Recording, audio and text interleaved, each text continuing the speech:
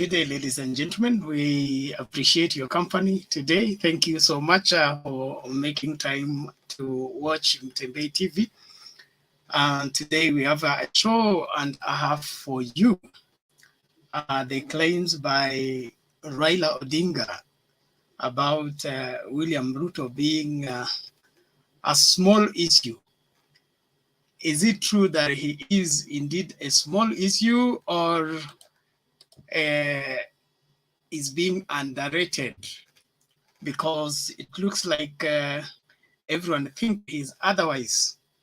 But Baba seems not to be shaken by what is going on around the country, in the euphoria being created and the masses that are following DP Ruto.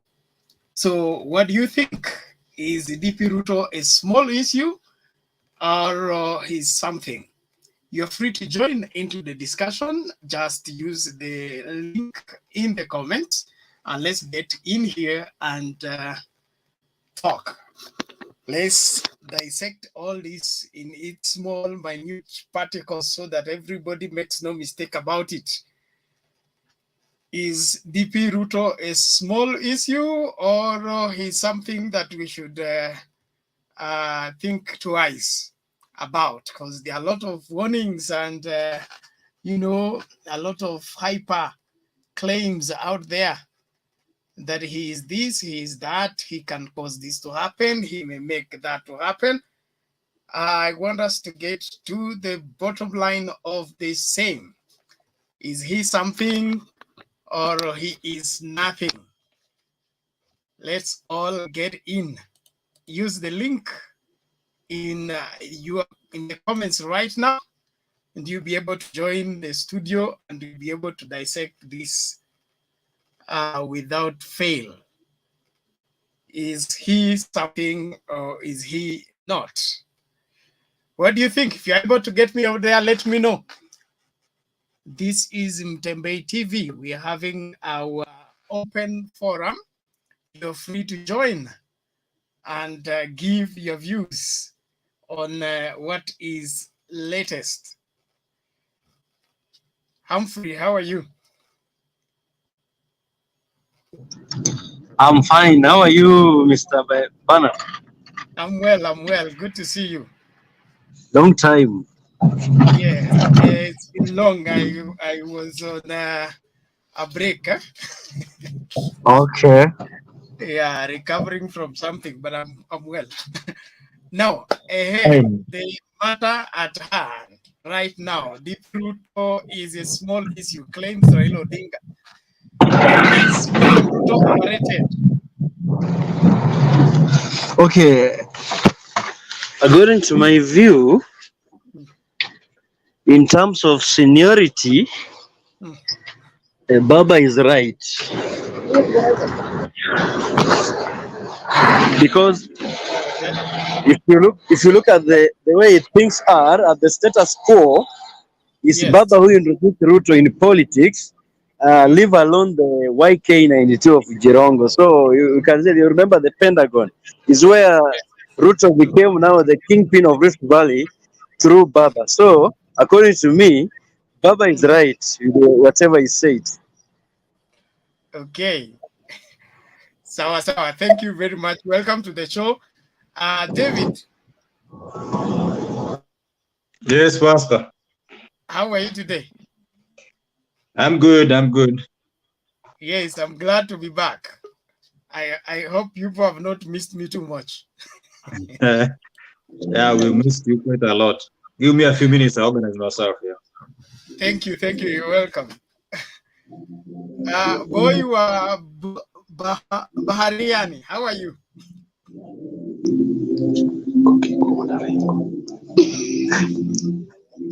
Boy, vipi?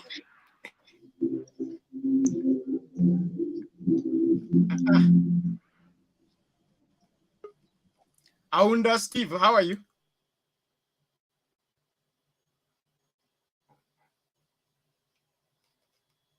What's happening with these guys? Yes, James, how are you? I'm fine. How have you Welcome, been? welcome. I am How have you fine. been? Glad to see you. Glad to see you. I'm here at long Maneno last. maneno namna gani? Mambo sawa sawa, tunashukuru. Naona kule Kodere imeenda senge mlenge. Hiyo ilikuwa salamu tu, salamu ya Kondele inajulikana. Eh? Watu watapitaje bila kusalimiwa? It is an African for visitors to pass without being greeted. Yes.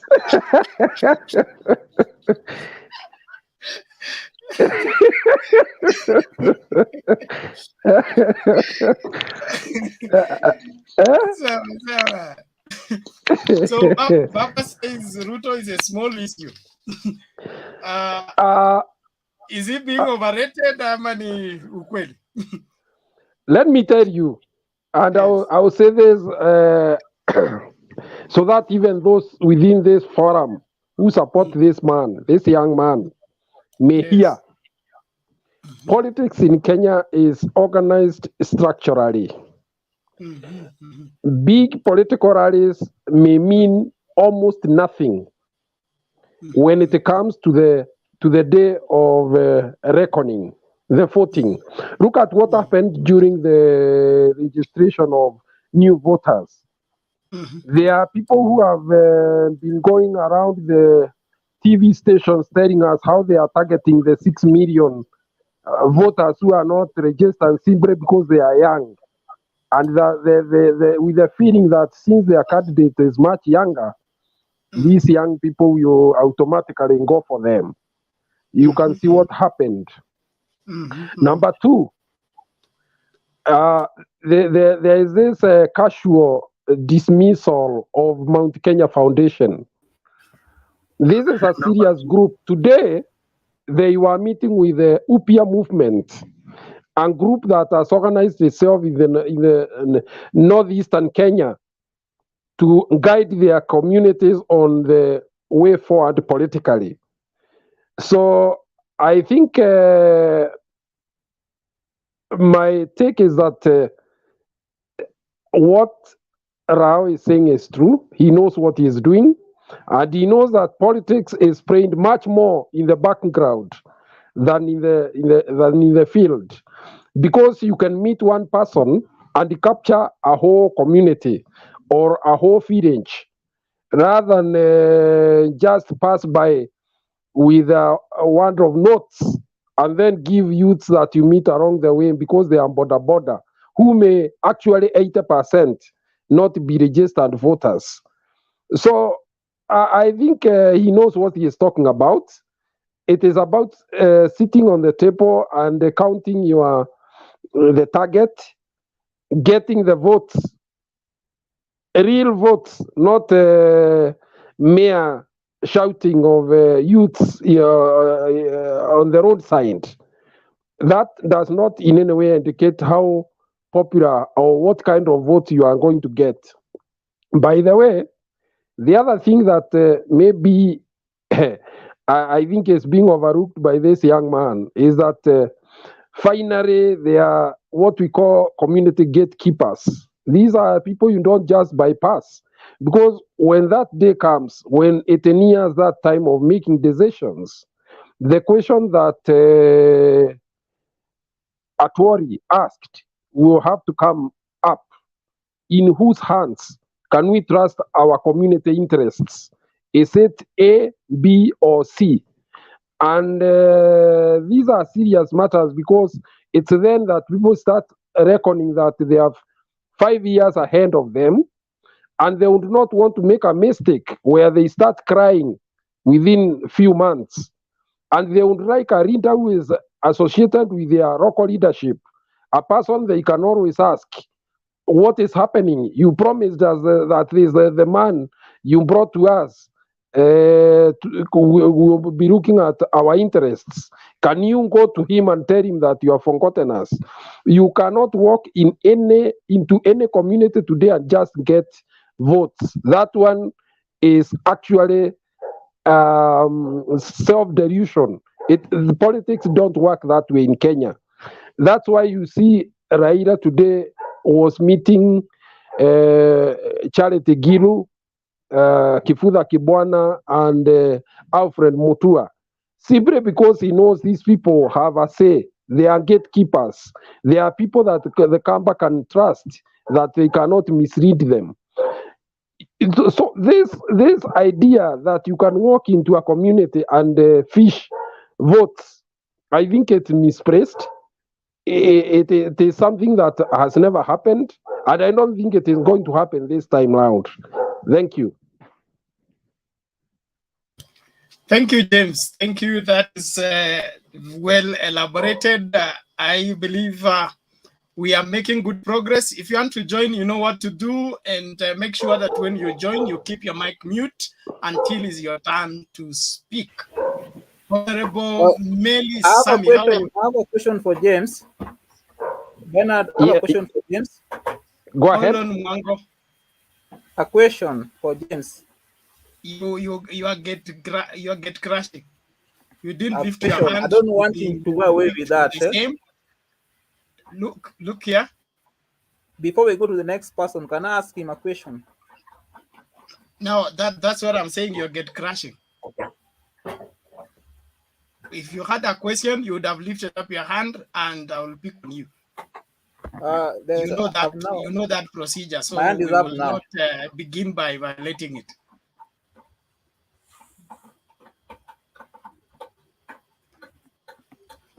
Yes, ask your question.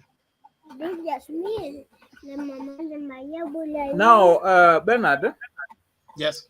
James, you have said that yes, people don't just get votes; they must go to the kingpins. As in, there must be somebody who acts as a gatekeeper. Yes. To get the votes.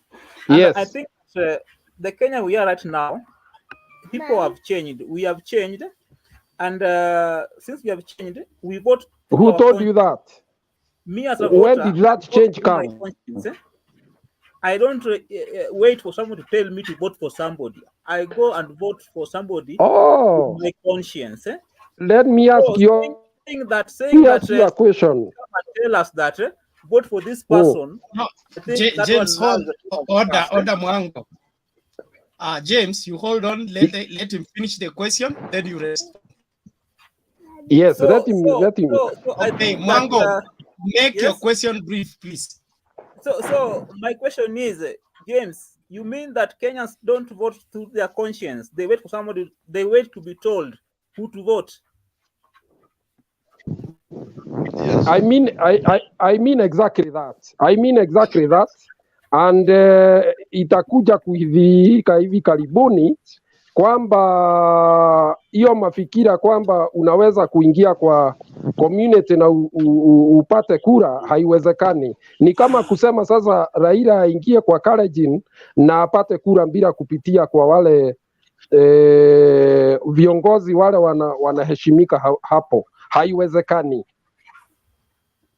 But we saw even in the last election, Raila got votes in the Kalenjin side, even got votes in the Kikuyu region.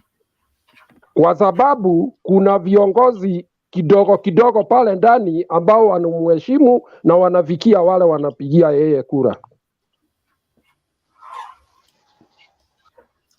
Okay, I think that settles that. Honorable Meli, how are you?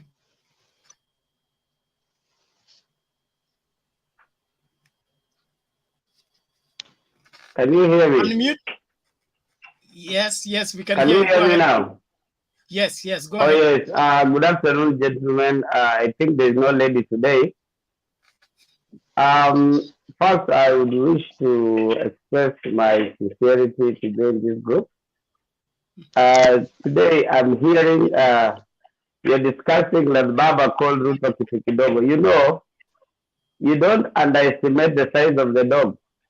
It is the fight in the dog that matters, not the size of the dog. And an aged lion knows when to give way. Baba amekaa kwa hii uwanja sana na ajui the new lions that are coming up. And very soon, he is becoming toothless and he doesn't realize. that the teeth are going with the younger generation. There is a gentleman talking about central Kenya that you have to go through a certain gate. I didn't know that my Kikuyu friends have had gatekeepers that are gatekeeping. My friend, the gatekeeping ended with the Kenyatta regime. Moi would get votes in Central without using any gatekeeper. Yes? The fact that Central has produced two presidents at a go does not mean that they entirely look at the other time. These billionaires were on the other side. They were supporting Raila the other time when Uhuru and Ruto were running this other side. So they have not changed positions. They are still holding their positions that they had before. And there is something that you guys underestimate: the 48 laws of power. Law number 2 says, never put too much trust in friends. Learn how to use your enemies. Yes? So I think Mheshimiwa Ruto has learned the hard way. Yes? And I take the word of Mheshimiwa, our president, Uhuru Kenyatta. At no point has he mentioned Ruto by name except during the BBI loan, that he is the one fighting. This guy could be having a concealed motive. That at the end of the day, yes, and we say in politics, a day in politics is 1,000 years outside there. Things can happen in a day and you are left. Look at the other stone throwing contest that was there in Kisumu, in Kondele the other day.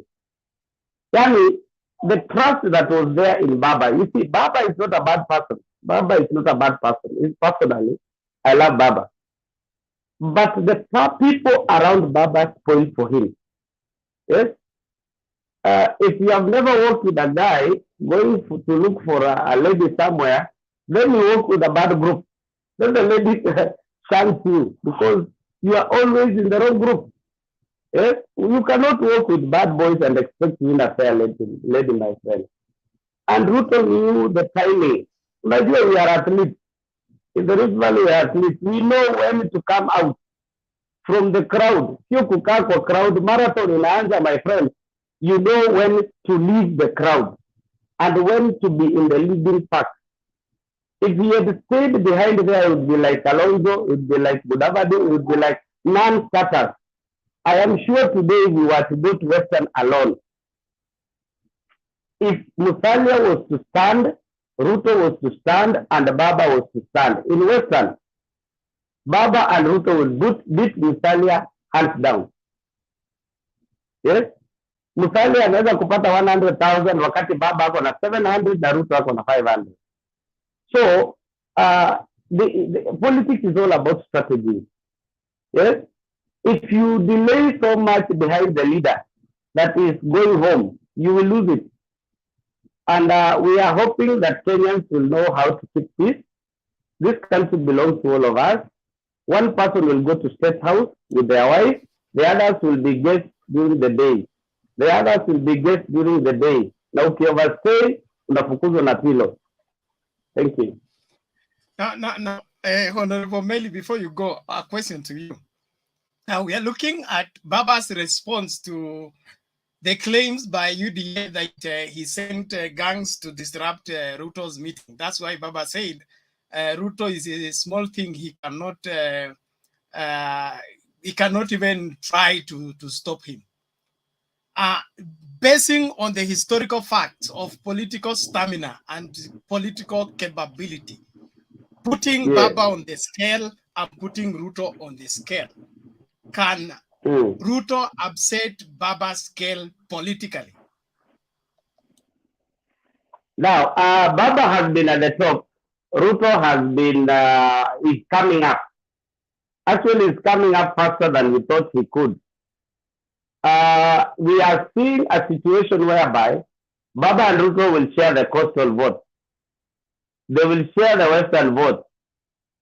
Unlike in the first where Baba would scoop everything from Nyanza, yes, there would be a little something trickling down from bottom up towards the Ruto side. Yes, In Rift Valley, Baba will get his normal share. But this time round, we are strategizing to find out a way in which at least 70% from Central goes to Ruto's side. But what I fail to understand are Baba's strategies.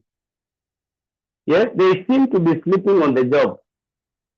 Ruto is combing the country. Right now, that is the 195th rally in 37 days as we count.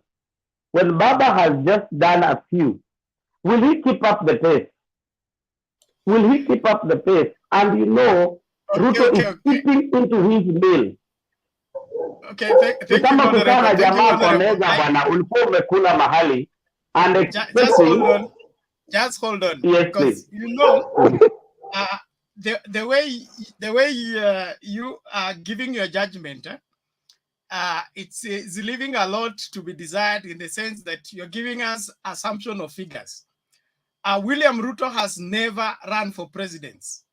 In my opinion, he doesn't know what it takes to run successfully and become president. He has to speak to people like Kalonzo, speak to people like Msalia, who have run completely, went to the ballot and got actual votes, not assumption of rallies and people clapping for you. That's number one. Number two. My friend, you forget one thing. I've ran for the next post and I know what the statement, then you respond. Please. Okay. Number two. Baba has run for president. This is the 5th time. He has retained followership that is undisputed for over 4 times. That means when he goes to this race, he can comfortably sit pretty and know that I can command this to my basket, undisputable, before I begin to capture here and there. What has Ruto in his basket before the race begins? What you are trying to tell me is that kama umewahi kuoa mke ni rahisi kuongeza mke kuliko mtu hajawahi kuoa. Is that the assumption? Ama ni kuenda shule, there is a repeater the same class. That is how you look at it. Ngoja, tuwache niongee. This is a repeater who has repeated the same class several times. Unamwambia kwa sababu kuna number 1 ametoka form 3, hawezi kumshinda kwa sababu amerepeat from 4-5 times. Is that what you are trying to tell us? So he has the experience of being in the class. We are talking about anaweza kujua walimu ndio consistency for 5 years, not repeating class. It's not repeating class. You don't do if you don't do the same thing. Can I finish? Then you finish. I think we can moderate each other. Yes? You can't do the same thing. We need to go to the next person. Finish your statement. We need to go to the next person. Yes. You can't do the same thing several times thinking that you will get different results. Yes? And at the same time, remember the incumbency of President Uhuru Kenyatta can eat into Baba's winning tactics. He has to be very careful and distance himself from Uhuru Kenyatta. Bure ayo ndio itamharibia hata zaidi. Baba should go purely as Baba, lakini with the baggage of Uhuru hawezi popote. Okay, thank you. That is still an assumption, but I'm happy for your contribution. Can we hear from David? Are you ready? You are here, Ali. Yeah, I'm ready. Okay, make your submission quickly. We move on. Yeah, thank you, Chair, for the chance. The question is very simple. DP Ruto is a small issue, claims Raila Odinga. Is he overrated? I think that is the question we need to answer. In my opinion, Ruto is a serious contender. We have said this before as Yuda people. We believe in him. As some people have mentioned earlier, he is moving at a very, very fast speed. Some background noise, I think. I don't know who that could be. Ruto is making progress. You know, we have always said it is very easy to become number one, but very difficult to maintain number one, because if you are up there, the likelihood of losing is more than gaining. We are gaining ground. And in my opinion, Ruto has demystified the bedroom aspect. In our community, men who are of age don't access parents' bedrooms. I'm speaking on behalf of the Kisi community. I don't know other communities. We don't access the bedrooms of parents. But over some time, we came to realize that as we pretended to hold into tradition, our parents could be suffering in the bedroom. The bedroom could be having bed bugs. There's no good mattress, no sheets, no cleaning. So Ruto is demystifying that. It has been held that Luo Nyanza is the bedroom for Baba, but you saw him try to spray the bed bugs that are there, trying to dispel the kind of mattress Baba is sleeping on. It is not all that rosy. We saw a delegation in Kisumu even asking Ruto to attend to Siaya and talk to them. Those are votes. We didn't expect anything like that. So when we see that, Baba should be worried, because the perceived voters, however small the number is, in UDA, we are seeing it as a progress. Secondly, I want to finish by saying that Honorable Meili mentioned something there, but you assumed it. Strategist for Baba. Many times they have let us down. Some of us who used to be there, who left, and we are seeing this. We are seeing the same mistakes keep being repeated every now and again. Baba could be sitting pretty knowing that he has a support, but the people he has forward to look votes for, some of them are sleeping on their job. When your bedroom is being penetrated like that, you don't counter it with some small group of violent people. You can even assume them, let them come talk and go away.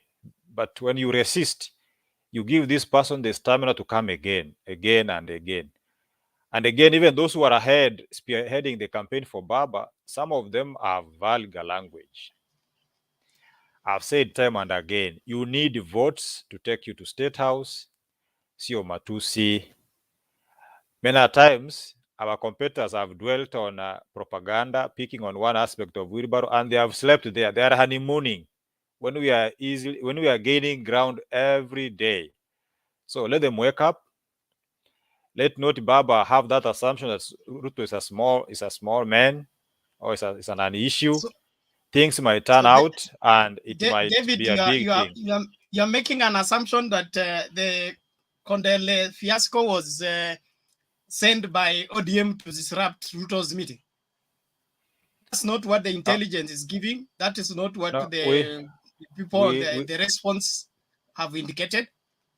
We discussed that one in length, Chair, yesterday when you were not there. We explored, and most of the panelists, we condemned the actions, and we said it could be one, an isolated case. Two, it could be supporters on their own evolution. Three, it could be an arrangement of Ruto or the arrangement of Babu Wino and their tweets. You saw them. In as much as they may say that is a fake account, it will take long to get it out of heads of people. So all those could be a possibility. But we are saying, if there is any chance that people organized to send people away, they call takataka from Baba's bedroom, we are telling them Ruto is a man fearlessly strong enough to get in that bedroom and spray the bed bugs, buy you new mattresses, and see what is going on in that bedroom. It's no longer an assumption. It's a reality. You saw what happened in Homa Bay. We applaud those guys from Homa Bay. What happened in Nyakwere, what happened in Migori. That is a very clear statement which should take Baba away from his comfort zone by saying Ruto is an issue. Okay, thank you, David. Let's move on. Mulawi, vipi? Ni Mlawi ama Pius? Who came before the other?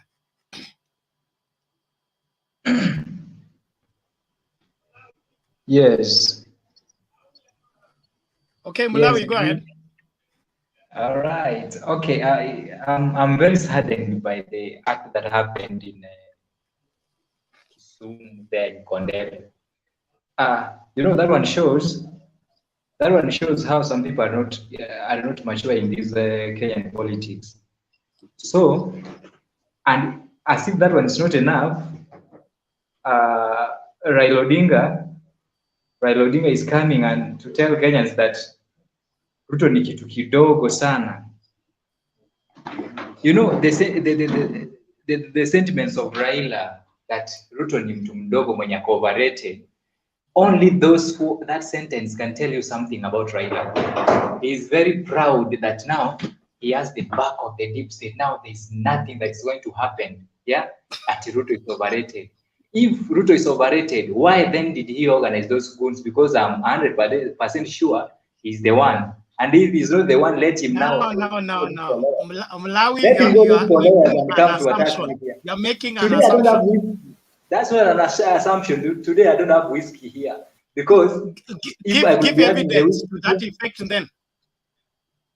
You don't give a sweeping statement without substantiating it. You cannot say you are 100% sure he sent the goons when the intelligence was given earlier for the DP to avoid the spot. When you because about it was Raila anticipated that there are warring groups in the place. Is there official communication? When even a Raila was in Nairobi, how was he sending goons while he is in Nairobi? Yes, okay. When even a small child hears about Raila Odinga, he knows that the Lord of violence has come to the ground. Raila Odinga is the Lord of violence. Everybody knows that, and there's nobody who can maybe refute that. So the fact is that Raila has some foot soldiers whom he sent just by the word of mouth, and the guys rush just to maybe to do whatever he has told them. You understand? So okay, that go one shows. Go to the point. I don't want to engage you on that one. That one shows political immaturity from the ODM brigade headed by Raila Odinga, a very old man. Kama Raila angekuwa na rushwa hizo mawe angekuwa amekufa. You understand? So ule mzee hata mawe moja ikimuguza, then he's coming here to tell us comfortably that Ruto is overrated. Ruto is a very small thing from me. Ruto says categorically that he made Raila prime minister. People look down upon that, but that's a reality. It's Ruto who made Raila the prime minister. You understand? After Raila, how did he do that? Ruto bargained in the Mukate government so that Raila could get a share, but Raila never even recognized him. Just used the same. No. You have historical facts of what you're claiming. You are repeating what you heard Ruto say. I'm trying to echo it because we are also trying to echo what Raila you said. Have not verified. Ruto is a small so issue. That's a non-issue. So let's remain within the framework of the debate. If you think Ruto is overrated, now let me come to the reasons why. Now let me come to the main point. If you think he's underrated, you give reasons why. And let's move forward, please. Thank you. The main point is Ruto is not overrated. In fact, Ruto is a threat. He's a threat to even somebody who has been in the political scene for presidency 5 times and he is losing. So how can he be overrated and he's giving him a sleepless night? Ruto is not overrated. It's only that now Raila wants to make his team to feel like now they are represented by somebody who can speak and who can thrash down William Ruto. Let me tell you, William Ruto ni moto wa kuotea faa. Like William Ruto, when you hear about William Ruto, just know it's not somebody so overrated. He himself is an institution. William Ruto is above all these innuendos we are seeing here at Kondele, use throwing stones there. I tell you, I could have been the cabinet secretary for interior. Some people may be crying now, literally, just the tears, because there's no way you can show us your political immaturity live in public, in public campaigns. William Ruto is an institution higher than Raila Odinga, higher than Uhuru Kenyatta, higher than everybody in this country. You understand? So William Samoei Yeah. Ruto has Okay, thank you. created Thank a you. revolution that is even I making don't the Raila Odinga hold to on, shake. hold on, Malawi. I don't want to engage you on that. I just want to leave you with one statement. Between Baba's body language and Ruto's body language, one is having a sleepless night, the other one is sleeping, from all indications. Okay, let me explain that. The other one who is sleeping is an old man who thinks that he's going to get sympathy votes from old men. And the other one who is just running around to sell his political manifestos is a youthful leader who has the heart of Kenya at his heart. That's why he's traversing the country all over to enlighten people on what is then that negates your statement that is giving another It a doesn't. sleepless night. So relax. It doesn't. Raila may be sleeping, but in his mind. Hold on. You say he has sleepless nights. We agree with you. Let's see between the two who is being the other. Sleepless doesn't mean he's not working. Sleepless, I use this as a literary term. He's using other means. Please don't use statements and then begin to explain to us what they are. We know what sleepless nights are. Thank you. Right. Can we go to Hustler? Hustler Die Hard. Hustler Jew.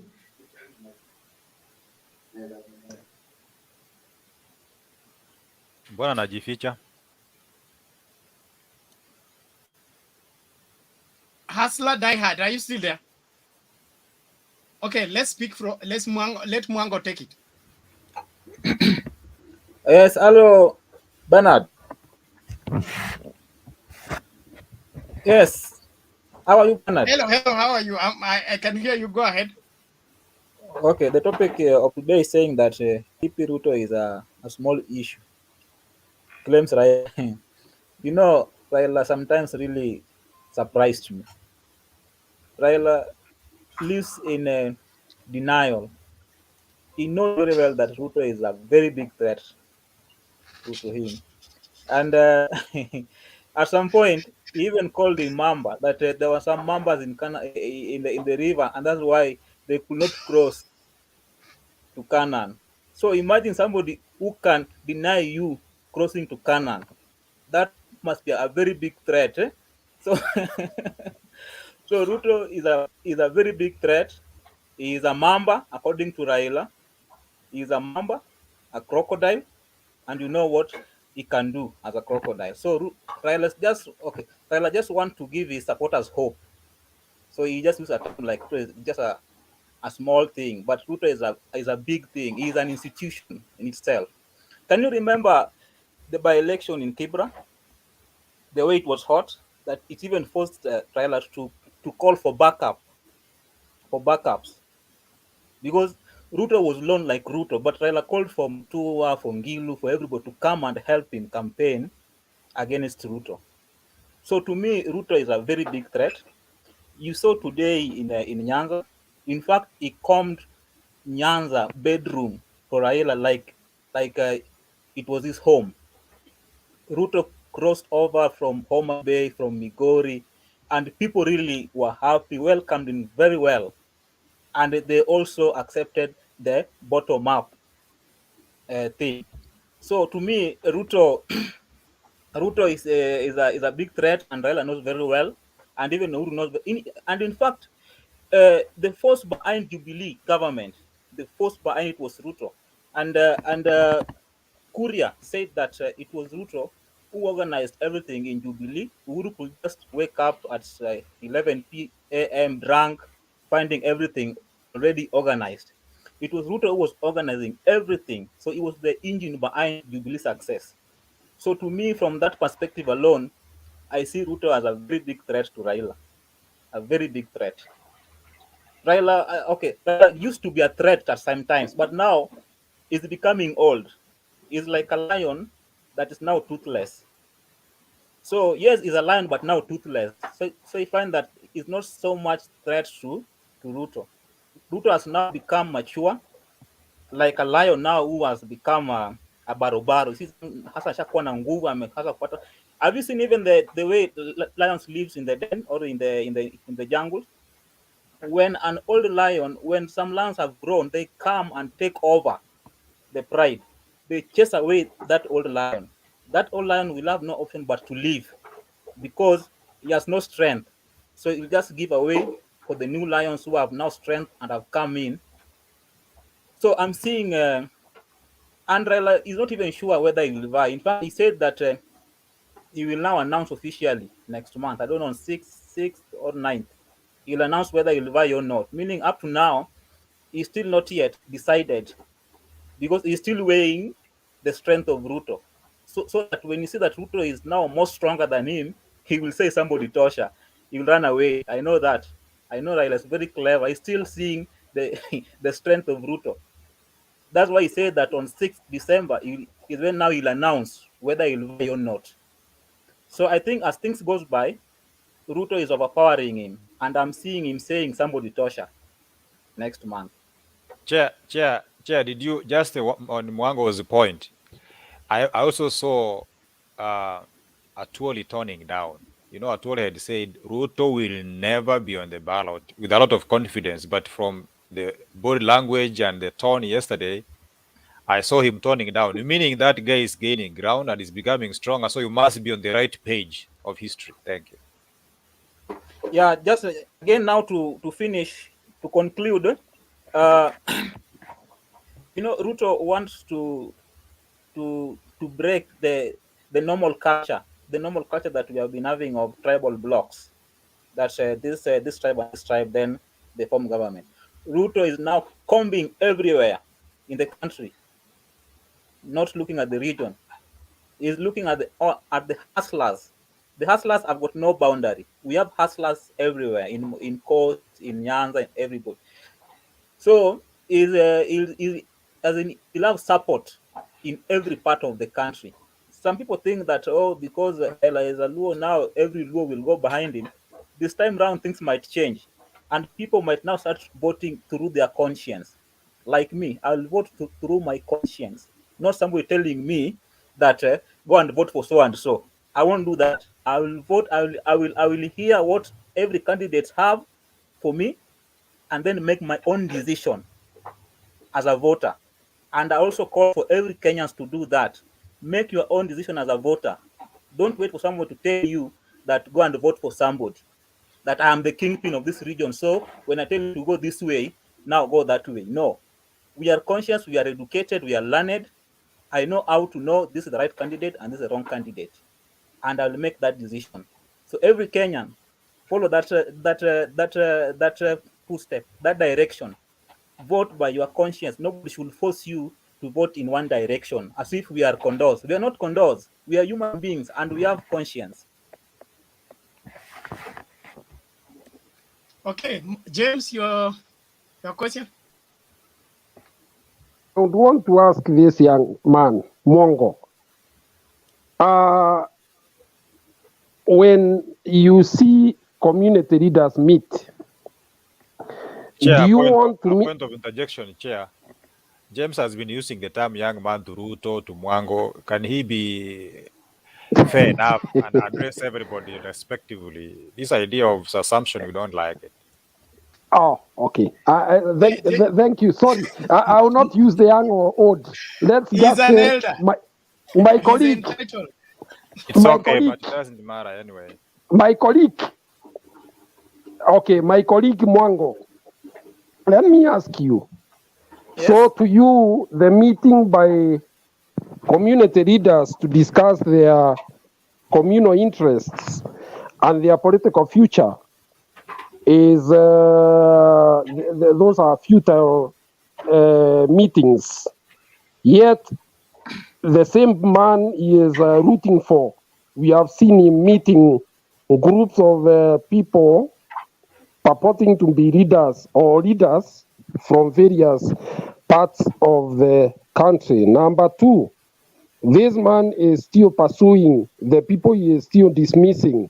He is pursuing the likes of Kalonzo Musyoka and Musalia Mudavadi to be on his side. I thought you just dismiss them and go ahead with his politics because they mean nothing to him. After all, you can get votes without him, without them.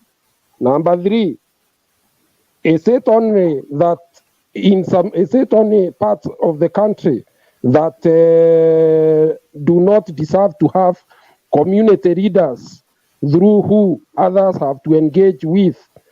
Because it seems some parts of the country are closed to a level where you just have to even merely saying you belong to another political party, you do it as personal risk. I saw one of the leaders threatening another one that even if because of the blood ties that they have, he has no right to criticize their man. These are things in the public domain. Okay, well, James, I don't accept this issue of having somebody giving us direction. I believe that we as voters, we have brains, and that's why we are now asking these contendants to come and tell us what they have for Kenyans. We want somebody like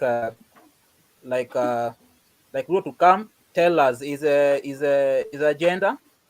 Somebody like that to come tell us his agenda, and then now to leave us to make a choice. So I don't know the need of making this of community leaders, meeting community leaders. Then why are they campaigning with their manifestos? And then why again Ruto go to Western if he can get one of them and bring the votes from Western? Why is he going to Nyanza if he can get one of the people in Nyanza and get the votes in Nyanza? He's going there because he needs everybody to get his message or his agenda that he has for Kenya, so that voters can make their conscious decision that it's either Ruto or Raila who was the best agenda for the country. And that's why you see that they are going everywhere around the country.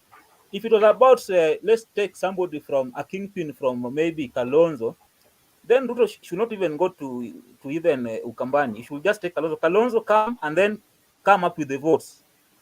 Mudavadi come, then come up with the votes. So you find that there'll be no need of campaigning in those regions. But you see it going around in every place. Can I tell you something? Yes? I deal with the real politics. I don't deal with the political theories. That's what I deal with. Yours is an ideal situation that has not happened. Now. James. Can you help answering that? Okay. Because you're also human members. Yes, can just allow me before I leave you, you continue. The political class has several strategies of approaching the ground. But now these gatekeepers of central Kenya, these are the dynasties we are talking about. When you have a small shop in River Road, you want to give us direction on who becomes our president. Or because you are building a flat in the city center, you want to tell us that those are the people we will go through to get to know who to vote for. There is that totally new generation, post-2007 generation. The children who were born in 2007 are now 13-year-olds. So the ones who are 5-year-olds in 2007 are now even voters. That is the generation that currently we are pursuing. The generation that is jobless. Like right now, Baba is a representation of a status quo. Yes? He wants to maintain things the way they are. He is simply, to me, is a symbol of failure. I cannot want to associate with such. There is a new generation altogether coming up. Yes? And the role of community leaders. We have always seen these are Timbocrats. Actually, they have nothing to offer us. What they want is to protect their interests, to protect their businesses. Wacha nikwambie kwa mfano, Jim Nambaru helps you to protect what Nani James. How does SK Macharia help you? At negotiate on your behalf so that you own part of citizens? No. You want me to answer that one? You want me to answer that one? Kuna maswali yanaitwa maswali ya balagha. You want me to answer that one? Can I answer that one? Why? All of you, please. Order, Honorable Meli, order, James. Everybody, please keep your mic mute until it's your turn to speak. That is the how to stay in order here. Meli, Honorable Meli. Yes, please. You have made your point. James want to respond. I wish we could finish the answers to James so that he can also respond. Let me finish. Mary. Okay, please, we need to get to the people who have not said anything. So don't take too much time, please. What Mary has said needs to be rebutted. Hold on, James, hold on. Honorable Meli, finish your statement. David has one more question to James so that James responds fast and then we move on. Okay, I have dealt with such community leaders before. My friend, if you spend your time with such characters, you lose the ground. Because they don't resonate with the person on the ground. They don't resonate with the Mama Boga, the Mama Samaki. Today we have introduced Mama Samaki. Yes, in the ground. Because they don't know what those people go through. These are the people who have always given us the trickle-down economy. Now we want the bottom-up economy to uplift those young men who do not have jobs, to uplift those young women who do not have jobs. Kina mama wamefungiwa kule nyumbani. What we are saying is that, yes, Baba, we respect him so much. We will give him a send-off package, mzuri sana. But right now, it is the time for the new generation to take over.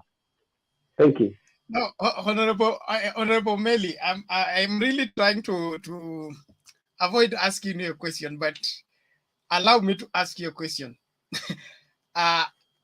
On assumption that you are in a village setting, okay? If you have ever been part of a BOC of a school or the leadership of a cattle dip in your village, okay? When people are being voted for who should be the chair, among the people in the offer, how many times have these people voted for Mama Mboga and Mama Samaki to be the chairman of the BOC of the school or the cattle dip? Now, that is what is eating this country. Tunabaki na mtu ambaye bado anaturekomendia dip ya 1982. When there is a new generation I'm asking you a simple question. I need an answer. And that is why we need to do a total makeover. Yes, this country needs an extreme makeover. Okay, thank you. David, you have a question to James? I didn't have a question, but I wanted to add to the questions he asked. There were three. Whether there is the importance of community leaders, do they have any purpose nowadays? And why do Ruto and the Yuda Brigade follow people like Kalonzo and Mudavadi now that he's talking of going to the individual voter? And of course, how is the political risk of some regions where it's perceived to be these political followers and you have a contrary opinion? How is that be changed? I want to say that, James, you are right. From the past, we have had where community leaders give direction to communities. You have heard Michuki one time said, if you want anything to talk to the people in the mount, you have to pass through Uhuru Muigai Kenyatta. And he gave direction to that. Our friends from Luo Nyanza, you've heard them speak through Raila Odinga. Actually, some of them tell us Raila is their air they breathe. It is the blood that runs in their system. So community leaders have a role to play, and they can determine the political direction and the destiny of their people. But things are changing, as Honorable Meli said. We are now having a paradigm shift. We are trying to demystify that. That is one strategy. We recognize it, yes, but we are not closing our doors to reaching the individual voter. Not everybody that you speak on behalf has sent you. You know, even Wajumbe, when you send them to parliament, they are supposed to talk our minds. But how many times they come to us and seek what we need. They sometimes assume this is what we need and go speak on our behalf. So in UDA, what we are trying to do, we recognize community leaders, yes, but don't stop there. We are going to the ground and speaking to the people themselves and trying to see what they need. Secondly, you have had areas where if you become or join a different party that is not popular in a region, you are even stoned. That one you know where happens and which region. We are trying to tell people that it's all about an individual. These people we are supporting so hard, sometimes they advance their own interests. Let's go to Mwananchi and see what they need. Like when we came up with the wheelbarrow was meant for a small group, but because our competitors picked on that, they have used that to hit us hard. But we are persistent and saying, look here, not everybody in Kenya has gone to university.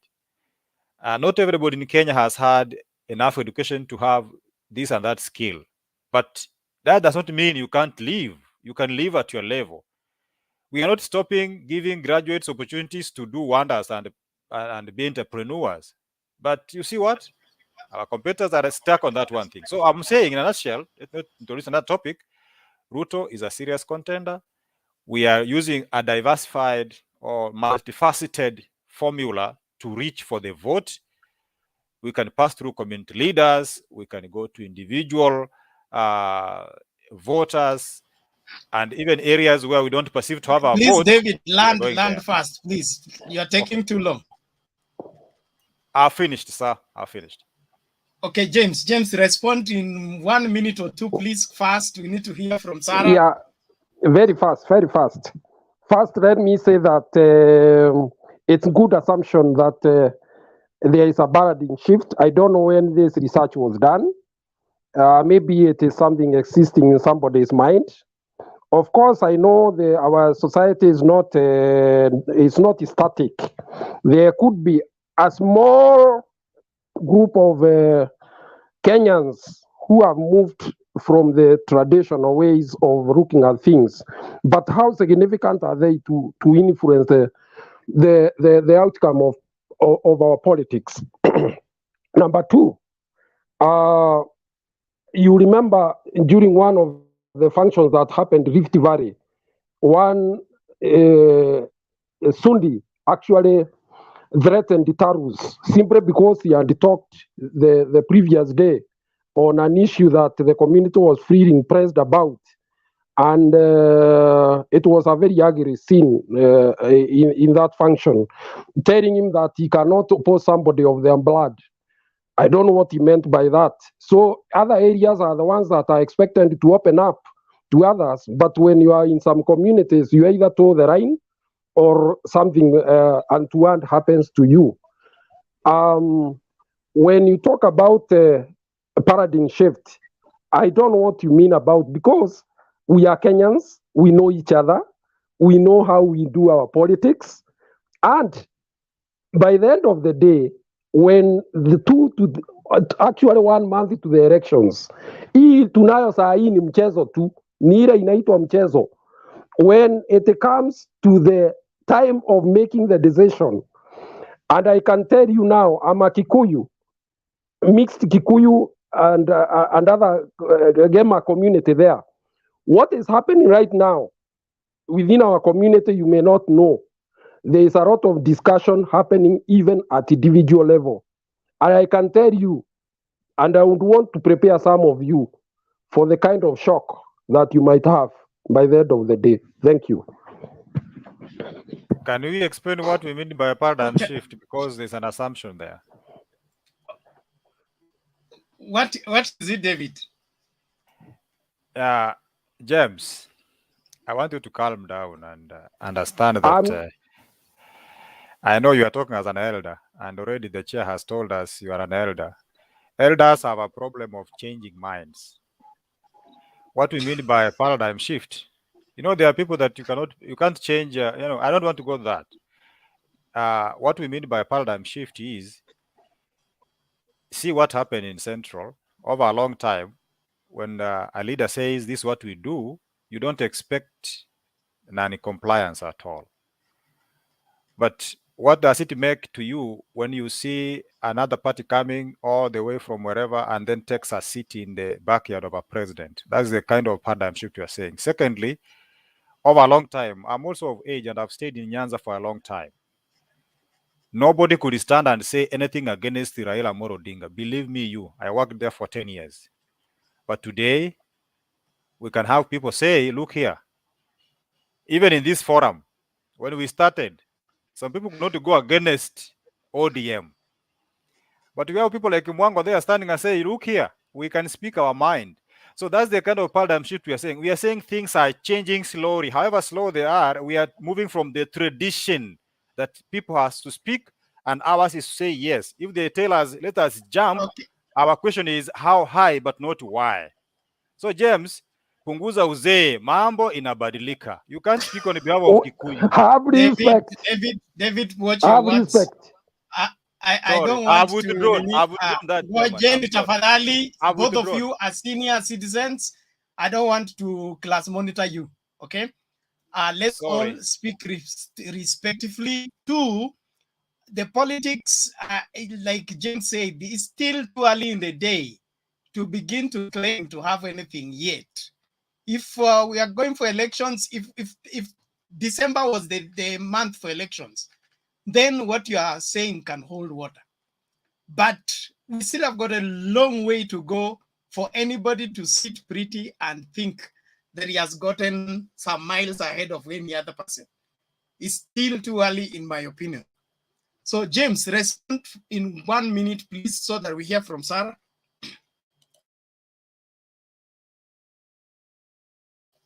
James, unmute first. Oh, there is a question that the Mwango had asked, that how do these so-called Mount Kenya Foundation members assist the community? Let me tell you, in this community, there are 3 pillars. There are people we call Itonga, the rich. There is Jama. Those are the youths who can defend the community if there is need to go to the field. And then we have Azamaki, we have the kings. So right now, one of the things that is happening is that people are being reminded of 1980s, when the government that came concentrated in killing enterprises that were already existing for this community, like Madu Paper, like Urban Credit Society, which were assisting the community to get loans and giving employment to the members of the community. So what is happening right now, people are being reminded of very dark ages that this community had to go through, first by attacking people who come in, like they did when the community was under siege in 2007, 2008. These people mobilized huge resources, and the poor, the peasant Kikuyu, who are their brothers and sisters, depended on them for quite some time in terms of food, in terms of beddings, in terms of places to stay. So even as you talk and try to bring a resentment between the two groups, let me tell you, it is not going to be easy. We say that the rich are the brothers of the poor. Of course, there are things that we may not agree at once between the groups, but we know that the status of the community is maintained by the 3 pillars. The moment you destabilize any one of them, you are actually killing the community. In fact, the narrative right now going on is that what happened in 1980s is what has started taking root in our community. How it is going to spin the politics in our area is something we are yet to see. We have about 9 months to go. Thank you. Okay, thank you, James. Can we go straight to Sarah?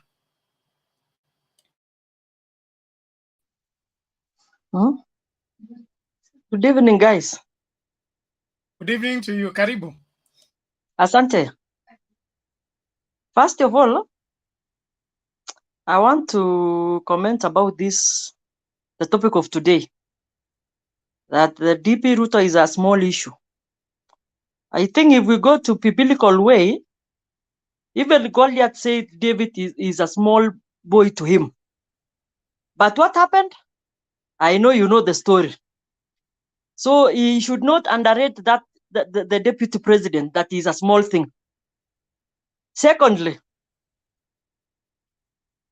unajua kuenda kwa siasa, some of us we are in politics, kuenda kwa siasa si kitu unaongojea kwa meza kwa sitting room yako na kufikiria inakukujia. You need to go, you need to look for it. You should be a go getter. Si story ya kukaa kwa sitting room na bedroom ukiuliza hapo ni that place inakaa namna gani, nitapata nani huko. Ruto is a go getter. Huyo jamaa anaingia mpaka hata kwa bedroom yako, hata mpaka kwa toilet ndani kutoa kura. So muzione Ruto mukiona huyo jamaa ati ana akili. That guy is a go getter. Thirdly, James Wan is saying that about Mount Kenya. Even us Kalenjins, we know we talk of our own. The Kisis talk of their own. So don't think that you are bragging yourself that nyinyi mnajijua, nyinyi ndio wenye kusema. Kila mtu hapa ni mwenye kusema kivyake. Without my vote, that guy of yours you wanted will never get. Without your vote, the person you are campaigning for it, he will never get. The only solution here, or the only answer here, let us look for votes in a systematical way. Si mambo ya kupiga kifua. Hii wakati ya saizi ya kupiga kifua. Na saa hii kila mtu amechanuka. The other by 80s, 90s, we didn't have this thing of social media. So James Wan, if I want to know your constituency, I will look for social media, the platforms of your place, and I will know the truth. If you want to know anything about my place, Baringo, I should go to social media na nitajua ni wapi inaendelea. In fact, hiyo story ya Kisumu saa hivi vile kinaendelea, nani ajui? Hata mtoto mdogo wa class 1 knows everything. And if you can even ask a small child right now, he will tell you everything. Kila mtu saa hii ni digital. Hakuna mtu mzee. Kama unajiweka kukua mzee, hiyo ni shauri yako. Baki nyuma. Ngoje wengine wakimulika huko njiani. Wacha matusi. So pardon? Wacha matusi. Order, James. Order, James. Matusi gani? Sarah, go ahead, please. Matusi, kuna mtu nimemtusi hapo. Kujiweka mzee ni nini? Hata mimi ni mzee. And I told you, James Wan, we are order, Sarah. Order, please. Let's refrain from throwing words. Let's just debate, please. Even the first day we were with James in this forum, I told him I'm even older than you. Sarah, I'm even protecting you. Just do your submission, okay? How are you protecting me? So what we are talking here, kila mtu atete candidate yake in a soberly way. There is no just thumping here. Thirdly, I think Ruto penetrating that place, Ruto want to show to Kenyans that we are allowed to go to each and every place. Even as in Rift Valley the other day, we welcomed Raila Odinga here in Eldoret. And he did his old rallies, na akaenda kwa usalama mpaka akasindikizwa mpaka airport. Hakuna mtu alisema ati hapa ni bedroom ya fulani. So pia huko hata kama ni Nyanza, it is Kenya, it is still Kenya. Na kwa sheria kila mtu anaruhusiwa kwenda mahali anataka. So what we are talking here, let us not demean anyone. Kila mtu afanye kampeni yake kwa uzuri, and mark what the Bible says, that what happened to David and Goliath. Two things. And you will see eventually. Don't tell us that it is a long way. It is a month to election. See at 1 year or we are count hii mwaka tumemaliza. How many months imebaki? Tumemaliza. So please, hebu tukue na decorum tukiongea. Na pia mimi si kijana. Ni mzee, mwaka 50 na I'm old.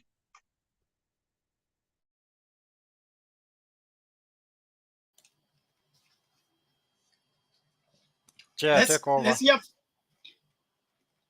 Where's Mala?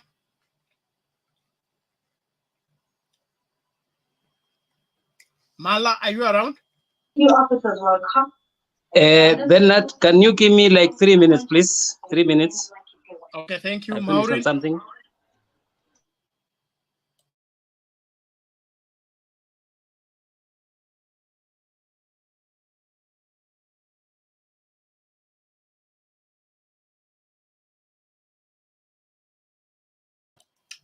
Maureen, you are still mute. I think Chair Maureen, somebody is supposed to be speaking there. H Saita. So okay. Hello, how are you people? Come in. We are good.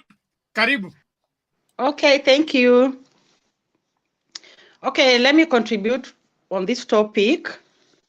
I think it's so unfortunate for Raila to say that, what did he say? Hakuna Ruto si kitu or something. So that is so disrespectful because Raila himself knows that the only competitor that is so strong ni Ruto. It's so unfortunate that he said that. But again, as I add on that, respect should be very paramount here, you know? Every politician has a right to go anywhere to campaign. And hii mambo ya kusema other people thinking they're so special Kenyans than others, iishe.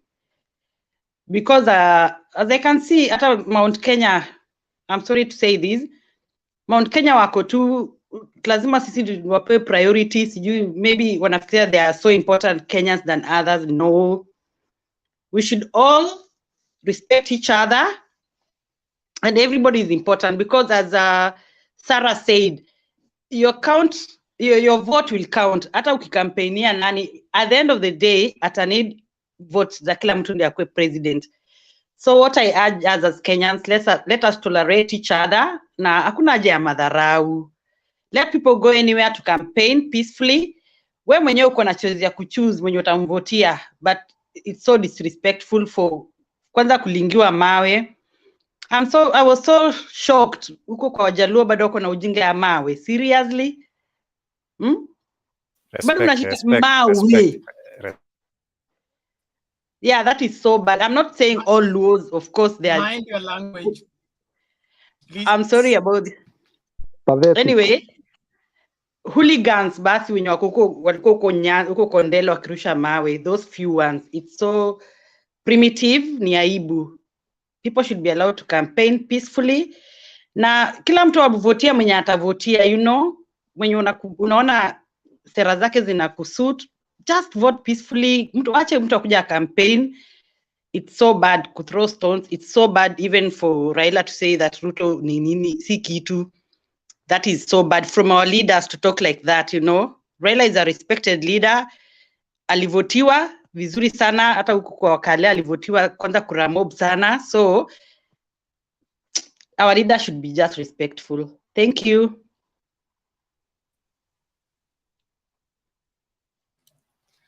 I think Maureen has hanged.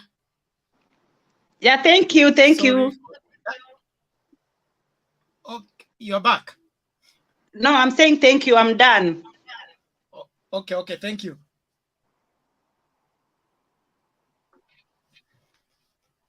H Saita. Hello, everyone. Hello, how are you? Where are you hiding yourself? There is something I'm working on, so I'm putting on my earphones. It's only that I'm not able to hold my phone. Okay, carry on quickly. Okay, I have my observation concerning deputy president campaigns. To me, I think it's Raila Odinga and President Kenyatta. When they come to handshake, the best thing they could have done is to put a lot of work to the office of the deputy president for Ruto to not get that time of campaigning. By allowing him to stay idle, he has a lot of time to campaign. And one thing that I am sure all of us can agree, Ruto is a mobilizer. is a good campaigner. So allowing him having that much time of campaigning is a threat to the presidential campaign of Raila Odinga.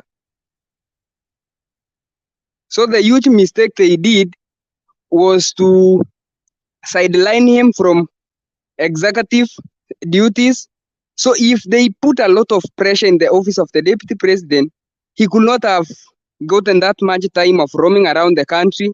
And one thing about Ruto is someone who is so determined. So being determined and having time is something that it's very little to handle. Thank you. That is my submission. So, okay, sorry. So when it comes to 2022 elections, this group of Oka and Raila Odinga and everyone, they are not going to get it easy. Yeah, thank you. Okay, thank you very much, Kenneth Mboga. What? Is it Mboga or Mbogo? Mboga.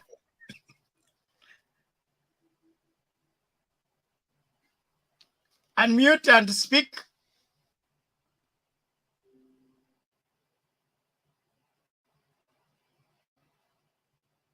Mboga, we can't hear you.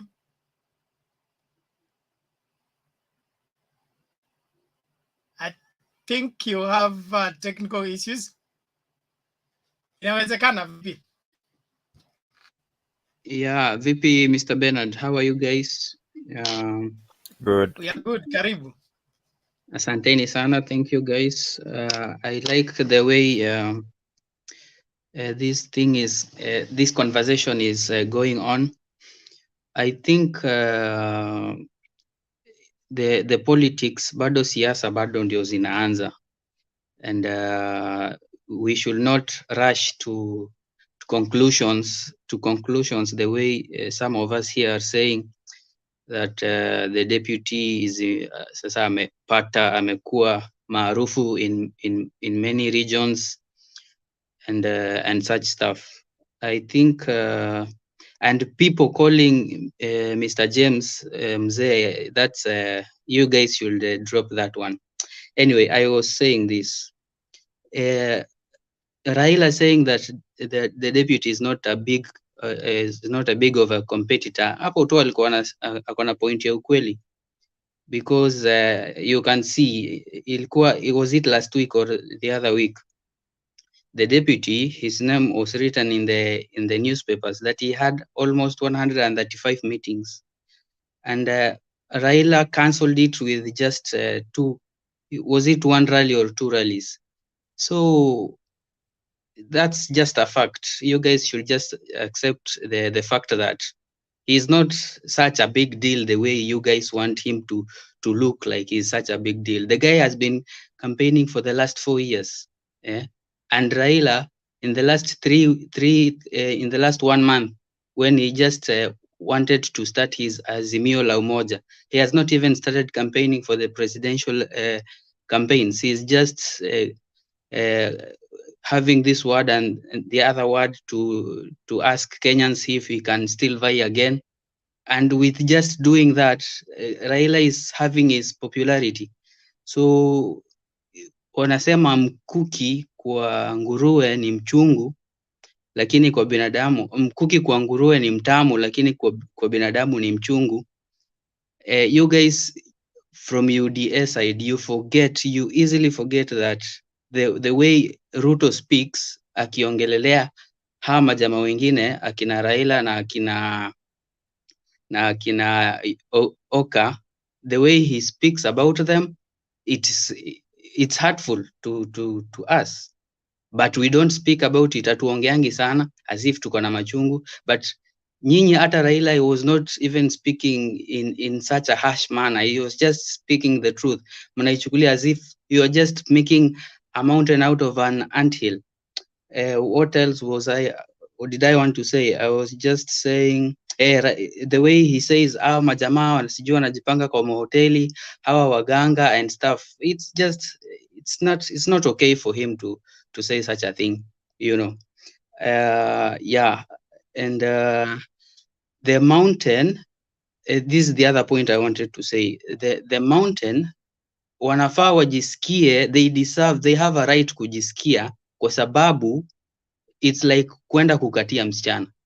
You guys know, mtu akienda kukatia msichana, kwani msichana atakaa tu hapo anyamaze ama asiongee ama asiringe kwa sababu anakatiwa, sasa anyamaze tu? Pia the people from the mountain, they have a right kuringa. They have to tell you who they really are. Sisi kama watu wa mlima tuko hivi, unajua sisi tuta make decision yetu wakati fulani. So hii mambo isiwaume, you just guys relax.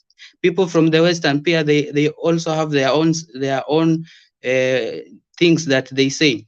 Even leo kumekuwa na guys from Upia, they have their own things that they want the next presidential candidate to provide for them. So si makosa kwa wao kuringa. So hii story yao kunyamazisha watu, kuambia wasilalamike nini, no, don't bring it. Anyway, I will have the next speak when I get the next chance to speak. Thank you. Okay, thank you. Inawezekana. Mwango, you have a question? Ben. I have a question for Inawezekana. Quickly. Inawezekana said that Ruto has made so many rallies, and then Raila has cancelled it with 2 rallies. I want to ask the guy, how do you measure that now Raila has cancelled them? What is the measure? How do you know that now what Ruto said has been cancelled by 2 rallies? How do you come with that measurement?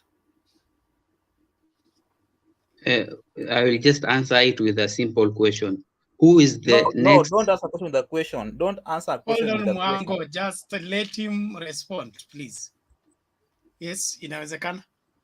Yes, after Raila had returned, and was it Eldoret that he went to? It was Kirinyaga, I think. People were speaking about it all over. People were saying the way he had just returned. They said, even the newspapers were talking about it. People were saying this guy Raila has just like cancelled all the things. Mr. Ruto has been doing more than 135 rallies in a week. You know, it's just known all over. It's something you cannot tell me to explain it when the whole country knows what happened. You know, so the guy is roaming all over. That is an assumption. You assume and that it's not an assumption, it's known all over. And he is supposed to be doing his duty as a deputy president. The guy, instead of doing his duty as a deputy president and president, the way the president is not campaigning, why has the deputy already started campaigning when the president is not campaigning? You know, so this kind of roaming around is what we don't like it. You know, Inawezekana, the president has no any other chance, so he has no need to campaign. In fact, he is going home, so he's not campaigning because he has no any other chance. He's finishing his 2 terms. Ruto has a chance, and that's why he's campaigning. And then the issue of saying that Ruto has made many rallies and then has been cancelled with 2 rallies, I think is an assumption because there's no measurement that people use to measure that now he has cancelled. So I don't think that one can hold. And then there's something Can I ask you a question? Yes. Can I ask you a question? Yes. Do you think Ruto is very popular more than Raila? Right now, as things goes by, right now as we see things, is popular more than Raila. As things goes by. Right now, you know, Raila used to be popular. So that is your kind of measurement as things goes by. He used to be, but not now. So know the difference. Raila used to be popular. What is your measurement? Order, both of you. Inawezekana. Thank you. One last question. One last question. One last question for Inawezekana. He said that Ruto has been talking harshly, saying that hawa jamaa siji wale jamaa wanipangia what.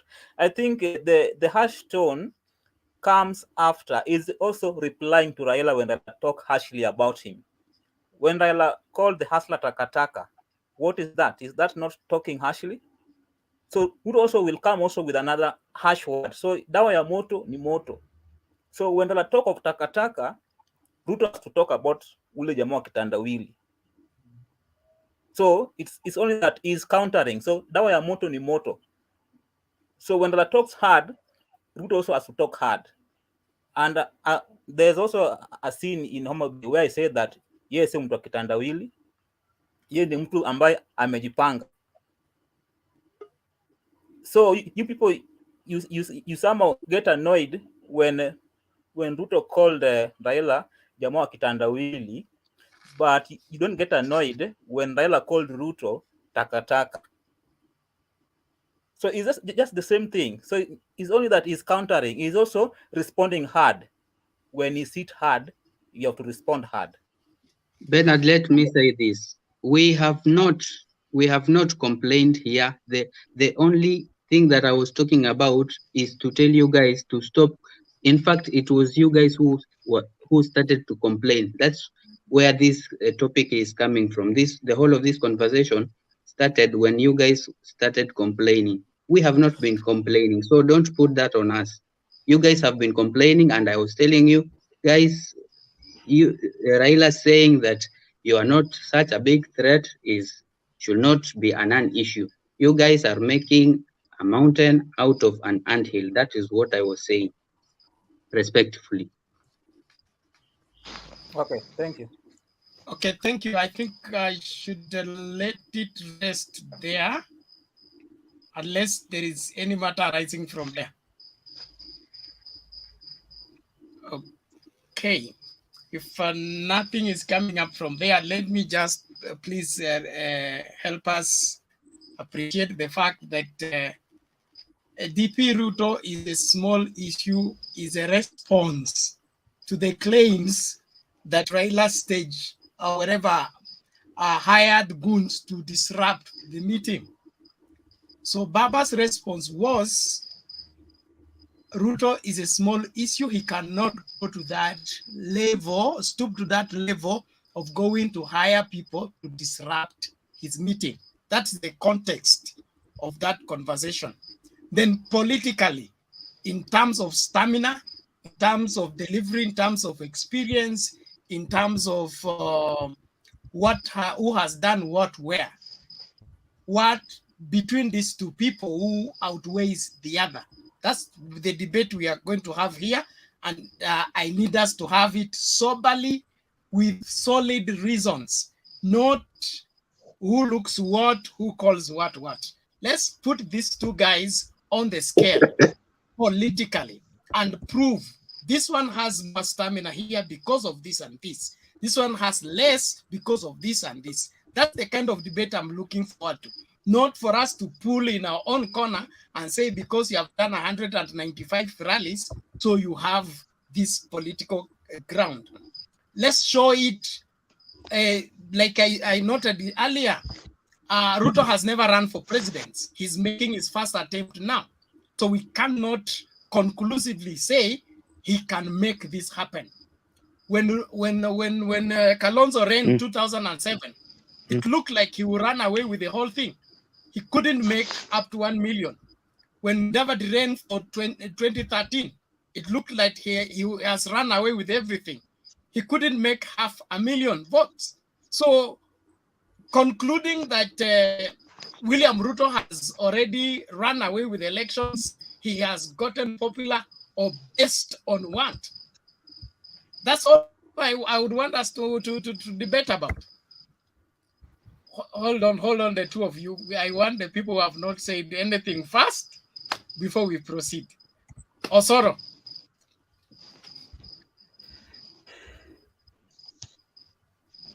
Okay, good evening, guys. Good evening to you. Go ahead. Thank you. I think it's another opportunity that you have given me also to contribute to this very interesting discussion. DP Ruto is a small issue, claims Raila Odinga. Is William Ruto overrated? My answer is yes. This man is just an overrated guy. Is a very small issue. In fact, very small. Raila Odinga is a veteran politician. He has been around for a long time. Raila Odinga vied for presidency in the year 2007. Raila Odinga won that election, and you know what happened. From there, Raila Odinga joined to form a government with Kibaki. You know the success that we had from that coalition government that happened between Raila and Kibaki. So much successes that we talk about, we attribute to Kibaki. We forget that Raila Odinga was also part and parcel of those successes. The government was a 50-50 arrangement. And so when we talk about the successes that Kibaki had, we should always remember that Raila Odinga was part and parcel of it. That one aside, Raila Odinga again, once more, he ran for presidency in the year 2013. Many of us believe that he won the elections. We know there were issues, but those issues could not convince us otherwise. You know very well, after that, Raila called for a dialogue, a national dialogue, so that Kenyans can come together. Raila has been talking about Azimio la Umoja even from 2013. But you remember this man, this small man, small issue, Mr. Ruto, dismissed him, and they said they don't want any dialogue of any sort. Osoro Ruto is a doctor. Osoro Ruto is a doctor. You can't say Mr. Ruto in public like that. He's Mr. Ruto. I don't recognize his. Osoro, we can protest. Stop disrespecting Ruto and calling him small man. We can disrupt this meeting if you become disrespectful. We can't allow that. Hold on. I say David have manners at the same time. You don't force me. I have manners, my friend. You cannot call someone with a PhD Mister when you don't have yourself. Stop calling you don't force me to call him to recognize his PhD. Don't call him a small man. No, don't be disrespectful. We can misbehave here. Leave me to talk Let us be my views. Let's also respect our leader. Don't pressure people on things you yourself are not able to do. You will have your time. You yourself lack respect. So don't. You will have your time. Let me have my time. Your language, please. Let's save time. We can be disrespectful if you want us to. David, hiyo mambo nimemaliza. Osoro, mind your language. Please make your submission quickly. I mind my language very well. Now, I'm just following that Ruto is a small issue. That is what is running on the screen. So that's what I'm saying. It's a small issue. So in 2017, Raila Odinga again ran for presidency. And you know how many votes he garnered. So Ruto is just running for president for the first time. So you cannot now come and imagine that he can come from nowhere and defeat Raila. In fact, Raila, as you can see, is not in a hurry to campaign because he knows that his constituency remains intact. So Ruto, who has been running around the country from the year 2018 up to today, in fact, he has never stopped running. He's running. We were told that he has made over 135, trips for a very short time. If he was sure of himself, If it was not a small issue, he should have, by now, he should have had enough constituency that can give him confidence. He is not confident. That's why he's moving up and down. So I want to say that William Ruto is overrated. And it's because of the handouts that he keeps on issuing here and there that are making people to attend to his rallies.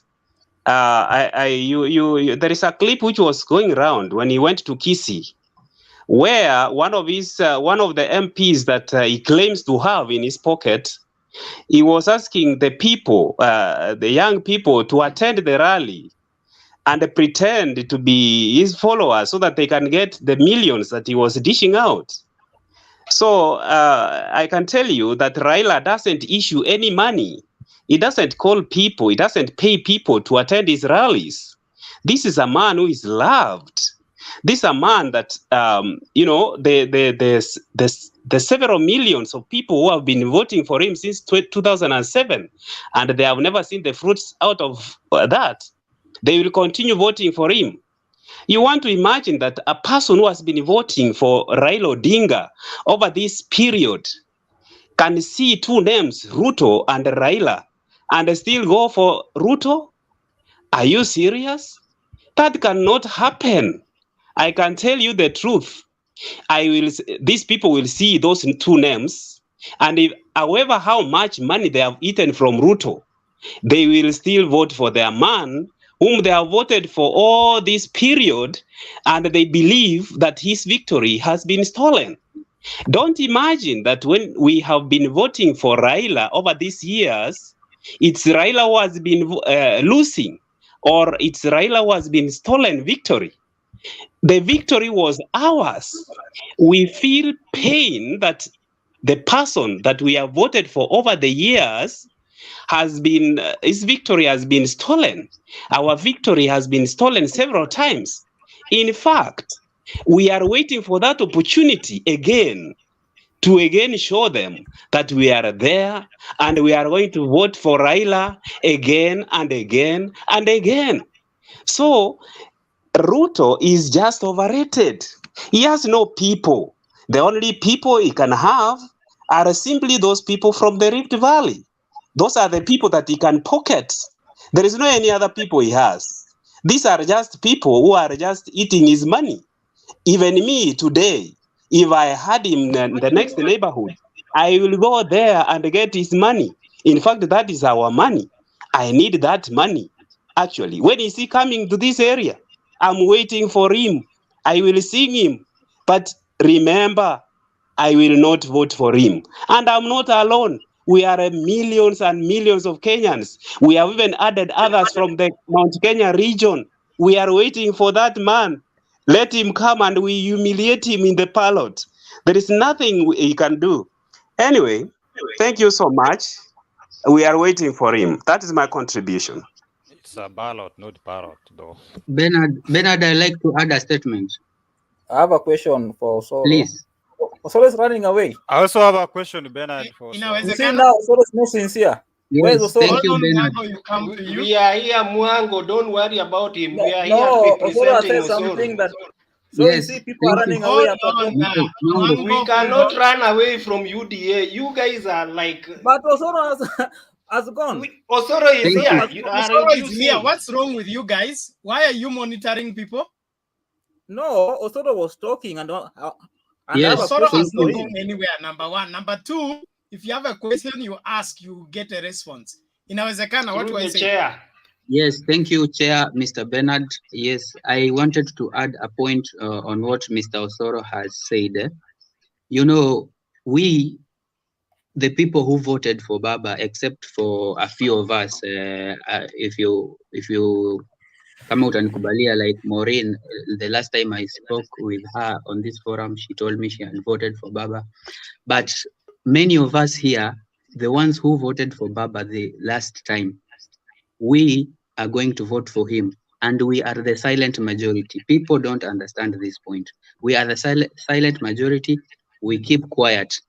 These people who attend, and you can take this to the bank, these people who attend William Ruto's rally.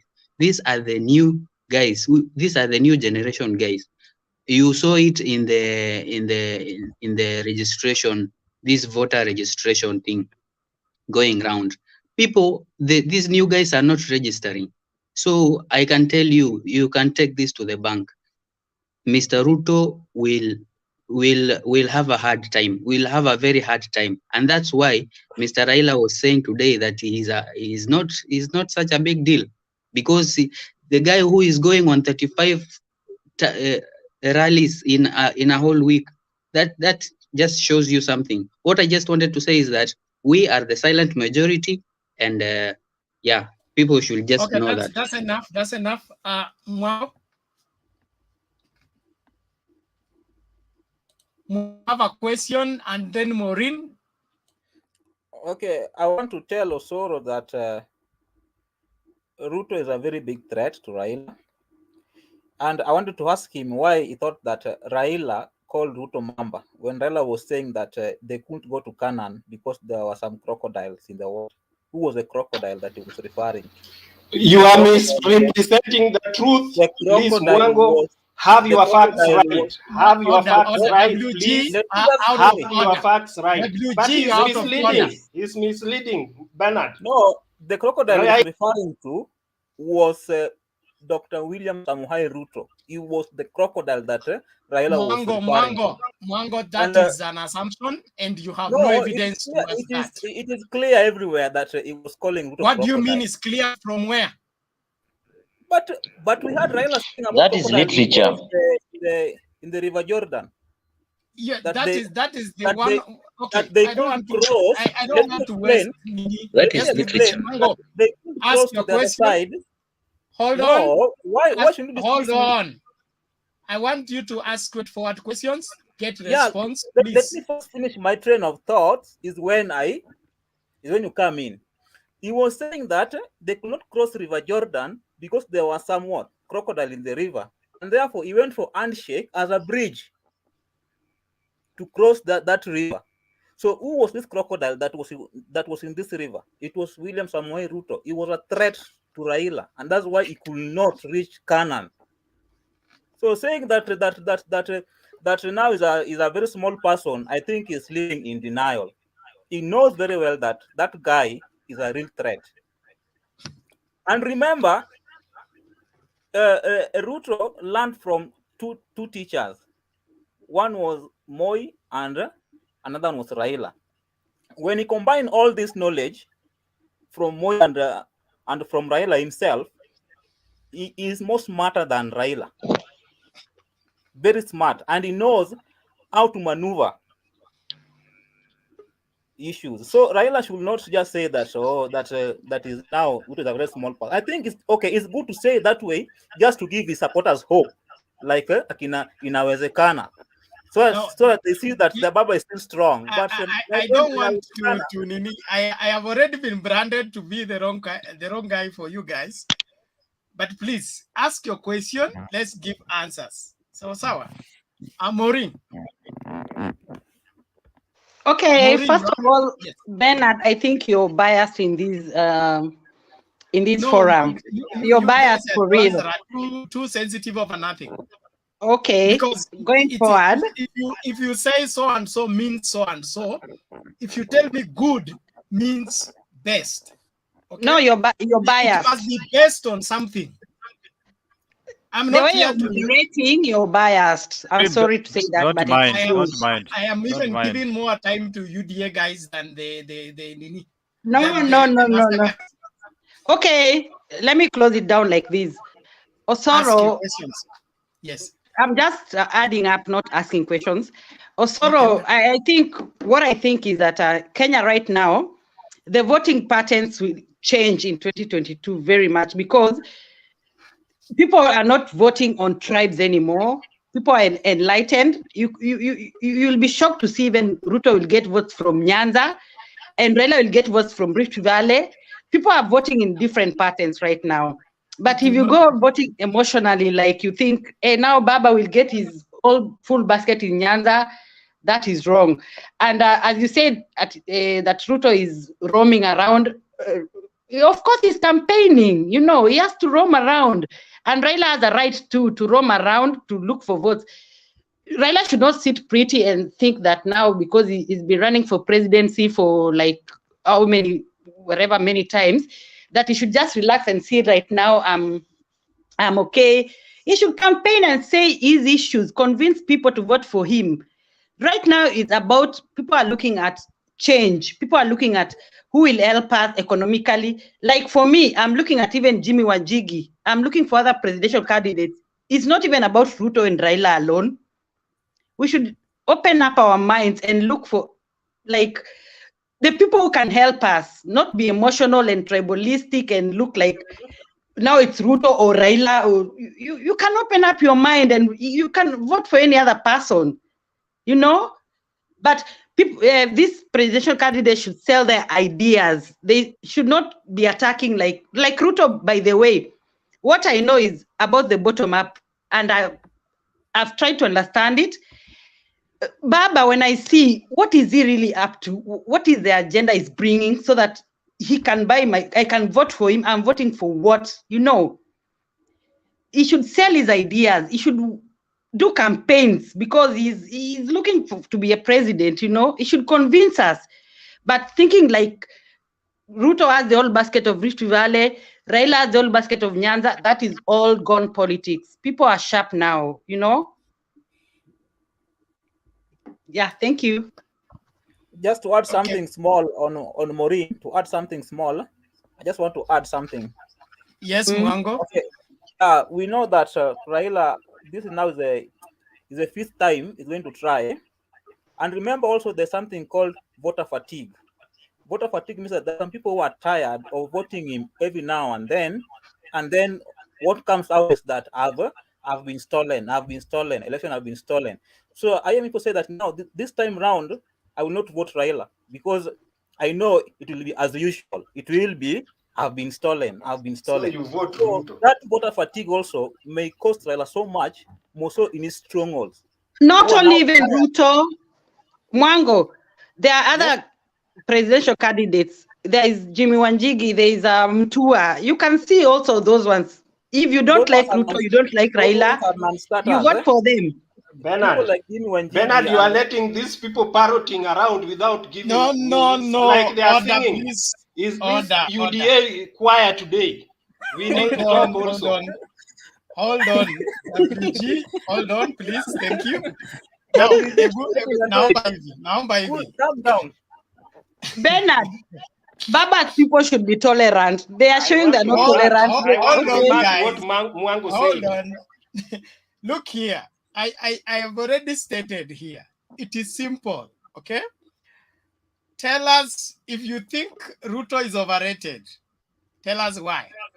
If you think he's underrated, tell us why. Okay? Let's stop this. Can I answer that for Soro then?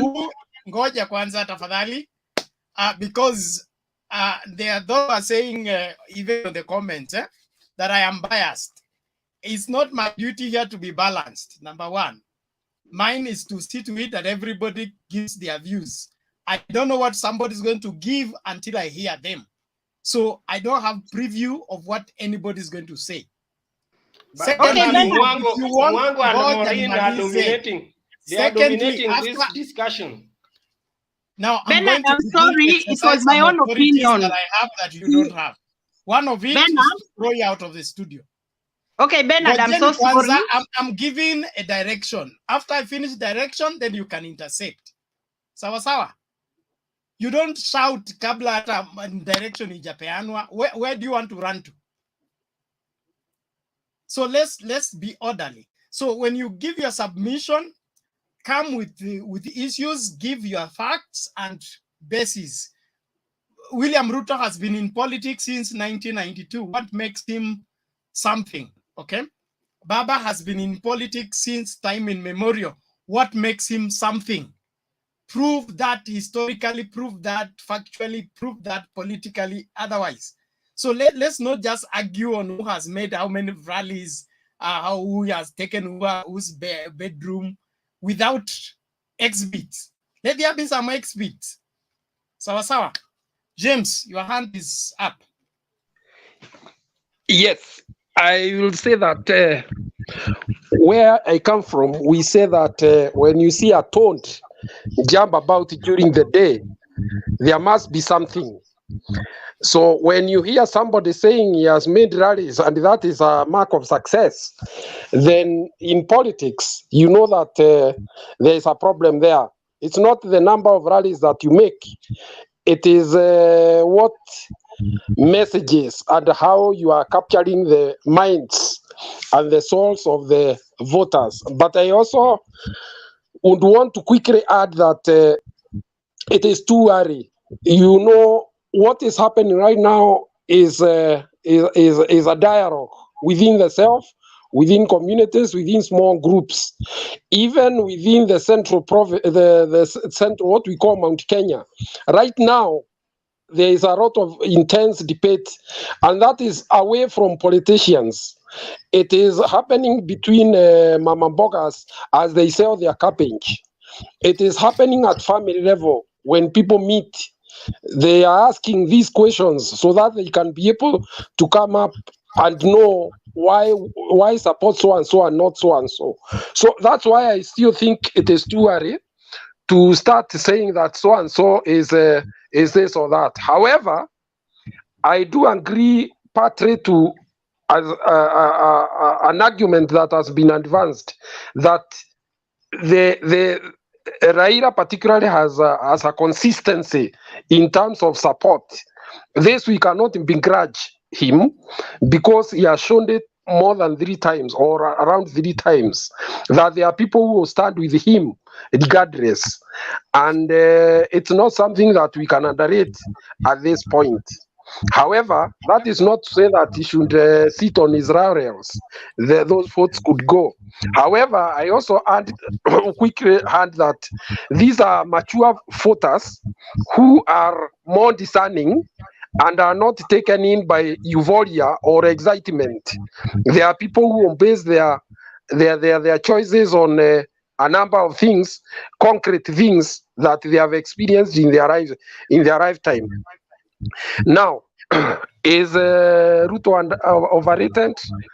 I will say this.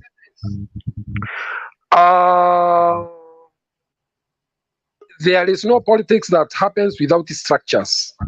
If you go into politics without putting into place structures and hope that, especially in our communities, where communities first and foremost they trust they trust those they think have a bit more knowledge than them or their leaders, local leadership, to reach out to others that they don't know. That is what is going to happen. And those arguing that there is a shift, yes, there could be a few youths who now feel that they don't, they will do it their own way at their own time, which is fine. But the question I ask again, how significant is this vote? Especially noting that even voter registration is a problem to them. It is insignificant. So what I can say in simple terms is that all this drama you are seeing of political rallies and the rest, this is what Raila has been engaged in for so many years. I'm not surprised that now he's taken a different approach, because political rallies, I don't think there is any one politician who has held as big as political rallies as Raila Odinga has done in this country, where you cannot even drop a coin. I'm yet to see such kind of rallies made by the new kid in block of politics in Kenya. He's just taking the baby steps. He's taking the baby steps, and whether they will yield to anything, we can wait to see. Otherwise, we also say that the fire that comes out of burning stock, maize stock, quickly also dissipates. And this seems to be the case with this young man. In fact, the more days pass, the more he is losing what he had captured. Objection. Because those youths that he had captured before are the youths who are now coming to know that these handouts are given deceptively, where you are told you're being given 2 million and you are left with 500,000. So this is what is happening. The unmasking of the character behind the people who are asking for votes. The consistency is lacking, and this is making him lose ground every day. Okay, David. Thank you, Bwana Chair. You know, we were responding to Osoro. If you can allow me to be very fast. Bernard, but before then, please. Point of order. Hold on. Is he on the point of order? Yeah, I want to say something. Bernard, am I allowed? A follow-up question or what? If it's a submission, wait, you are coming next. I'm observing that people who had already spoken are going a second round, while us who've just entered there has not been any new submission. Hold on, WG, we're coming to you. The other ones have been responses. Thank you, Chair, for protecting me. I wanted to say David, this. Make it brief. You see the pressure is too much now. Yeah, I know. I want to thank Maureen and some panelists by respecting Raila Odinga by referring him to the rightful name. I also want to advise our opponents from the other political divide to have respect with our leaders, starting with the one Osoro. You cannot come to a public forum watched all over the world and start demeaning a leadership that everybody recognizes to be a threat. Having said that and done, I want to make 3 rebuttals towards Osoro's submission, which he has ably presented and to some extent recited. He has called Ruto as a small person because he's an unstarter. We have seen students becoming much successful than the teachers themselves. Ruto, we can agree, is a first-timer in presidency, but he has made significant contributions towards who have become presidents. That one is in history. You can refer to. We can start with what he did in 2007, mobilizing for ODM votes and fighting to the last minute to ensure that the victory that was stolen is not gone 100%. At least we salvaged 50%. We agree with that. So Ruto contributed a lot. Coming to the last 2 elections, pitting the president who is sitting, even a small child can understand the level of contribution Ruto did to enable the current government to be in place. In as much as there is betrayal, we agree, but we can't rub and say Ruto did nothing. Secondly, I want to remind my brother Soro that when you say Ruto has only pocketed the Rift Valley, that is not true. Ruto has support from all over the world, even abroad. So that assumption that he's only having Rift Valley people is not true. Lastly, I want to say that to your information, Ruto has nothing to lose. As James refers to him as a young man, we can allow him to refer him once more. He has made very significant strides. Even if he will not clinch this presidency, you can't do without him. But we are not going for that. Chairman, we are saying we are very serious contenders. We are changing the shift, the thinking of those old people. With my colleague James, we are no longer thinking like old men in the village. We are digital people. We want to go to voter mtu kwa mtu. Mundu ku mundu. Sorry for that. Mundu ku mundu. We are going for the voter. No, James, you're out of order.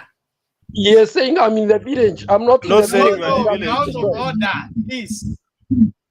David, maliza haraka tafadhali.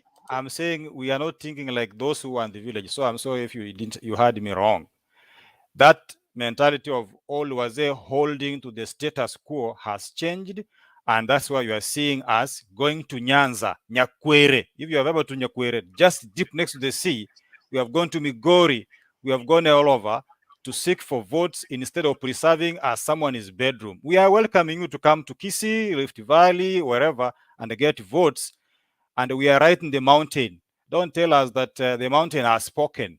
We are coming there, and we are coming for votes. Thank you. So Ruto is a serious issue, it's not an issue as Soro tends to imply. Okay, thank you, David. I have a rebuttal to David, please. Hold on, WG, we are coming to you. I just want to say this to David. You're saying Bernard, that I need to reply. Bernard? you're out of order. I'm going to throw you out of the studio now. Who is that David, being thrown?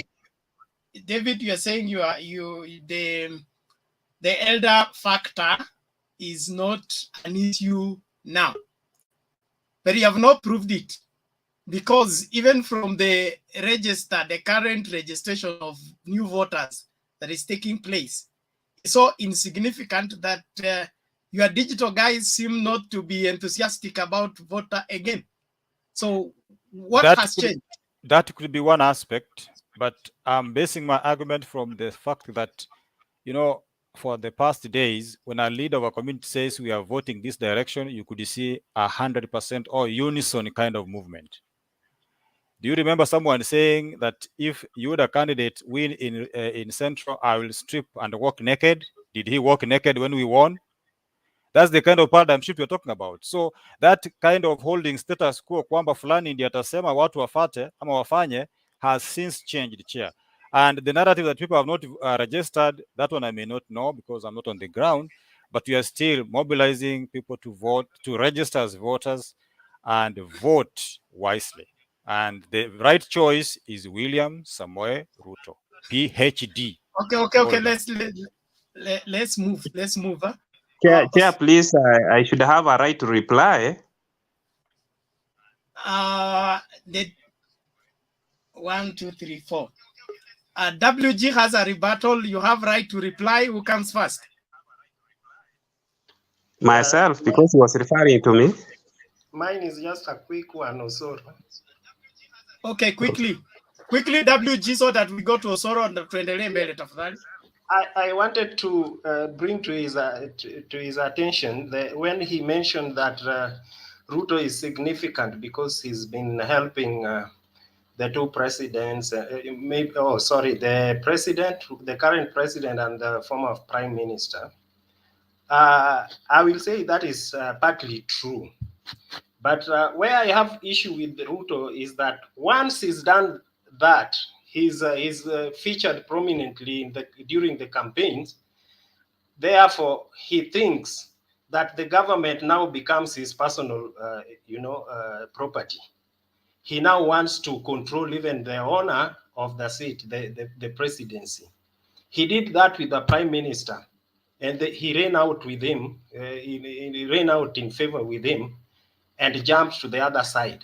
He started undermining the former prime minister at that moment.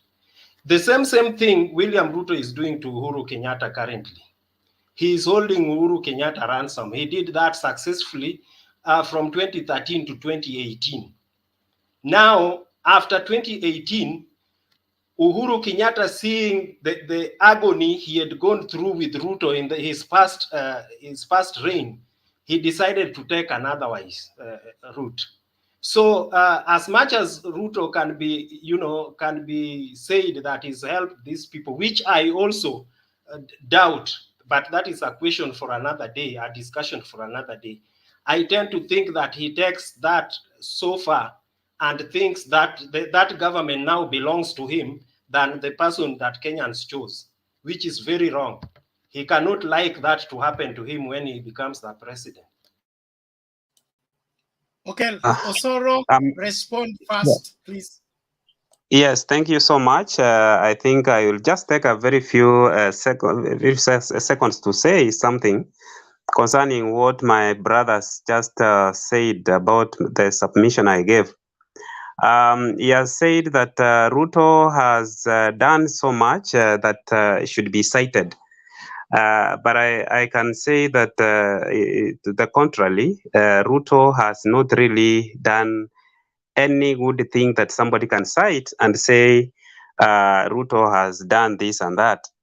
If you look at Ruto between the year 1990s up to the year 2000, we know who Ruto was.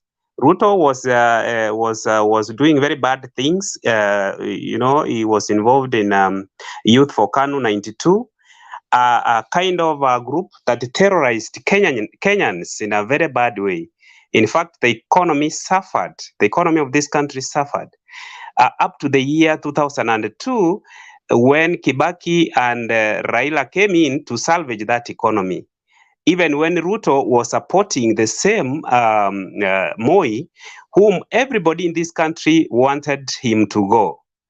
Now coming to after the year 2002, Raila salvaged his image, his political image. He brought him to the limelight. In fact, Ruto didn't have a name. It's Raila who got him from the ups and brought him out for people to see, and he cleaned him. Until now, when he was a bit clean, he just, as my brother has put it, he abandoned kind of Raila.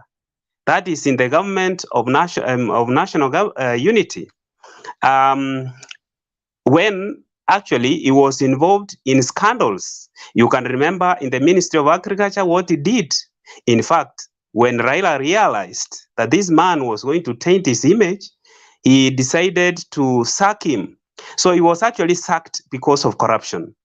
Now, coming to the time when he was in government with our president, Uhuru Muigai Kenyatta, in fact, he was like the one running the government between the year 2013 up to 2017. It's actually in public domain that this man was actually almost the person running the government. And you can attribute all the bad economic blunders that actually happened during that time. We are suffering because of those things that happened between 2013 and 2017. Now, coming to 2018 and now, instead of Ruto assisting the president to run the country and support him in the quest to have unity in the country, uniting people so that the government can run so well. In fact, Ruto didn't want the handshake.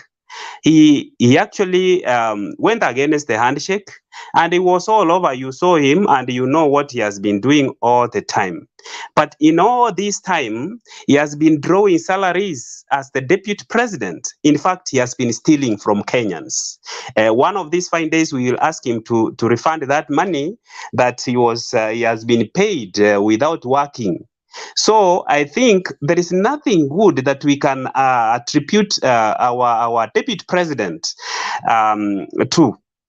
So my brother, I think you need to realize this and join us as we try to get this azimio la umoja, so that tutembee pamoja kama Wakenya wote tuweze kusaidia kila mtu. We change the economy, which Ruto has blundered and his cronies, so that we can make Kenya better for every one of us. Thank you so much. Yes, any matter rising?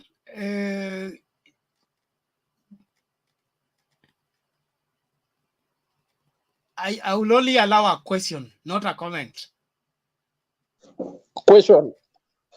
No, ngoja kwanza Gibis. Kibe hajaongea. Yes, good evening. Good evening to you. Okay, Osoro. Okay, you want me to ask a question to Osoro, right? Yes.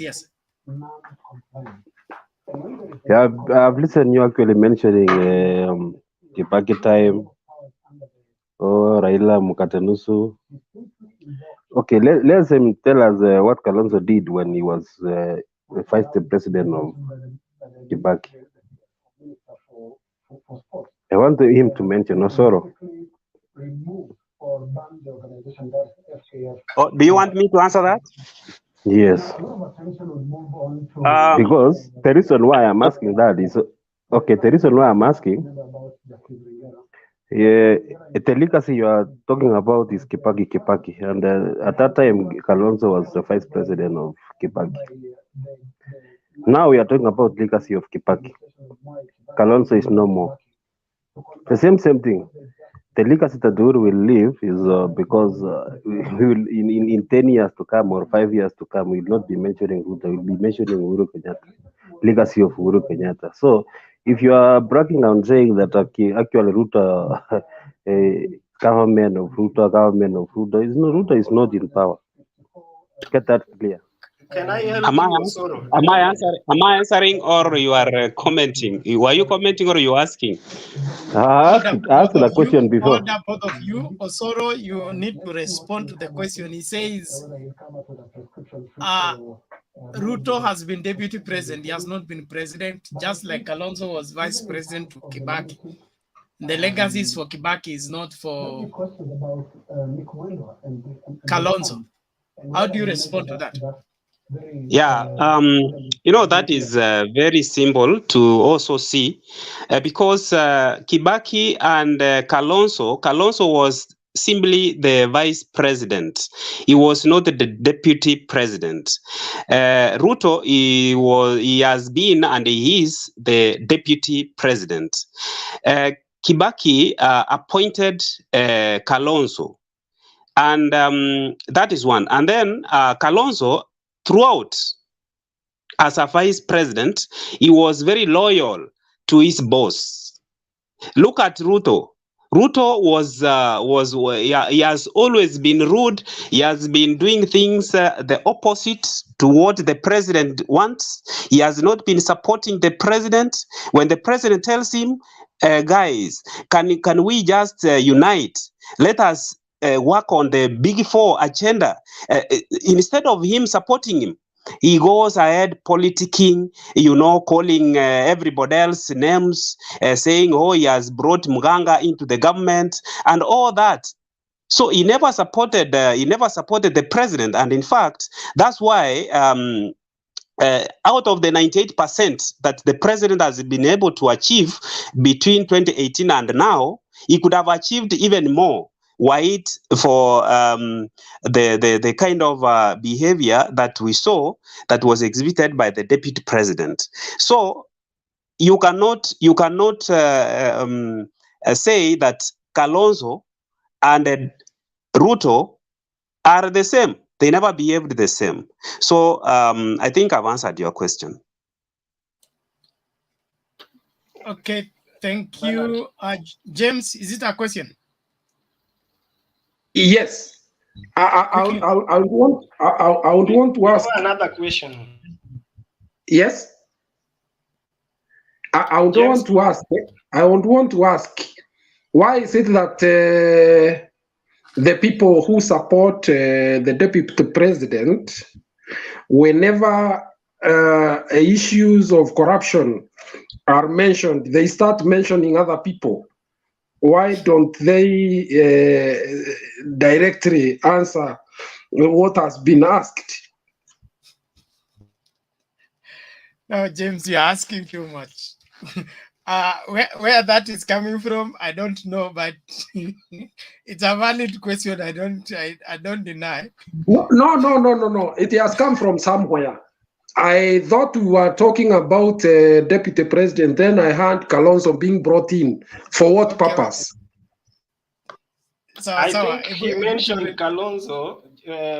His aim was to, in terms of loyalty, not level of corruption. I don't know. All the same, I want us to make progress. WG, make your submission. We got Andy, sorry. Then no. Before that, to go to Kibe. Kibe has not made submission. Before Andy. WG, quickly. Okay. Good evening, everyone. Or good morning or good afternoon.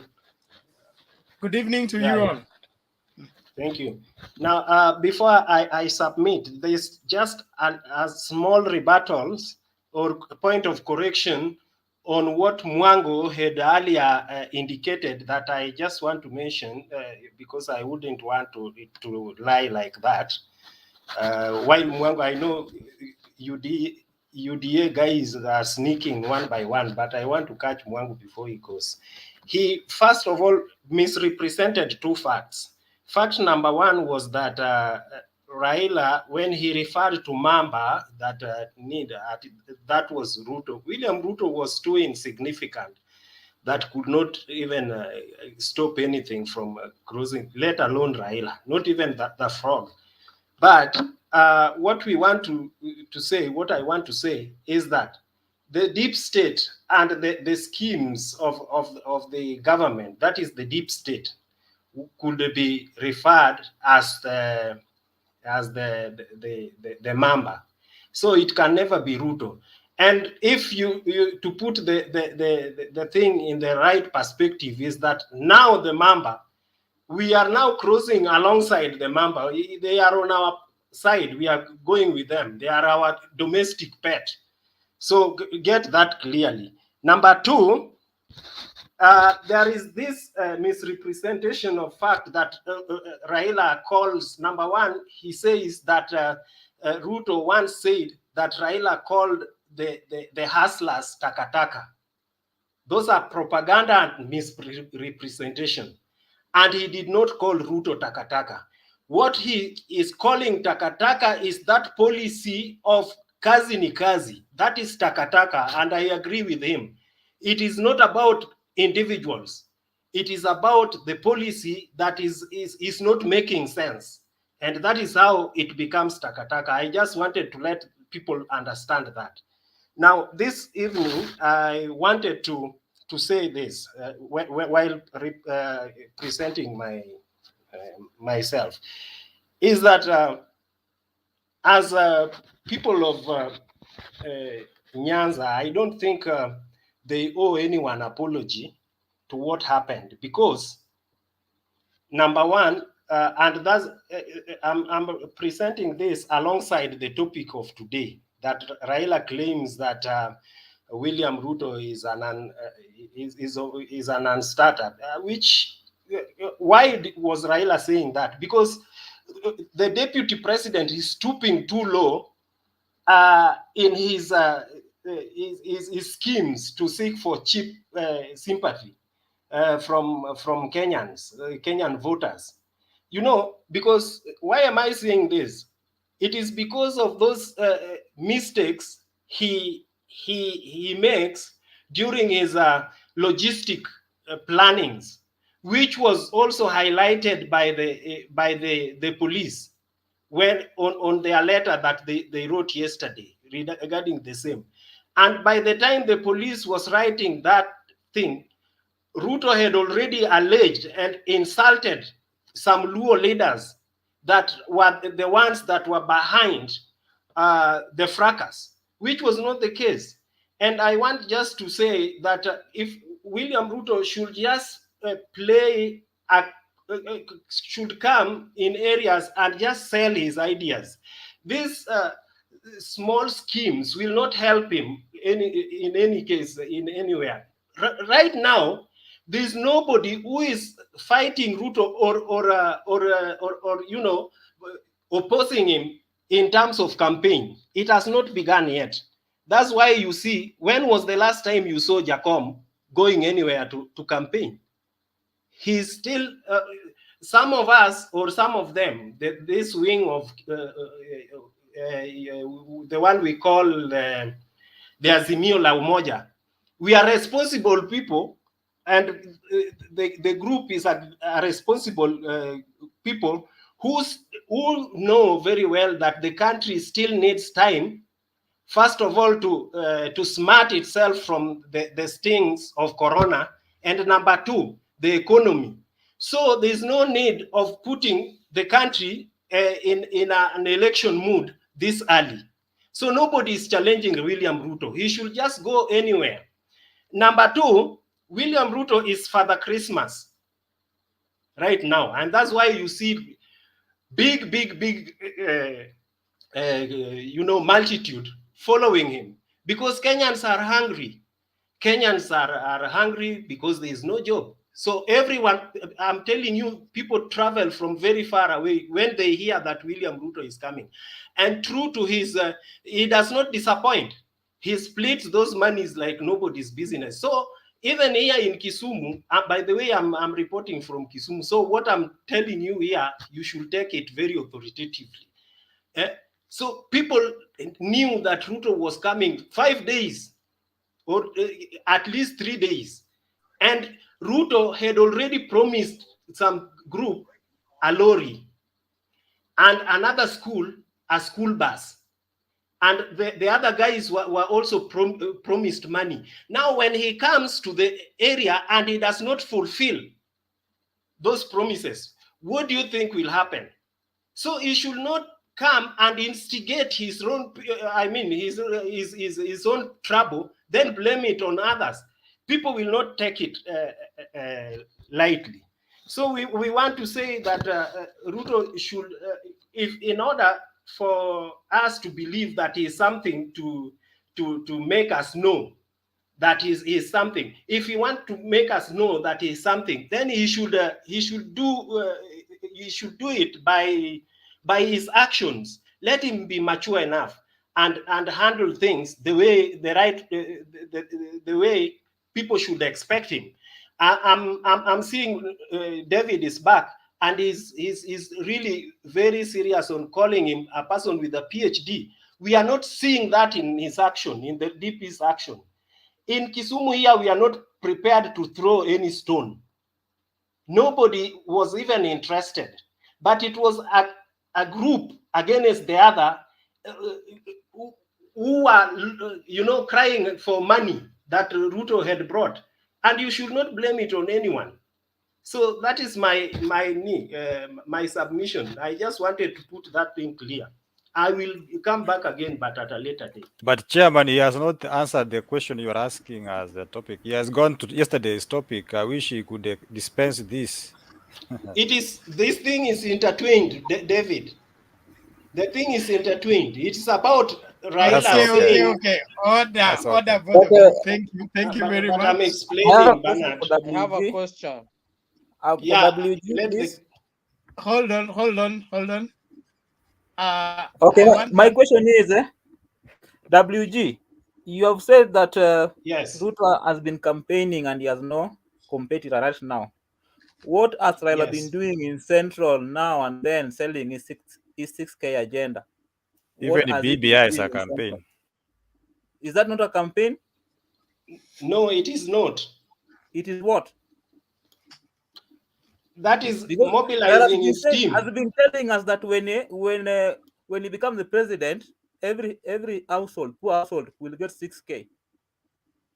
Now, Nani Mwango, let me ask you. You want to be the one saying that Raila has started campaigning while your party leader himself is enjoying us saying that we do not have the presidential candidate, we don't have any agenda, we don't have a policy. What is that? That was 2013 slogan. We've not started. Even Ruto himself is saying we've not started. He's waiting for us in the battle. Both of you. Thank you, Mwango and WG. Let's stay in order, please. So both of you, let's agree. All the candidates are campaigning. One has been campaigning for 4 years. The other one joined later. But campaign is campaign. We've not started, Bernard. I just want to hold on. We don't have to. If they want it to be called campaign, why do you deny we keep it where it is? We keep it where it is. Thank you. I just wanted to say this before I bring in Gidi. Okay, Kibe has not made submission. I just wanted to say this, that in politics. Bernard, I have a question before you go. You have a question for who? For WG. He's not going anywhere. Just relax. You will ask your question. If you want to prove your political stamina, at least judging it from history, is you get out of office and come back into office by your stamina on your own. We have not seen that from the DP side.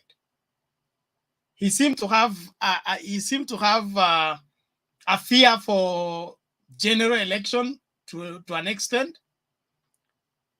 In his approach towards the BBI, he would do anything to see to it that the BBI does not reach to the people. We see that demonstrated on the only election he challenged successfully was 2010 constitution, and that shows that he was beaten by events, that it was too late for him to frustrate it from going to the people. What do you think?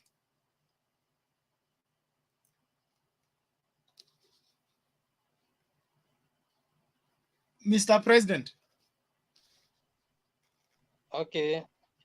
Up to that point. Yes. Good evening, everyone. Good evening. I substantiate on you, Bernard. You have been creating a scenario whereby Deputy President has been campaigning for 4 years. That is the underline of every conversation I usually follow from you. Deputy President is not doing politics, but he's trying to sell his agenda. Okay, it is politics, but he's trying to sell his agenda. When time comes, he will be very categorical. He will be very categorical and start the real campaign. The way Mr. Odinga is doing, creating another idea of saying it is Azimio la Umoja. Azimio la Umoja, he's selling his ideas to the people, but he has not officially comment that he's campaigning. So both of them are in the same level. The only thing is that each and everyone is using his own way of selling his agenda. That's one thing. To WG, you are very propagandic when you say the Cordell fracas was within the people of Cordell. It was within Ruto and his followers. That is very wrong. You should not use propaganda in campaign so that you can win. Facts are very correctly. You should not use propaganda. You should, 1 minute.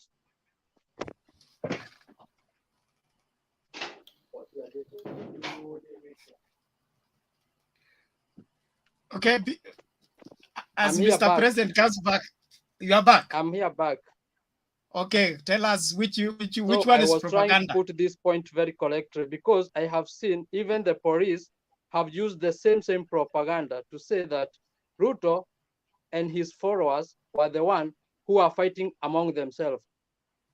Mr. Bernard, can you fight yourself? You can't. That's a fact. No. You can. You should. In fact, hold on, Mr. President.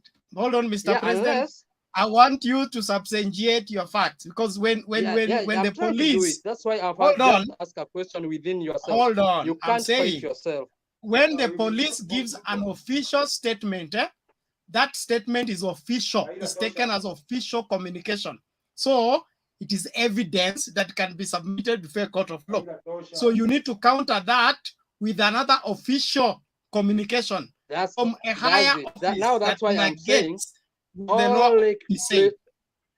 all those who are following Ruto, they were not fighting, but those who fight Ruto were the other side, the ODM people who came wearing ODM garment, and they were very categorical. Mr. President, let me ask you. WG, hold on. WG, hold on. I will take that. Mr. President. No. Those who are Ruto goons.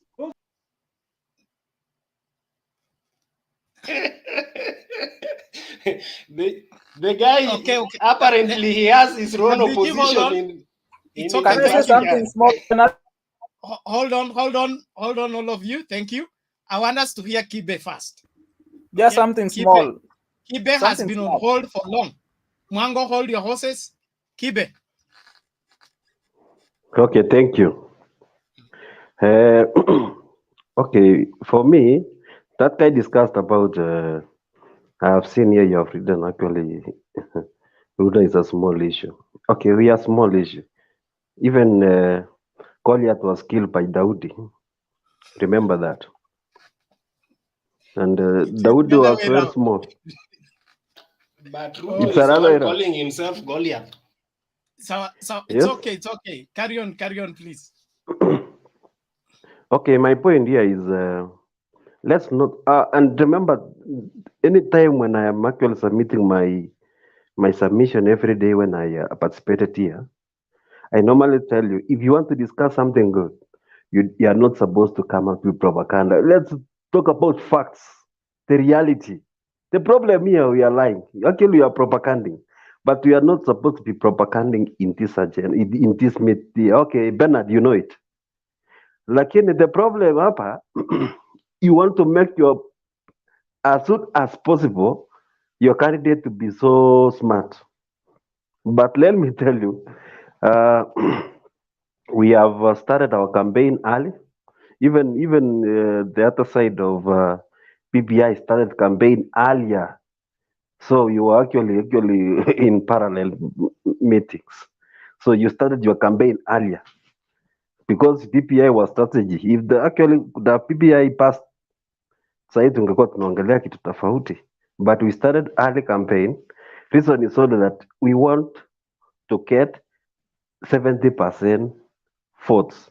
So you don't even 150, 50 plus 1. You want 70 plus 1.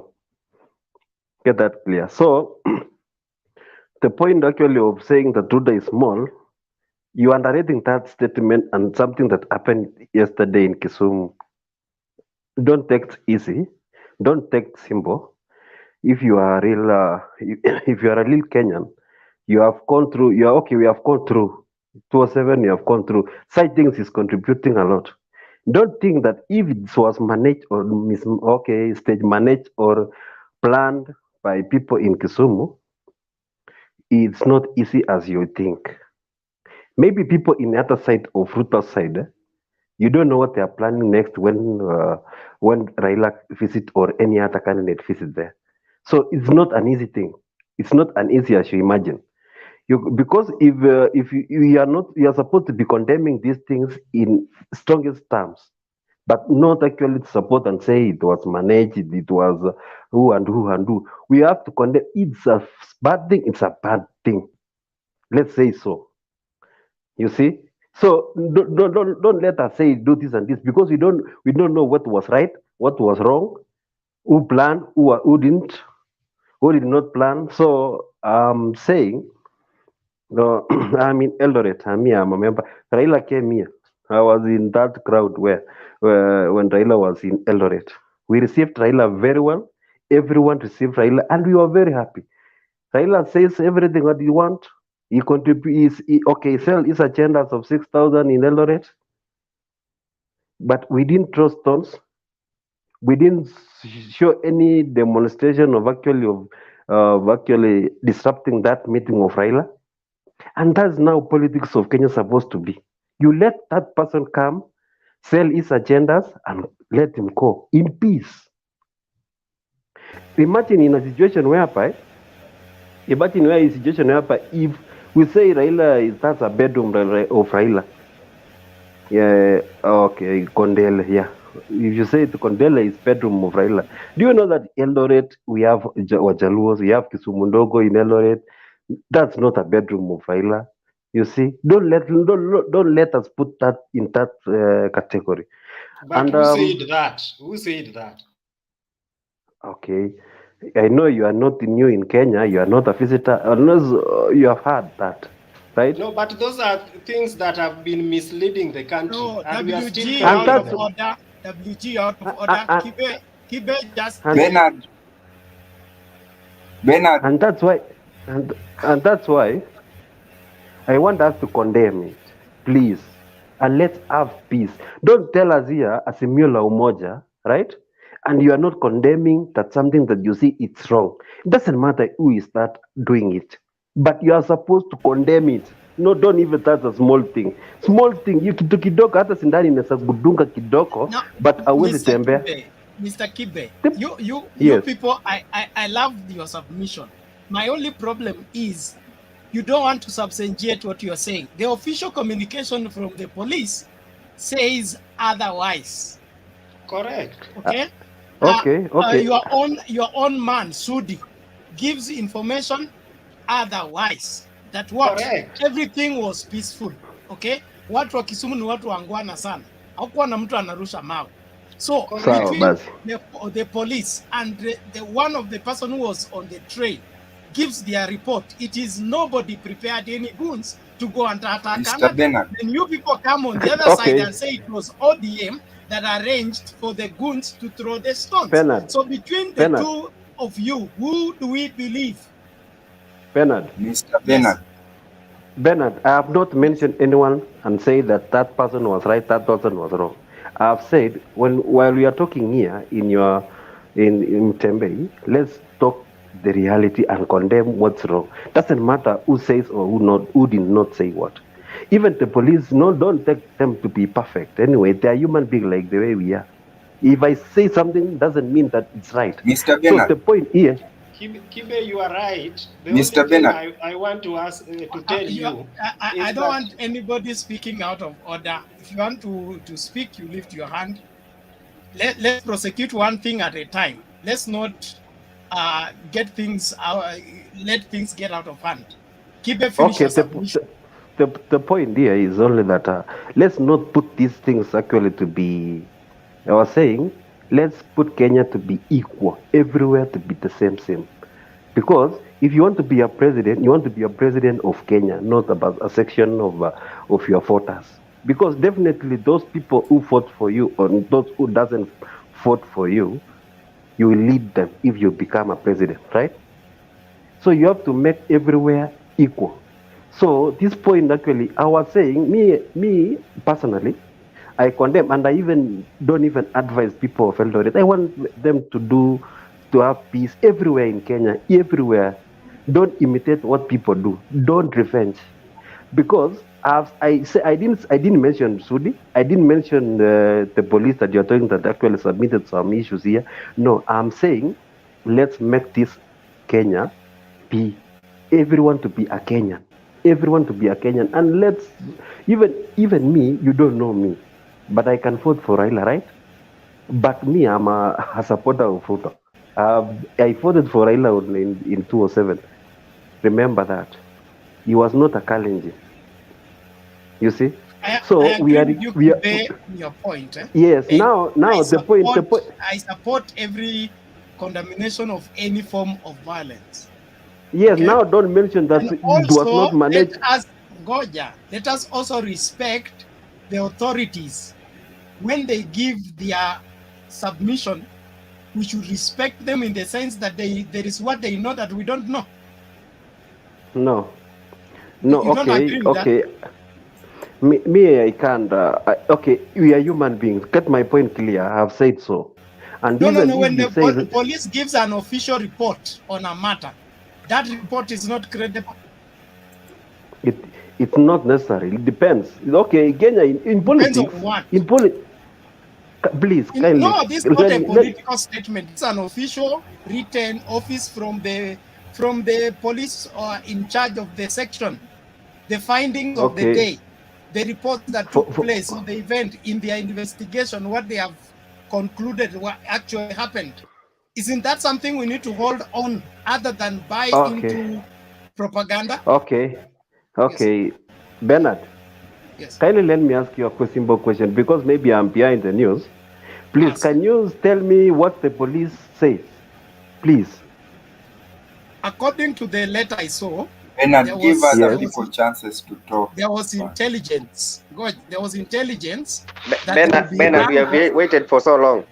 Hold on, you are coming. There was intelligence that there would be chaos in Kondele. Give other people chances. Before the DP came, okay? So he was advised either to escape to skip the rally in the place and take a different route, because the money that was given for logistics, the way it was shared, there are some wrangles between the people who are doing the rally, and they are hell bent to cause chaos. So you should avoid the route. The information reached the DP, but he did what? He did not put that to account. He went Okay, ahead Bernard. after getting the information. Bernard. Yes. Let me ask. Let me Okay, ask. let me answer you that question, right? Do you mean that if there is tension in all over Kenya, okay, we have to escape? Is that a solution? Listen, because you mentioned the police, what police was supposed to do is to man at those people who are actually planning for that rankles in Kisumu kindly. So they are not supposed to tell person escape, go to the other route. What about if all Kisumu was Bernard, actually I have in riot? submissions to make. This guy is misleading us. This guy is No. He is not misleading us. He's not. This guy. Let me speak. You okay? No, you are misleading okay. us. Order. Andy, Andy, you are complaining. Please, you will submit No, your. and Okay. Kibe, I'm not complaining. Please, kindly, you I'm are not. complaining and I'm misleading. I'm misleading. Doing what? Let's do this. Can I say something about this? Right. Hold on. Okay, let's do this. I just want to set the record. Yes. I am not a police officer. I am not a security detailed person. Okay, but okay, you know what, Bernard? You know what, Bernard? Bernard, I kindly. have to make my submissions. It's not okay. Bernard, my point here is I want to set the record clear, please. I just want to let you know that the country does not operate here, including the DP's office, the president's office, and all other departments within the government operation. They don't act on air, they act on information. That's why we have intelligence that is paid to give that information. And then advices are given with different options. One is skip the place. Why? The time we have and the time we need to arrest the situation is different. So if there is still time to quell down the issue, this will be the outcome. If there is no time, this is the option. That is how all official meetings are done everywhere. So for you to say that the police could not arrest the people who are planning chaos so that the DP has to do the rally, who was dying for not doing a rally in Condell? Okay. Let me accept what you have said because I don't want to hug you so much because I have seen Handy is complaining because I'm misleading. Okay, the problem here. It is not me. Yeah. Who say okay? Someone who mentioned. Anyway, I'm sorry. Quickly, please. Let's move on. Okay, the point. That's why the pressure is okay, much. okay. Because you are taking my time, definitely I have to hold on. So okay, my submission was that actually my concern was that chaos in Kisumu, and I have submitted and I have said what I was supposed to say. Because trust me and don't believe me. Yes, because you can believe what I'm telling you and you don't trust me. But according to me, that's my point. And I'm in Eldoret. If I was the person actually, unajua watu huo wanaongea, I'm listening in street. I'm in Eldoret. So you listen people saying, hii si mzuri, and if this is going to happen, tutafanya hata sisi na hivi. And that's I am condemning it. Unajua kuna mtu mwenye hawezi elewa vile unaelewa. That's the point. I've finished my submission. Thank you, Kibe. And yes, question. Ask me. Kibe, yes. Kibe, my question is, what would you do if you are asked not to go somewhere, and you just go, and you are told that if you go, in the event that you go, this thing is going to happen like this, and you go anyway. So between the person who goes just to go there and do this, and the person who actually does the thing that appears to be, but who should be blamed? Is it the person? If you are being told don't go there, if you go there, something is going to happen like that, aren't you also liable of blame? Anyway, the point is, we have to blame both people everywhere. Okay, my point was not even to blame anyone. My point was to tell you, let's condemn this as soon as possible. I didn't mention anyone that say that who planned, who did this. My point was, let's condemn it and let's warn people not to do that again. Even if there is something happened that you don't feel it's good for you in that rally, you have to avoid that rally, okay, and leave it. That's the point. Okay, because you are not supposed to throw. The point is clear. Let us let the rest there. Oh, can I say something small, Bernard? Hapana Mwango. Wewe umekuwa ukinikata nisiongee for a long time about this issue of police and everything. Let me just say something small about it. Ngoja kwanza Mwango. This should be the 5th time you are speaking, and there are people who haven't said anything. No, it was about it. Okay. No. Follow-up thing. Let's get from Andy. No, that one is being biased, Ben. I don't want me to talk about this. There's a point I've not spoken about it. It's okay. Being biased is my middle name on this platform. No, Bernard. Let me. I am saying this is the 5th time you are speaking. Other people have not spoken. Let me speak for the last time and then I go. Apana. And then I go. We don't want you to go, Mwango. Stay put. Stay put there. Me and I don't speak. You will get your time, please. Just let Nani Andy this topic present. Will go away. This is your... No, it won't go. It's the great question of the day.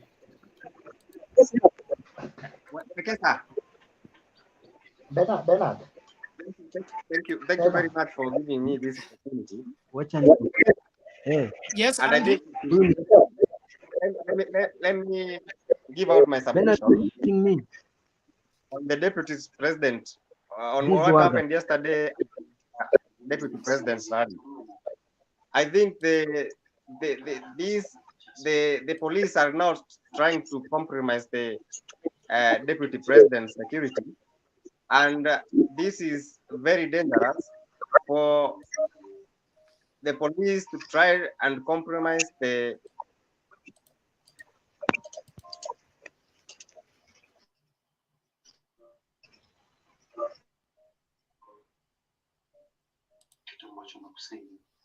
Bernard. Andy, you are having issues. We can't hear you. Can you hear me? Andy? Yes. I'm trying to comment on what happened yesterday at the deputy president's rally. Yes. And I think Kenya, let's don't forget that Kenya, what happened yesterday in Kisumu, since barely a month since Junet Mohammed threatened that baba akishinda serikali ni ya watu wa Nyanza. One is left. Bernard, hawezi lete watu hapa watuambie vitu haziko. Kama mtu anataka kutetea watu mkate, mtu hawezi hapa kuja hapa hapana watoto mtu anatusomea. Order. It's my time. Junet alithreaten nani hapa natuambia. Hebu atuambie Junet alithreaten. One is left. Mtu anaenda na mwaga. What purpose the handshake was meant to play? We have had a dark past as a nation, and we should have learned enough from that. By all means, we should steer clear of such political bigotry and intolerance. Politics of violence and tribalism won't sell. Our focus should be economic empowerment and what uplifts every single one of us in society, without minding tribe or region, so that we can prosper all as a nation. Let me say this, Wekesa. Let me say this.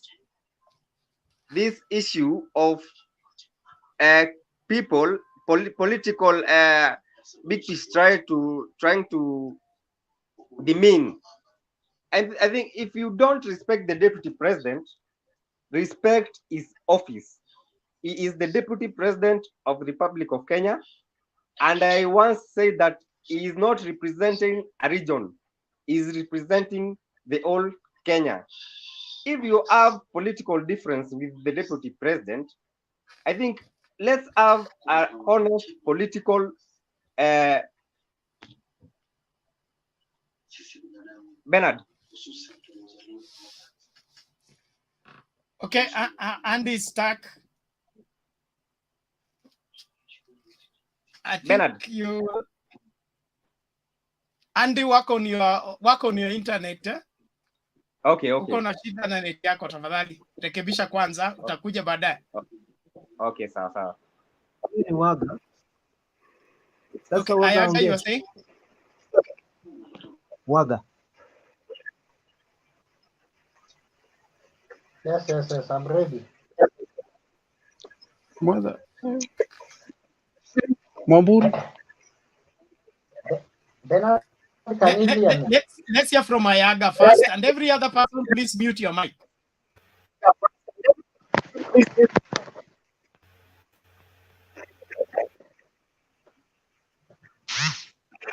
Ayaga, we can't hear you. Thank you very much, Bernard. And hi to everyone. I hope you can't hear me. Okay, that's better now. Oh, you can hear me now? Yeah, carry on. Okay, thank you very much. I hope all of you is well. Bernard, I want to put to rest this issue of violence that took place in Kondele.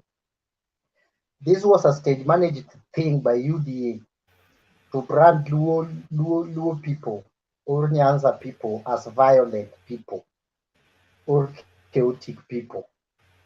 They didn't achieve it. Bernard, why are people talking about Kondele? And there was a similar incident at Ringa. When Ruto gave the students Ringa High School, they gave it money and they were fighting for the student, and the villagers were fighting for that money. Why is nobody talking about that? And it is the same yesterday when that thing happened in Kondele. He went straight away to Omabei, to Rongo. He passed through Ringa, and that incident, the same incident that took place in Kondele, happened in Ringa. Why is not people talking about Ringa? Because Ringa is now in interior. These bloggers who are recording that cannot bring us, because he knows that has diffuse whatever happened. What happened in Kondele is one thing. The Kondele people, that the youths in Kondele, were not consulted by the UDA organizers. I think they never reach a common ground. So they went to another area, Juakali area. And the Juakali area people, the youths there, agree that we are going to escort you up to Kondele, and we are going to show the Kondele people they can do nothing. And when they reach there, they find the young guys of Kondele, and those people are fighting with their fellow youths. Nobody throws stones at William Ruto. Ruto continue addressing few people who are still around him until he finishes. People are fighting like 100 meters, 200 meters away for money, not where he is, but away from where he is. Go and check those videos clearly. The same incident happened in Ringa. And today Ruto was supposed to, from Migori, after being heckled in Migori town, Obado was the one, Obado got heckled in Migori town. He was advised that in poster ground where he was supposed to go after that, the similar incident might occur. He never went there. So yesterday he never listened to the intelligence, and today he respected the same intelligence. He could have just gone there, face whatever happens, and then rate us. And let me tell you, I went to this notion because I was listening I heard what Maureen said about our people. Our people are not violent, and Kibe was insinuating that.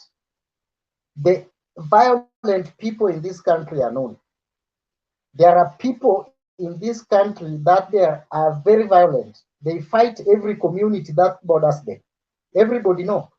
They fight the Kikuyu in their borders. They fight Luos in Nandi and Kericho and the Nyakach area. They fight Kisii down around Kipsigis. They fight Pokots. They are known. They fight Turkana. They fight lawyers in Mount Elgon. They fight everybody that surrounds them. I can't remember when, because central people, they borders Masai. I can't remember when Kikuyus were fighting Masais. I can't remember when Luo fought with the lawyers last, or the Kisses, our border, the people we border. So branding us as a violent, yet we have been having peaceful. We have only one troublesome neighbor who is troublesome with everybody's. The border is a very big lie. Let us put violence where it is. Even in this 207, I had people here bragging that it is Ruto who made Raila president. So, okay, you're prime minister. I agree. He made Raila prime minister. He should also take the responsibility of the chaos, because if he was the one coordinating and organizing all things in ODM, that pushes Raila to the position. Even the chaos, he should take the responsibility, because Luos died in Eldoret. Luos were killed in Rift Valley. Kisses were killed in Rift Valley, yet we were in ODM together. Lawyers were killed in Rift Valley, yet we were in ODM together. So we should not lie. We should not lie to ourselves that it is Luos who are so much violent than the other people. Yeah, not only Kikuyus were killed, and they were our opponent. The Kisses were killed. We were in ODM. The lawyers, the Luos, they were killed in Rift Valley. Yet we were all in ODM. So you should accept. In 2017, 2013, he has never disagreed with Sonko. Sonko said it plain and clear, because now he's the one who made Uhuru president. So he organized and coordinate everything, include the bad things that Jubilee did during election. Sonko said they used to organize and buy vehicles, second-hand vehicles, brand it in ODM color, and give youths and ODM t-shirts, the same thing, and then they ban those vehicles, and then branded ODM as the violent party. It is Sonko who said, I've never had him, because he always responds to everything. I've never had him respond to Sonko about that, saying, oh, Sonko, you're lying.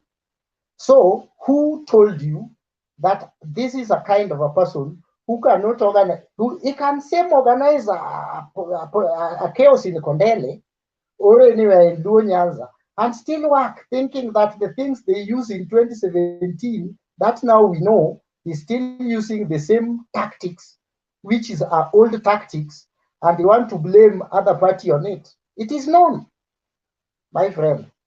It is known. If they want to refuse, they should decant Sonko's statement first, call Sonko to public and apologize that you are lying, yet you are in the same Jubilee, because they made Uhuru president. If the same way they made Uhuru president, Uhuru was not organizing only the violent side. They were organizing the rallies, they were organizing the banning of those vehicles, and they were blaming ODM on it. The same thing they are doing now. Number two, the topic. Let me finish with the topic today. Question always come at the end, boss, when somebody have finished. Respect the game of debate, the rules of debate. I just want to take 2 minutes on today's topic. I was just responding for the things I had. Yeah.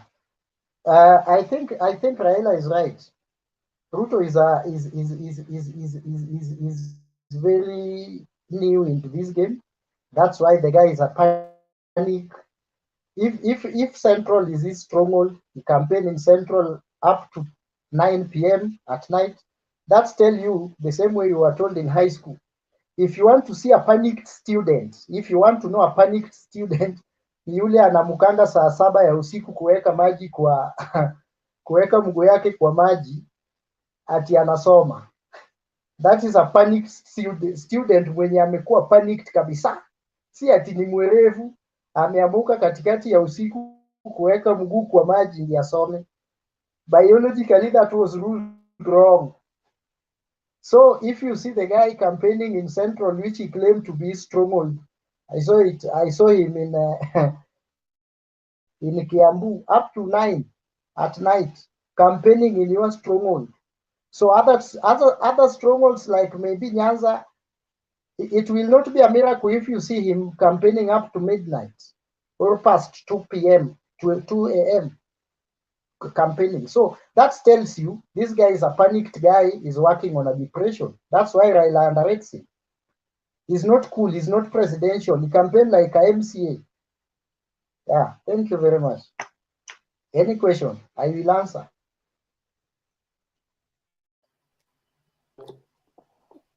Allow me to say something. Kibe. Okay, and that's the point I was thinking about. I was saying this. If even if Ruto blunt this, as you say, I want us to condemn it, right? And don't. Okay, I'm a Kalenjin. You know that, okay? And I'm exactly person that you're mentioning. I'm a Nandi. Because I've heard you saying that we are fighting people in our borders. You said you are fighting Which is Bokot. very correct. Okay, Which is get it. very Okay, correct. no, don't do that. Ayaga, hold on. Let him make his point. You have forgotten that Bokots are Kalenjin. Don't forget it, right? Because you're saying we are fighting Bokots. Bokots are Kalenjin, right? Okay, and there is no one actually is preaching about it. Now you want to tell us, those people who Pokots are are not throwing stones. Pokots, sorry, my brother. Pokots are not Kalenjins. Tell the truth. We don't have any data that puts Pokots together as Kalenjins. Give me the evidence, please. It's not there. Hold on, Please. Patriot. Thank you very much. Okay. Okay. Okay. Let me mention. Please. Hold on, both of you. Oh, Thank please. you. Ngoja kwanza. Please. Let Kibe Please. prosecute his Please. case. He can Please. always scatter it after he has finished. Thank you. Please. Kibe. But we should not be lied to, Bernard, that Pokots are Kalenjin. Pokots are not Kalenjin. Okay, please. My friend, we were in We can school always confirm that. Please, Hold on, please, Ayaga. please, let me We can confirm always to you confirm that. kindly. Kibe. Let me Kibe make confirm his to you point. immediately. Let me confirm to you immediately who are Kalenjins are. Kalenjins are big like okay, sub-tribes of Kalenjins. 1 is Nandi, 2 Kipsigis, 3 Keyos, 4 Marakwets, okay, 5 are people of Mount Yelkon, Sabaot. Number 6 are Pokot, right? Number 7 there is those people from Tuken. You see, there are 7 in 7. Okay, if you are saying that Pokot are not Kalenjins, there are 7. Kipsigis, you are forgetting. Kipsigis, umesahau I've mentioned. Kipsigis. I've mentioned Havana? Kipsigis. Kipsigis, yes. Okay. Okay, let me repeat. I said number 1 is Nandi. Number 2 is Kipsigis. Number 3 is Keyo. Number 4, Marakwet. Okay. Number 5, Tuken. Number 6, Pokot. And Sapaot. Okay. Hizo hazitusaidii. Those are 7. Give us Okay, simikuwa na point. Okay, the point is, okay, since, okay, I was clarifying to someone else. We also want to talk one. You are talking already. Now, not the you point alone, here. since we It's okay. Order waga ngoja kwanza. Kibe maliza Okay, point yako afadhali. Okay, the question is only that I was saying is, that's the Ayaka you're trying to bridge to bridge boundaries and okay, I'm condemning those things that you're mentioning. Yes, you can say Kalenjins. There is Kalenjin who are supporting Raila kindly. There is Nandis who are supporting Raila, Akina Tarus, Akina Menja. So don't say that Kalenjin are violent. And you can't. The question was, I was asking. So Ruto, you are meaning Ruto took Kalenjins, took Nandis ear to Kondele to draw stones. No, yes, that's because you know where Fortenan is in Kisumu, past Chemelin. Is very near from Nandi County. Yes, they can be taken there. It's a very small distance. Okay. That's why okay. even The next those question. vehicles The next that were question. stoned there, Even the question. even the vehicles that was The took last there, question. they went all ahead and both took of you. pictures in Kericho. Ayaga ngoja kwanza. The last question. The last question. We are losing The the last point question. here. The last question. The last question. Kindly. Okay, he has said that actually intelligence informed William Ruto in Migori, whereas you say poster ground that he was supposed to go. Do you mean that Ruto now planned something in poster and refused to go? Because if you are telling the intelligence came up with something that's okay, that something might happen, do you mean that Ruto planned again in okay, this side you are saying about neighboring challenges. What about Migori? So let's not actually talk things that doesn't make sense here at some point. And okay, you like propaganda, don't propaganda too much and don't say lies. Please. Bernard. Bernard.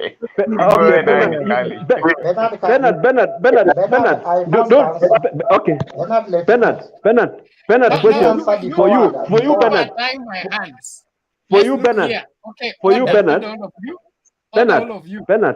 Bernard, for you. I want to ask you a question. Remember, not only us 10 people here that actually we are listening what you are saying. If you go your page, almost 200 viewers are seeing it, and it's maybe in countrywide or maybe more than that, right?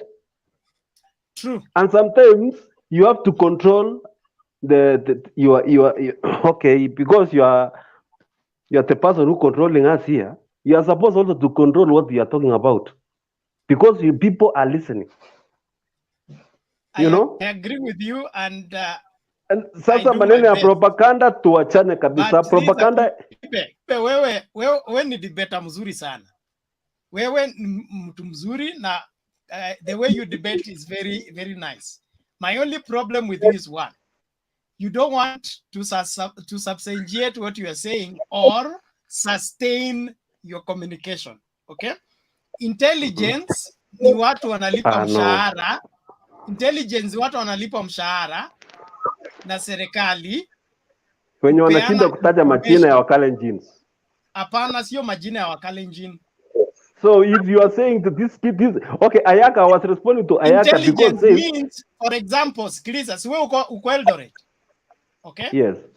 Una habari kwamba rais amepewa habari ya chochote kile kina take place Eldoret. Whether there is chaos, whether there is disagreement, the president has been briefed on what's going on in Eldoret. Definitely. Yes, that is what we are calling intelligence. So whether the president is going to travel there or not, is served with information on what is going on there. So if the DP is given information, you're going to Kondele, this is how the ground is going to be like. So either choose a different route or opt out of that particular meeting. The same thing happened. The same thing happened in Migori. The same thing happened in what I don't want us to do is what you people are trying to push. Let not this be a Luo thing or a Kalenjin thing or a Nandi thing. Let it be. I've reviewed. There is information that there will be chaos and it can be avoided. And as a responsible leader, you weigh everything in the balance and see Bernard, if I go on with the rally, what profit will it bring? If I suspend the rally, what loss will I suffer? Hold on. Bernard, can I answer Kibe? In 1 minute, Bernard, 1 minute, I Bernard, want can I answer Kibe? Bernard, before my brother goes on. Thank you. Just Please a hold on. A second, Bernard. A second, hold Bernard. on, Patriot. Thank you, Patriot. You are coming in later, but after Wagawaga. Goja kwanza. I was just a point of order. Point of order, Bernard. Hold on, guys. Point of order, Bernard. Hey, please. No. Goja kwanza tafadhali kila mtu. Kibe. You guys. Kibe nasema hivi. Look here. Goja kwanza, everybody mute your mics. Fanya hivi tafadhali, naomba hivi. Mtu anakuja Please, I am on some drugs. I am not very strong to push this thing the way you are pushing me. So please stay in order, because if I can't push anymore, I'm on medication. If I can't push anymore, we just call it a day. So let's be civil. Let us ensure that we do what? We give everyone a right of expression in their order. Let's not crisscross and turn this thing into a tug of war. Sawa. So let Waga, we are coming to you. Waga, you are next, okay? But let Ayaga respond. Yeah. After Ayaga respond, we go to Waga, then we can hear from Patriot. Sawa. But what about Mwamburi? What about Mwamburi? Yes, we will come in that order. Ayaga respond first. Okay, thank you very much, Bernard. Mute. Thank you very much. I think, Bernard, on my statement, I never mentioned the word challenging, and I was very precious with my statement. You can even replay for my brother Kibe. I never mentioned the name of challenging, and I was just fighting the tag of branding the Luo people as the most violent people in this country. That is what I was talking about. Thank you. And I gave a scenario. I gave a scenario. The real violent people look at our boundaries, draw Kenyan map, look at every boundary where the violence always takes place, either with votes, with election, near election, or past election, or with no campaigns. The violent people are known in this country, and how they use those tactics during election. Sonko confess. So maybe, I say maybe, those are the same tactics they are using in Kisumu. Okay, thank you. Because you mentioned the boundary. A question to Ayaga. Bernard. Let's stay in order, please. Can I ask? Point of order, Bernard. Point of order, Bernard. You guys, if you put me under this pressure, I will not handle it. You don't stay behind the curtain if you have. Sawa. Ayaga, I think you should be in a position to unseat me. Okay. Point of order, Bernard. I have a question to Ayaga. In the meantime. No question. Leave away questions, bana. Hatujaongea sisi wengine. Point of order. Hata mimi sijaongea, tunataka. Patriot, what is it? Mwamburi sijaongea. Ngoja kwanza Mwamburi, subiri hapo tunakuja kwako. My fellow panelists, how are you? I believe they have heard. Sorry, where I am, I cannot be seen. I'm sorry for that. And I just wanted to make a quick point of order. Bernard, I am one person who enjoys when you're the mediator, when you're the middle person.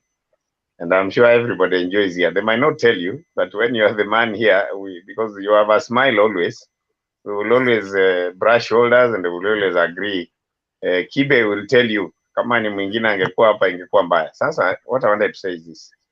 Can we all unmute such that it's only one person who speaks at a go? Then this will be a good discussion. Because if everybody's mic is on, then it might not be okay. Bernard, please. Thank you. Okay. Thank you for the communication. Mwamburi, wachomwa sana, kuna nini? Ya, nachomwa sana manake nawasikiza tu nyi wenyewe mwaongea tu maswali sasa na tuingii kwa pointi yenyewe. Asante sana kwa kunipa hiyo fursa.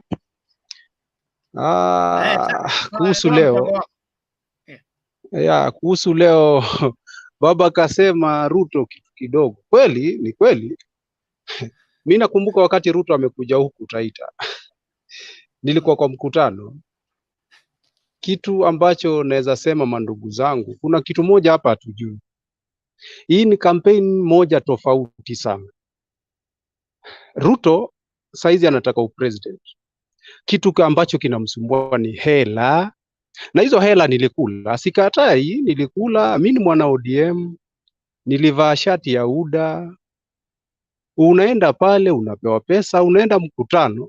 Sasa kitu ambacho kitakuja kutuvuruga hapa wananchi, Ruto akienda mahali popote, watu wanasema Ruto yuko na watu.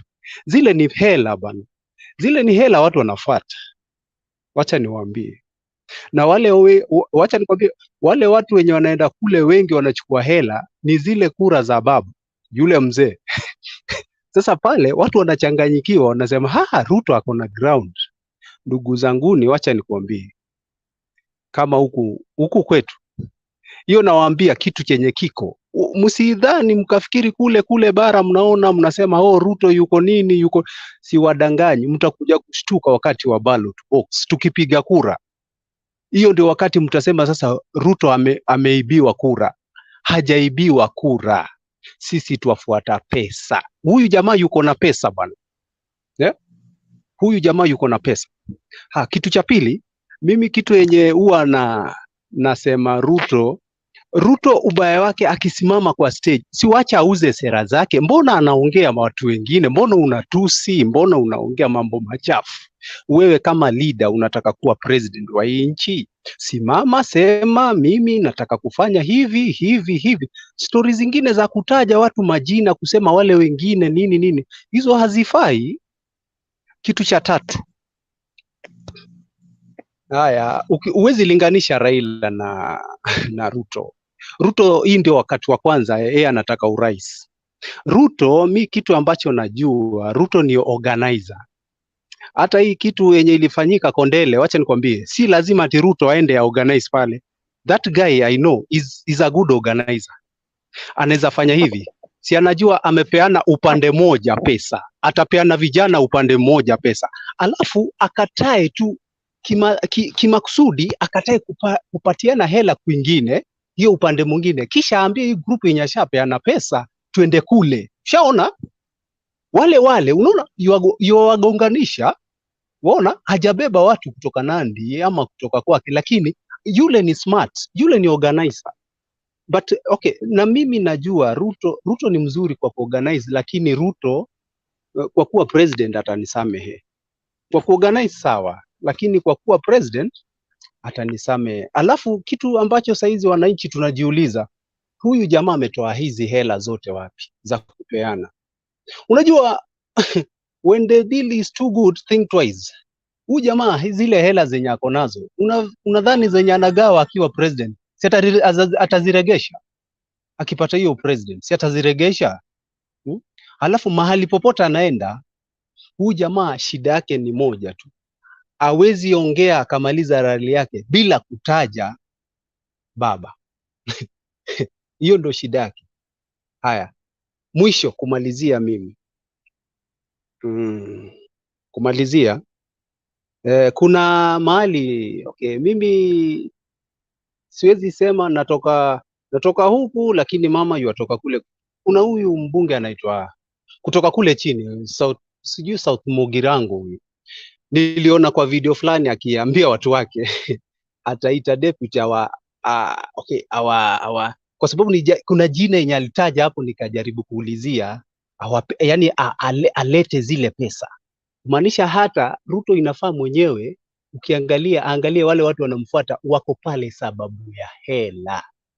Hiyo ndio kitu inafaa hajue, sababu ya hela. Asoro. So ngoja nimalize, sikatai. Unajua, wacha nikwambie ukweli ni kwamba sahizi, unajua kuna ile dhana wananchi wengi especially kutoka bara mko naye, kama sahizi bara wanasema hata post sijui nini Ruto ameshika.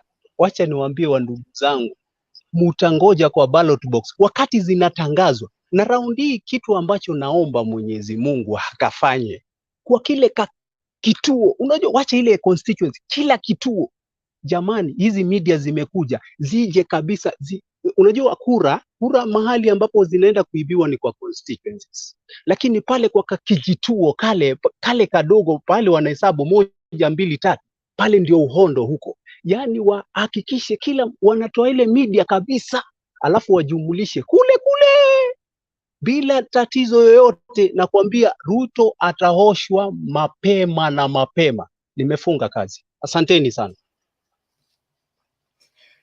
Yes, Kibe ulikuwa na swala.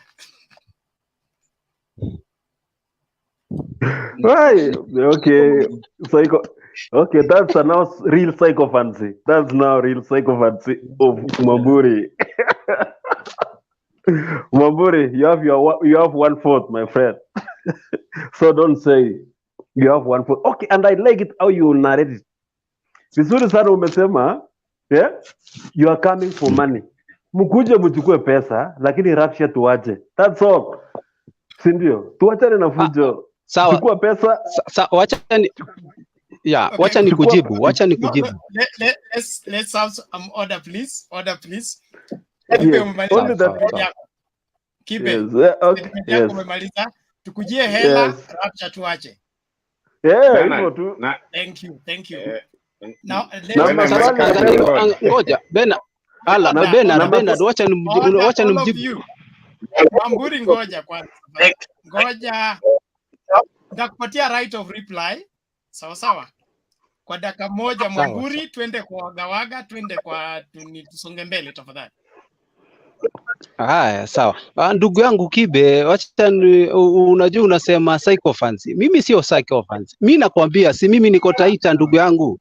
Na mimi mwenyewe mimi mwenyewe niko on the ground. Sio uko kule bara. Sisi ukisema kura yangu ni moja na sisi hapa wacha nikwambie wapwani. Wapwani sisi wacha nikwambie kitu kenye tuko nacho na tunajua. Wewe ngoja, na ndio nakuhakikishia leo utanikumbuka. Ngoja tupige kura, utaisikia tu, utasikia. Usiseme ati ameibiwa wala kafanya nini. Wewe ngojee tu zihesabiwe. Asante. Sawa. Ni ukweli nasema hivi. Let me answer you immediately. Those people who are talking, it has been stronghold of ODM. No, nothing else. Mtu mwenye wako Kikuyuni ndio huko Central. That's not news. Okay, thank you. That's not a surprise for us. Thank you. Kupigia Raila si news. Thank you so much. I am happy for the admission and the assumption is. Yes, Bernard, we are the meat. Hiyo ni stronghold ya Raila, hatuje bishana na amekuwa kilose nayo. Exactly. Fanyeni hivi. You know, there is too much assumption. That the ground has shifted. There is a new generation that is born, and that's what I want us to debate. And Bernard, Mwamburi amemeka assumptions nyingi sana. Let's weigh these two elephants and see which elephant has more weight than the other. Hapo sawa kabisa Bernard. So kama Bernard, I had a question for Ayaga. Anauzani basi kura itaamua. Kama akona kasa hapo itajulikana. Sawa. Tuamungoja. Order. Mwamburi sio na wasiwasi. Kosi na kwaga ya Raila, we know that. Let people mute. Order please.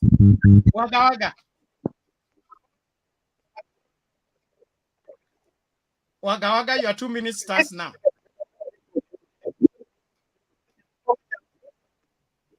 We can't hear you. Yes. Leo nimengojea sana. Na huyu jamaa naitwa Kibe anafaa aelewe Kiswahili ya pwani. Pwani hawana haraka lakini wanaenda kukula pesa.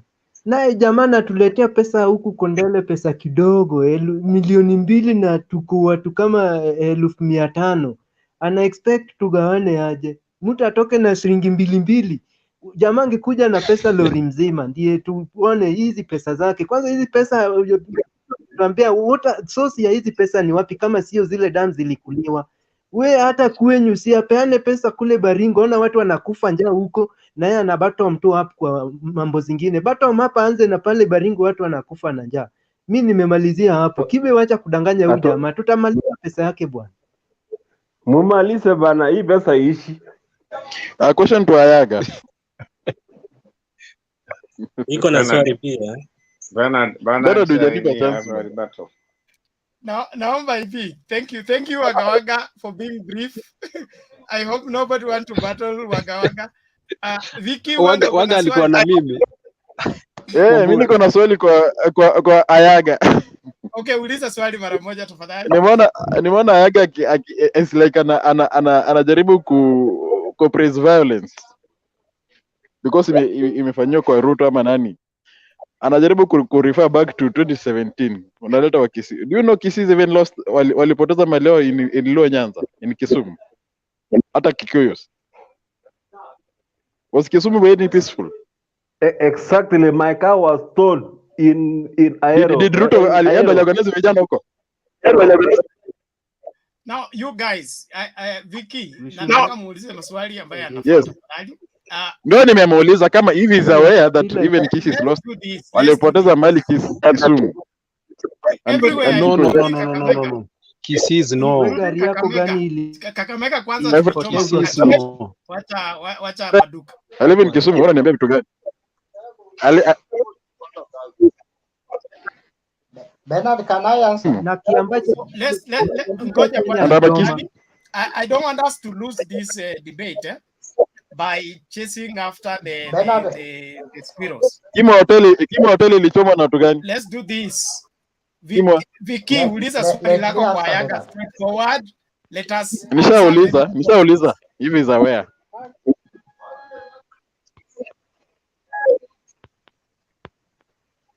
Bernard. Bernard, can I answer? Bernard, can I answer that question? I mean, that's what I'm asking. Bernard, you're ignoring us. Can I answer that question?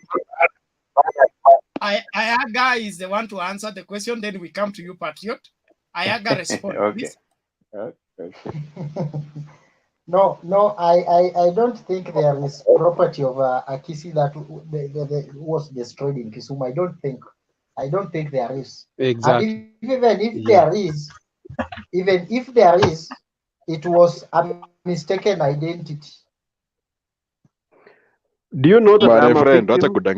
Please, do you know that I'm a victim? Bernard, I am the best placed to answer that question. Please, can I do it? Okay, Patriot, give the answer. Bernard, don't allow mambo ya hizo vitu. Mimi naona tunaenda mahali mbaya sana. Let's do this. Please, we are on this platform as mature people. Let us debate maturely. So, somebody asked a question, let the other give out an answer. Let's not turn this one into a marketplace. Sawa. Na nimewaomba I'm on a very strong drug. I can't sustain speed ile mnanipeleka. Thank jamani, you. Patriot. Simumuone huruma jamani Bernard. Thank you so much, Bernard. I am requesting my fellow panelists to unmute because I want to be heard. Nataka munisikize vizuri sana. Go ahead and answer the question. Vile DP Ruto anasema munanisikia, nataka munisikie vizuri. I want to give this answer and tuelewane. The answer to the question is this. There are no permanent enemies and no permanent friends in politics. The transition of the Kenyan democracy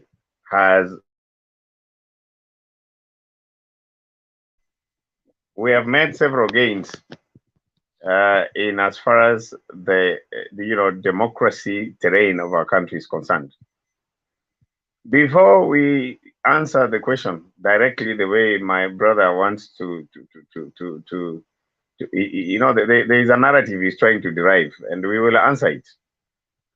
Before you go to how the Kisis and the Luos related in as far as 2007 election is concerned, let's talk about what Dr. Boni Halwale said about the DP just the other day. Forget about the 207. 207, those are many years ago. Boni Halwale is the man who attacked the DP the most. But as we are speaking today, they are the best of the friends. So what am I trying to say? We look at history to learn lessons to make us a better nation. You know, even a wife, when you look at her weaknesses, you will never live with her as a wife. Because, and I want to believe, majority of us don't get wives who are virgins. You get that lady when she's already had somebody. So if you start digging to who was the man who broke her virginity, you will never get a wife. If you look at the chicken, you look at the chicken out there, the poultry farming, especially some of you belong to UDA. The DP is a poultry farmer. When you look at the way kuku inakula, you will not utakula nyama yake, right?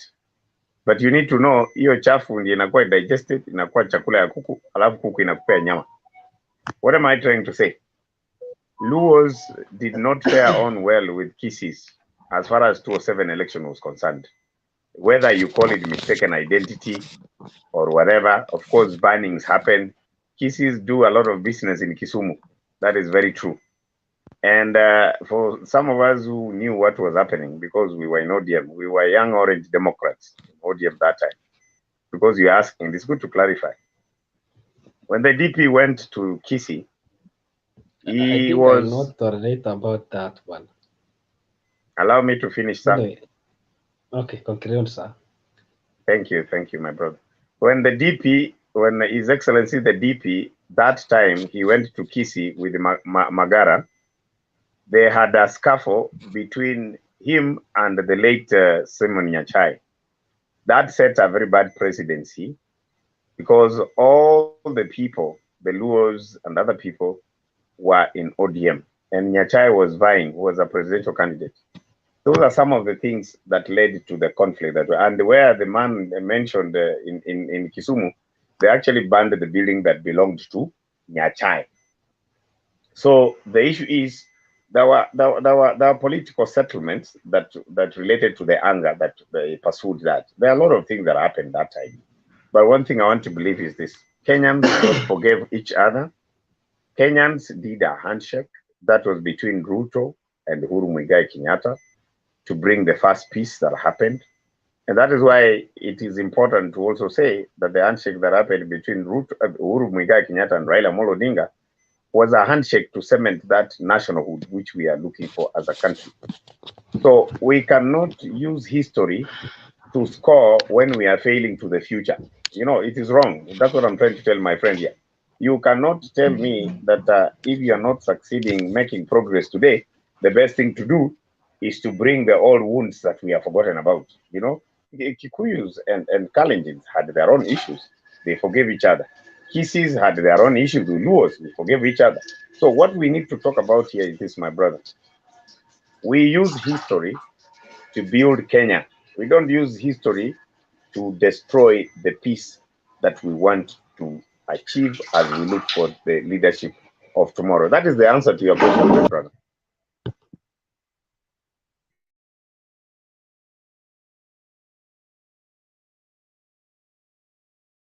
Do you know that I have forgiven those people actually? There is a scenario there. Kibe ngoja kwanza. Kuna point very mzuri sana I want to say. So speech, don't speak, but you are mute. Yes, Bernard. Are you through? You had mute.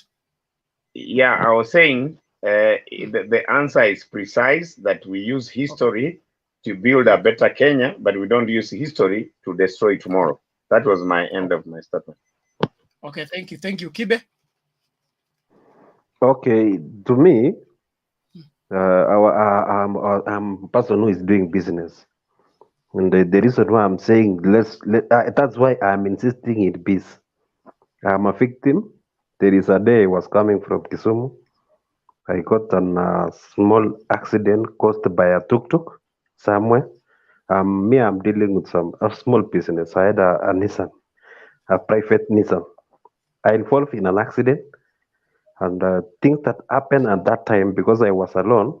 It happens because of politics. Because it was 2016, approaching 2017. Things happened there. The police assisted me to rescue me, and because of a small accident, because a tuk-tuk was on a pass stage, and he actually immediately after dropping a customer, no, I mean passenger, alipika U-turn kwa barabara, and I was coming, so nikamkonga tuk-tuk. But for your information, things happened there, and now I'm saying everywhere kunakuanga na hasira. There is an anger somewhere everywhere. Provided, if you provoke people, definitely in politics, definitely there is an anger. So those people realize that I am a Kalenjin, and wakaanza kunifuruka. They want to take my stock that I had in my car. I forgive them. In fact, I am going to Kisumu daily, weekly basis. They are my friends. My brother I have a wife from Kisumu. So you are my friends, people. And that's why I'm saying you don't know where I can vote for. I can vote for Raila. But remember, as we speak, I am a Nasala. Thank you for the new vote. We appreciate you. Thank you for the new vote. I think I'm the one who has brought that vote. Thank you, Patriots, for the campaign. James, unatetewa mpaka kwa line. Iko nini? Whenever people talk about this issue of violence, particularly regarding our past, which seems to be very ugly one, that as a cycle of 5 years, every 5 years, there is a community that is left completely devastated. It's a very painful thing, but I don't like statements that are flat. To say that people forgive each other, the fact that maybe 2 or 3 political leaders made statements and greeted one another does not wipe out the fact that there are people who are left with very deep wounds, and those who did that to them never said sorry, and they know them physically. They see them every day. Some of them took off with their properties. Some of them have never returned to their farms. You remember just some time last year or early this year, the DCI called some of them to come and make some records. And quite a number of them turned up. And what followed was suppression. That was quickly suppressed by the politicians. That is something that is now existing in our history books. My friends, I think we are trending on very, very dangerous grounds. Pain does not just go away just like that, especially where it involves. Bernard. Patriot, hold on. Just wait. So what I am saying is this: if you are not a direct victim, please never make a flat statement that people forgive each other. That is a big assumption, and I do not know whether our political leaders know what they talk about when they talk in such flat statements, because some of these things were very personal. You have a neighbor, you have lived with that neighbor for so long, he crosses into your compound, kills your children, takes away your property. The person was never prosecuted. You see him every day. You cannot access your farm. And this is not just talking. There are places like Mauche where you cannot keep cattle in the parts of Molo, because if you keep cattle, they are stolen that night, and there seems to be a conspiracy that you cannot trace those livestock. These people have to live in marketplaces while they go to farm during the day in their farms. These are real stories. They are not made up stories. So please, let us pray for this country. Let us try to find other ways. But let us not also assume that these are things that are in the background. They are not.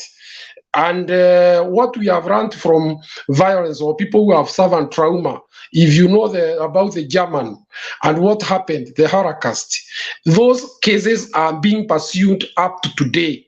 Those who committed the atrocities are being taken to court even up to today, so many years after. So justice cannot just be wiped out because a few political settlements were made among the political elite. There is that common man down there who is still asking, why did this happen? Thank you. Okay, thank you, James. Patriot, what was your issue? Yeah, sorry for my brother. I didn't intend to interject. It's not my manners. I was just compelled that I bring in some Solomon wisdom in his submission. What went through my mind, Bernard, quickly? I am sorry that I seemed to interrupt, but I thought prevention is better than cure. There are a few things that I thought if I would intervene, he wouldn't mention them. There's something I wanted to say here. One, the most difficult topic in the Bible is forgiveness. And you agree with me, Bernard? The most difficult topic in the Bible is forgiveness. It is one of the serious module of study in theology that depicts how difficult it is for those who want to go to heaven. You know, how it might be very, very difficult. We are a society, a creation that is on transition. God gave us reason why we were to exist here on earth, and then we go for life eternity. You know, it's good to be a bit spiritual here because we are. Forgiving is a character and art of the spirit human, which is not a very easy practice. It is difficult. It is difficult to even define it. But what I stand for personally, if this might help somebody out there, is that when you're the most vulnerable to hate, you are the most vulnerable to hurting and almost losing your hope as a person in dignity. You are the most expected person to forgive, to the extent that when we talk about forgiveness, you bring out the meaning of forgiveness in totality. So we don't, in my view, do not need to start personalizing how we went through these things. I know I come from a society, a community that had its own share of what happened in 2007.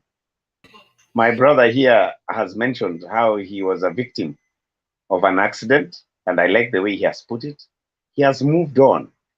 Jesus Christ died on the cross. He was nailed, very, very long nails, on behalf of our sins.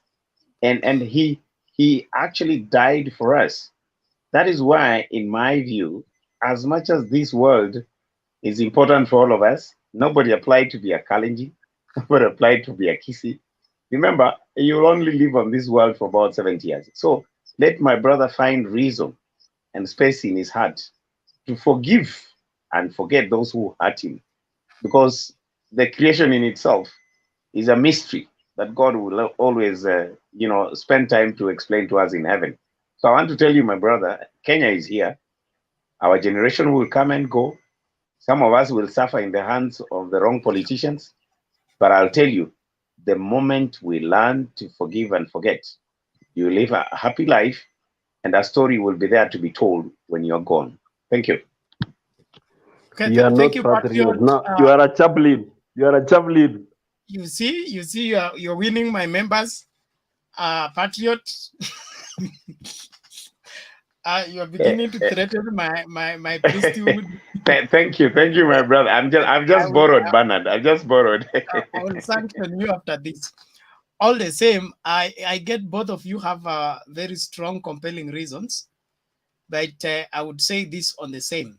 There is forgiveness and there is reconciliation, but there are matters that must be confronted first. Our history as a country has not been a good one.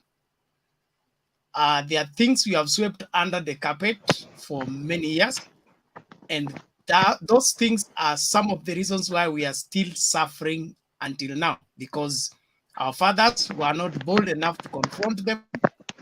They couldn't address them, and that's why they keep following us. One of the things that I will pray for the new government that comes in is to accept, to open the carpet on these matters once and for all, and have them fully addressed and closed. As long as we postpone them, they will always emerge to be a problem. So I pray that if we will bring in a new government, let the new government be bold enough to address these matters conclusively, like South Africa did it. Truth and reconciliation. Watu wasimame, wakubali makosa yao mbele ya kamati fulani, wasameane mbele ya kila mmoja, ili nchi ipone na tuendelee. Kwa sababu tukisema vile tukiendelea kufanya vile tunafanya, hakuna mahali tunaenda, kwa sababu our children will inherit the pain because we are drumming it in the hands of in the minds of the younger ones. The younger ones are going to tell their children, and it will keep recurring and recurring. It is my unsolicited advice that the new government that comes in will have a very good opportunity, because they may not be having any interest in terms of covering up, or interest in terms of gaining politically from any of the injustices that took place in the past. Yes, Deno. I think I'm very sorry. I respect the terms, but now you are trying maybe to use a very wrong method to burn the whole house. You are trying to burn the whole house, and there are so many ways of killing a rat, you know. First of all, I want you to get this. At the end of the day, what you have to understand is this. You will remain being the same person at the end of the day. I will remain being the same person. But what we need here is a bit of change. These things, yes, they happened, as you said earlier, they happened some times back. But now, we need to come and sit down here. We have to answer to ourselves and see what were these causes of those days. You know, we should not repeat ourselves like, yes, it was by mistake, yes. But now that we have run through the mistake, why should we not sit down and negotiate and now see the way forward? I think I'm trying to mean that let us be focused. I don't mean that we are not focused, but we are so much focused. But let us now go straight to the point by saying days. Are you getting me? I think you're getting. I think you're getting. No, I don't. I'm trying to get you. What I have said is, I was not even making contribution. I was just responding to James and Patrick. Yeah, and that's what I'm doing. So both of them have a point. Okay, and this point is far greater than the scope they are trying to give it. Okay. The 2007 is too recent. Okay, we have things that date to pre-colonial, okay, that have not been addressed by successive governments, that are still issues today. Okay, so the income doesn't matter. Now listen, Deno and the rest of the so-called millennial guys. It doesn't matter. Okay. No, look here, I'm not calling you millennial, but there is a narrative that is being you cannot pushed. antagonize the whole there. Ngoja. There is a narrative being pushed, especially by UDA guys, that we should forget history. It doesn't matter. We are the ones who are here. We should forget about our fathers. it does not add up. Our history. What do you mean? Okay. Our history is what makes us as a people. And the more we forget it, the worse we become as a people. We can only be as responsible as our truthfulness to our roots. And whether we come from a black family, the witches family, or the wizards family, that our root is what gives us our identity. And so it is wrong for any community anywhere to think I get you. that where they come from is not important. Where they are going is what is important. I get you. Allow me clearly say this. Yes.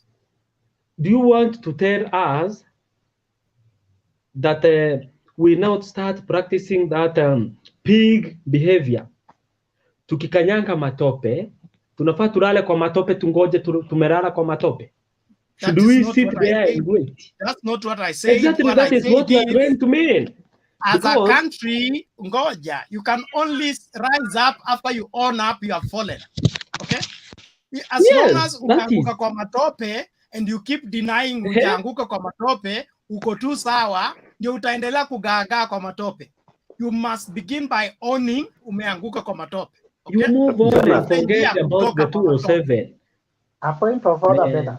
So let's do this. Bernard, a point of order. Yes, Ayaga. A point of order, Bernard. A point of order. Bernard, let me weigh in. You know, you guys are trying to convince us with things that are unconvincing. You know, what James said is something that is there. We have to get a proper way. Even if Patriot, my brother, is trying to be a Solomon, to do a Solomonic sermon on this, it is feeling. Because let me tell you one thing. This thing happened in 2007. Let us say my brother bought a land in Eldoret, for example, and he was chased from that land. Now, today is in a rental place, seeing somebody staying in his land, yeah. You want to tell me that person should just forget? You know, the person who is bringing this issue is one UDA side. Because when you start telling us how you make Raila president, you have to carry the bulk of bad things that happened during that time. And they probably, because I've been defending him, maybe on his egg issue, it was right. If the people who took him to egg were right, because if he is now accepting that he's the one behind the Raila Odinga up to prime minister level, Kalonzo did not work such much, Balala did not do anything, Gilu, I think Gilu was in Pentagon, Joe Nyaga was in Pentagon. Those people never did assist. No, he worked so hard. He must also accept the repercussion that come with it. He is also telling us he's the one who made Uhuru the president. With the bad thing that have gone through the Jubilee government, he should also accept that we ban vehicles of ODM to brand them violence. That those are the means and the ways I worked hard with to make Uhuru the president. Don't give us half-baked bread to eat. And if we complain, this bread you are giving us is a half-baked. You are telling us, no, you just eat that one. We will give you the one that is cooked well later. Give us the full story now. Somebody cannot be tap-testing that he was behind everything in 2007. And yet today, he's only taking a portion of it. Those people, unless those people are given back their lands. Oh, thank you. Thank you for your point of order. Please, I want us to make progress. We are making progress, Bernard. We are making progress. Don't worry. We are making progress, Bernard. Let's do this. Ngoja kwanza. Please, let me answer Ayaga a minute. Okay, Kibe, 1 minute. Okay. You don't want to accept and forget and move on, right? Okay, Ayaka is talking about it. Okay, even if you are mentioning Ruto went to Hague, I'm an UDA. Okay, remember that I'm an UDA. Don't say UDA side, I'm a UDA side. Now I'm here to respond to you. Uhuru Kenyatta went to Hague, and 3 Kikuyus and 3 Kalenjins, right? Those people were fighting. And if you come here and tell us that Uhuru Kenyatta is now clean to an extent that Ruto is bad because you're maybe there is some things happen in 2017 or maybe 2013. That's now it's a Have you Ruto ever heard side. Uhuru Kenyatta bragging that he made Kibaki president? Have you ever heard Uhuru Kenyatta bragging that he made Kibaki president? The guy is If you bragging brag that, about the deeds he did in please, 2007. please. Order, Never order, have order, you, please. you have, Order. Allow Ayaka, Kibe to you have ever talk. heard Uhuru Kibe, Kenyatta endelea. saying that? Ayaga, hold on. Ayaga, hold Ayaka. on. Kibe, your 1 minute is almost over. Ayaka, it doesn't mean when I said I supported someone to be someone, it doesn't mean that I did things that are bad so that that person achieve what he wanted to achieve. We are not talking on that perception, right? You are thinking that maybe if you say that you support someone, that means that you are bad. You did things bad that person to achieve it. Let's do this. Let's do this. I think you people are narrowing this thing into what my point was not. My point is the historical injustices in this country date back to pre-colonial I was to answer you, Bernard. I was to answer you, Bernard, about it. Bernard, please remember this. If you want to solve that issue when 3 time of politics season, please. I want every one of you, because we are in maybe in cities, in town somewhere. Your neighbor maybe is a Kalenjin, the other neighbor is a Kisii, the other neighbor is another tribe that you don't know. Please love your neighbor and respect your neighbor. Please. That's now we can start from there and accept someone's opinion and decision. Now, you guys, my point is simple. If you're going to dress your wound, okay, we must first of all undress it, clean it, and then dress it so that it can heal. You cannot add a white bandage on a dirty wound and tell us to forget and expect it to stop rotting inside. Bernard, it will continue rotting. Bernard, So let's agree. Let's agree as a country. Hold on. Let's agree as a country. We don't have a good past, and some of the past is affecting our present, and only the government that will be willing to go and open the wound, clean it, wash it, and dress it afresh is the only one that will succeed in helping this country move forward. Lakini kama mnataka superficial ile ya tusalimiane hewani, Mungu ametusaidia, tumesonga mbele, tusahau yaliyopita. We have been saying that since 1963, and we are still divided today like we were then. In fact, I want then to say we something. were more united. Something but you. Kibe, let me say something. You have talked a lot. Let me say something there as we progress, please. I wanted to answer Bernard. I am requesting, please. It's a request. Okay, Patriot, what is it? It's a request, actually. What I want to say is this, my brothers, all that we are saying here makes sense. It's not that we are not making progress. Bernard, you have said a lot of wise words, and you can listen. Kibe, you are a gentleman. And if anybody does not listen to you unless his head is not working, my brother here, Owaga, you have a point. But we must strike some equilibrium understanding, because we have different opinions at the end of the day. That's why you're called Bernard. The other one is called Kibe. I am called Patriot and whatever. We must agree. Let's not start breaking our ribs to force each other to agree on this. But there's one thing I want to point out here. The point is this. We all agree we have a history. And I'm borrowing from Bernard. We have a history. That is not in contention. Number 2, our history has not been a good one. Up to there, we all agree it has not been a good one. Where we don't seem to agree is, how do we apply this past history to show us where we are going? You see? So that's why we don't agree. Now, let's borrow from each other's opinion. My thinking is this. Those who are willing to forgive, please start the forgiveness such that others will learn as they forgive slowly. Then those of us who want to hold back, we will teach you as you continue reminding us of the past that us, we are forgetting and we want to move forward. And lastly, with all due respect, I respect people's opinion. It's not necessarily that I must win, but I just want to bring it forward. The history of American Civil War, if you've read the American Civil War, the Southern and the Northerns. The Northerns, they were the mechanized, okay?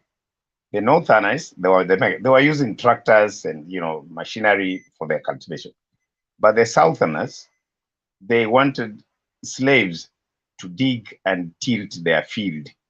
So when it came to the issue of slave trade, the Southerners did not want to legalize what we call, what we call the human trade that time. So because they knew if they say it's illegal to have these, the Africans who are captured for trade, then they will lose people who will take care of their land, and those who will work in their plantations, in the cotton plantations. So they didn't want. So what am I trying to say? The Civil War was basically a technology differential that made the Northerners and the Southerners fight. But do you know what? If Americans will dig back to that history, they will not have a united country today that ended up having an African as a president. They have a very dark history when you look at America. But progressively, some forgave immediately, some took time, and they ended up, at the end of the day, having the country that has Democrats and Republicans. It's my hope that we might not realize a better Kenya today as soon as we might think. But as Bernard has said, it's our prayer that the next government becomes a stepping stone of correcting our past for the better future. Lastly, a word of caution. This is a public platform. If we start bringing out those wounds the way we are saying, I like it, but this is not the right forum. Because the people who are watching, they might think we are instigating. I think the most important thing now as a priority is to start seeing and asking God, how does he give us a good leader? Because leadership is what is lacking. If we get the right leadership, the TGRC report will be implemented. We have recommendations this country. That is something that can only be a reality if we have the right person living in that house on the hill.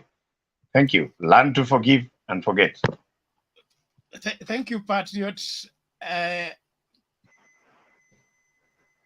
Bernard. Yes, Kibe. Ogwa, please make it brief. I want to add something that you mentioned earlier.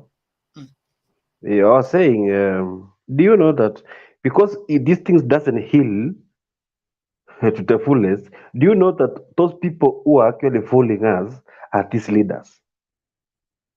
Let me tell you, we normally, these things occur when campaign periods, campaign season. Every after 4 years, we go 5th year, there is a tension in the country. So the problem is these leaders. Now, they are coming to lie to us when it's come after election. They do handshakes. These handshakes is for two people. Someone mentioned there, it's for two people. You see? Unakanyaka mwenyewe alafu unakuja kupanguza. Remember that. So these politicians are talking bad. The hatred, they breach hatred. Yani wanatutenganisha. After that wanakuja kusalamia ni ati they want to make peace of the nation. You know that even if I listen someone telling us that we want peace in the nation, or maybe we are doing this for the peace of the nation. Okay, we wananchi tuko na peace, we have peace of us. Sasa neighbor yangu ni Unyango, neighbor mwingine hapo ni Otieno. Please, we have peace. Ni vile because they want to make that platform to an extent where wanasema we want to create peace, alafu wanasalamiana ati tumesameana. No, walisameana wenyewe na walicause chaos huku chini, wanaenda kusalamiana wanacheka. And I'm telling you, and I'm a politician chini ya maji. Let me tell you one thing, you fight someone. Naona hata Raila Ruto akilinga Raila sana, wakikutana wanakuambia mzee, nilikulinga lakini nisamehe. Hii stories unajua ni siasa. Please, wanasemanga hivyo when they are together. That's why unaona they are loving. Wakikutana wanacheka. Wewe huko unakasirika, we have feelings about what people say in podium of politics. Please, kindly, that's why nimesema penda jirani yako, accept your neighbor. Please, and there is something, don't do anything bad to your neighbor. Siasa mcheke, msalamiane mcheke, views yako wesema. The way we are talking here, no one has slapped someone, but huyu jamaa Ayaka is bringing different views. Bernard is bringing different views. That's now the politics supposed to happen. And the culture you have mentioned, Bernard, cultures, we are different. We are coming from different backgrounds. I am a Kalenjin, your culture is different. Someone's culture is different. Now, the problem in Kenya is that actually to balance politics and the culture and tribalism. The thing I want in Kenya, and I pray that it let happen in future, I want the political parties to be at least three, only three. I prefer that. Reason is, these tribal parties is bringing diff in government of Kenya, because kila mtu anasema I want this, I want this, I want this, and I want this, and we are common. All shida yenye uko nayo Penda na shida yenye niko nayo is the same. Okay. So we want someone who can neutralize everything. We have to be equal. Okay. I get your point, Kibe. I want us to put that point to rest. There's this guy I want to respond to. Is Pius Yego say, Bernard, you are spoiling this platform. Unfortunately, you seem to have an agenda here. I don't know how that is possible. And the agenda is the topic that is scrolling down there. That is what we are discussing today. Secondly, whatever problem this country suffers, it stems to its origin, whereby when other nations were becoming nations, we did not become a nation. We continued being tribes who live together in one geographical place. When Tanzanians were becoming Tanzanian, we were busy protecting the Luyas to be Luyas, Luos to be Luos, Nandi to be Nandis, and until now. That is why our main problem is, and that is why we are not safe until we have our man at the hill. We think that if we have our man at the hill, he will take care of our interest. So the interests of Kenyans are suffering because of our division. And that is what part of what needs to be corrected. And we have part of us who think it is not necessary to correct what is wrong.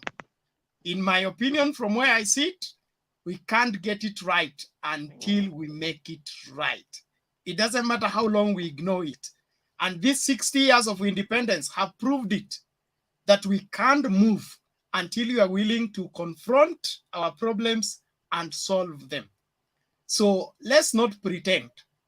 This country matters. This country is important to all of us, but we must first succeed in making it a country where every Kenyan is a Kenyan with all rights, not some Kenyans being more Kenyans than others.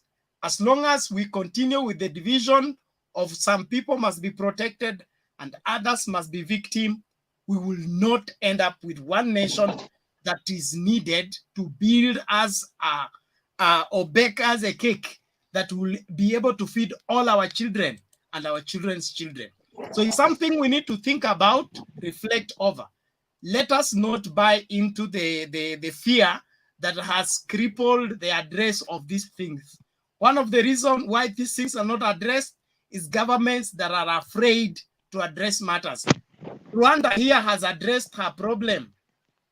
And look at what is happening.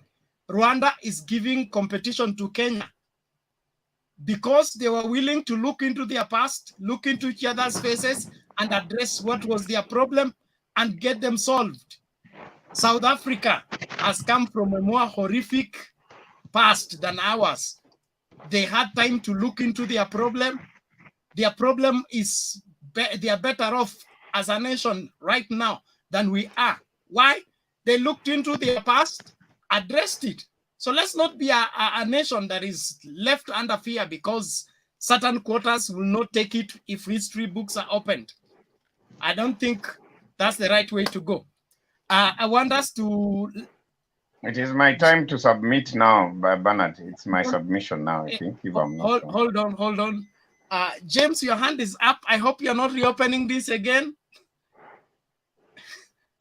Not exactly. Actually, it is to support what you are saying, that we cannot escape from dealing with these matters. And these matters are not just at political level leadership. It is about us, and particularly because there are issues that can you imagine, Bernard, today, you having to make a decision to build a home somewhere else away from certain regions because you feel that your interest could be jeopardized in the future. I can tell you it's not the right thing. Right now, I can tell you something maybe you don't know. I just visited parts of Laikipia. Somebody told me that the people there are buying homes around areas of or Karau and such areas, and avoiding very much going to settle their families around Isiolo. So you can imagine somebody is going for business in Isiolo and has to build his house far away from that area. What does that make of a country, honestly? And then we say here that we are people who know what we are doing about our country. Let us be serious. Let us talk. This is what I'm talking about. Okay. Am I clear? Thank you, James. I think let's have that rest there. Mbogwa, are you there?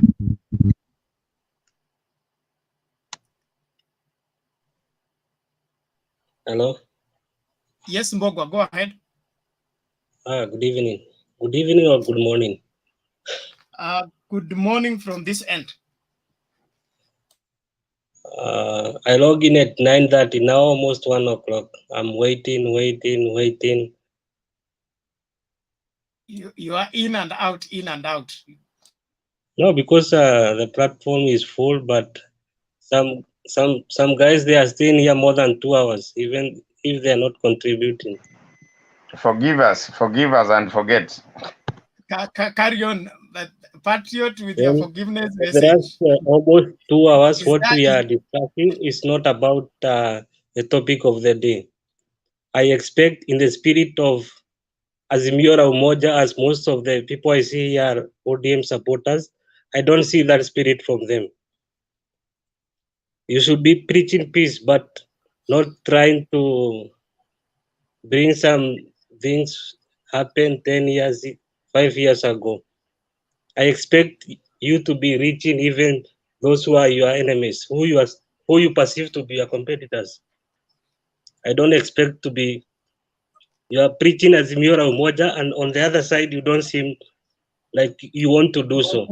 Bogwa, please. Are you in any way meaning that we should forget everything because we need unity? Unity built on falsehood cannot hold.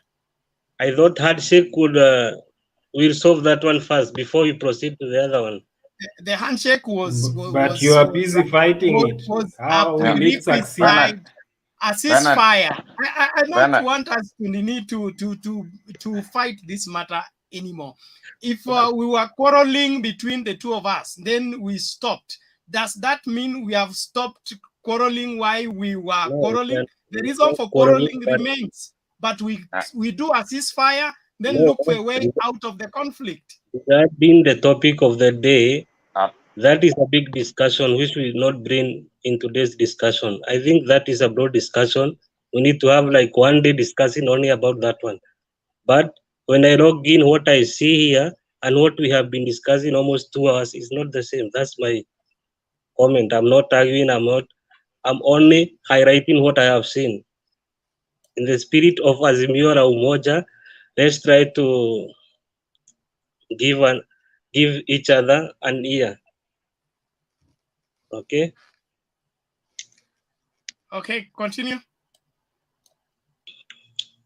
That was my contribution. Then we seem to focus more about Ruto. And the topic of the day is DP Ruto is small, but maybe in a week, most of the time we discuss Ruto. So for me, it's not a small issue. Okay. Then on the other hand, as we near the general election, let's make it into a mind. What about if Uhuru can extend the handshake to Ruto? What would happen? Would you still stand on what you are saying today, or that time you will change? That's my take. Okay, thank you, Let us be practical. Let us be practical. Okay, order, please. It's my turn. Order, please. Let us be practical, Bernard. Take me slowly, I beg. Sawa, thank you. Now, before I give to Patriots, okay, I want to say this. The reason why I'm still up now, okay, and the reason why I'm participating in this political debate, it is not for my party leader to gain support or lose support. The reason I'm here is because of Kenya, and I want a better Kenya. That has been my pursuit since the time I was in school. A better Kenya for all Kenyans is good enough for me. So whether Ruto loses, Raila gains, if we don't have a better Kenya, we have not succeeded. Whether it is 2022 or whether it's 2027 or 2032, if we can't succeed in having a better Kenya, we have not succeeded. It doesn't matter who won the argument, who got the points, or who got the vote. So we are not here, I'm not here personally, okay, to badmouth somebody or paint somebody in bad light just for the sake of it. But anything that will make Kenya better, that's for me. Anything that will make Kenya better.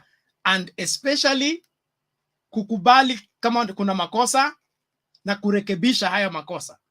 Sio kuyaficha chini ya carpet na kusema kwamba tusahau kila kitu alafu tusonge mbele. As much as that can cause the ceasefire, the war will continue as long as the people to fight continue being alive. And I want, my prayer is that we come to a place whereby tukubali, tuliokosea, mlitukosea, mtusamee, tukubali, tulikoseana, alafu tuende nini? Mbele. Lakini eti wewe usiseme chochote, hiyo mambo yameisha, mezea ndani. That is postponing the problem, is not solving it. Let's not pretend. Thank you, Patriot. I leave you the floor, please. Penny, glad to see you after a long time. I have been, I will tell you my story. Inawezekana hapana, tafadhali. Ngoja, najua inawezekana. Lakini wacha Patriot achukue, tusonge mbele. Bernard, before you go ahead. He's not going anywhere. Bernard is not going anywhere. Relax. Okay, before I go. Omera, please. No. But just a minute. There's an observation I wanted just to make. Yeah, for 1 minute. Regarding the schedule, our schedule, I was requesting if we could have a more regular time or days. It might not be so easy for a whole week, or maybe that can be done later on when the campaigns shall be in the peak.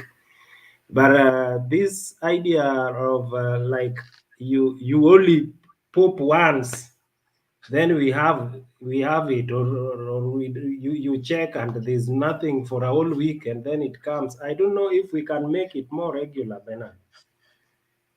It's okay, WG. We get your point and we understand you. There are several logistics that are put in place for us to hold a program. One of it is that we should be able to have somebody sustain the program to its conclusion. I have, in fact, I'm the reason why we have not been on air for a long time. I've not been feeling well, and I could not stay up long. So, and I couldn't come to start a program and then disappear. Bernard, receive your healing in Jesus' name. What happens is... and as the doctor for Bernard, I confirm the allegation. I'm aware of that. Bernard, receive your healing in Jesus' name. Amen. I receive my healing. Amen. Now, please, so one of the reasons is that if I start the program, I'm supposed to stay mpaka dakika ya mwisho. Ndio nimalizike nifunge kabisa station.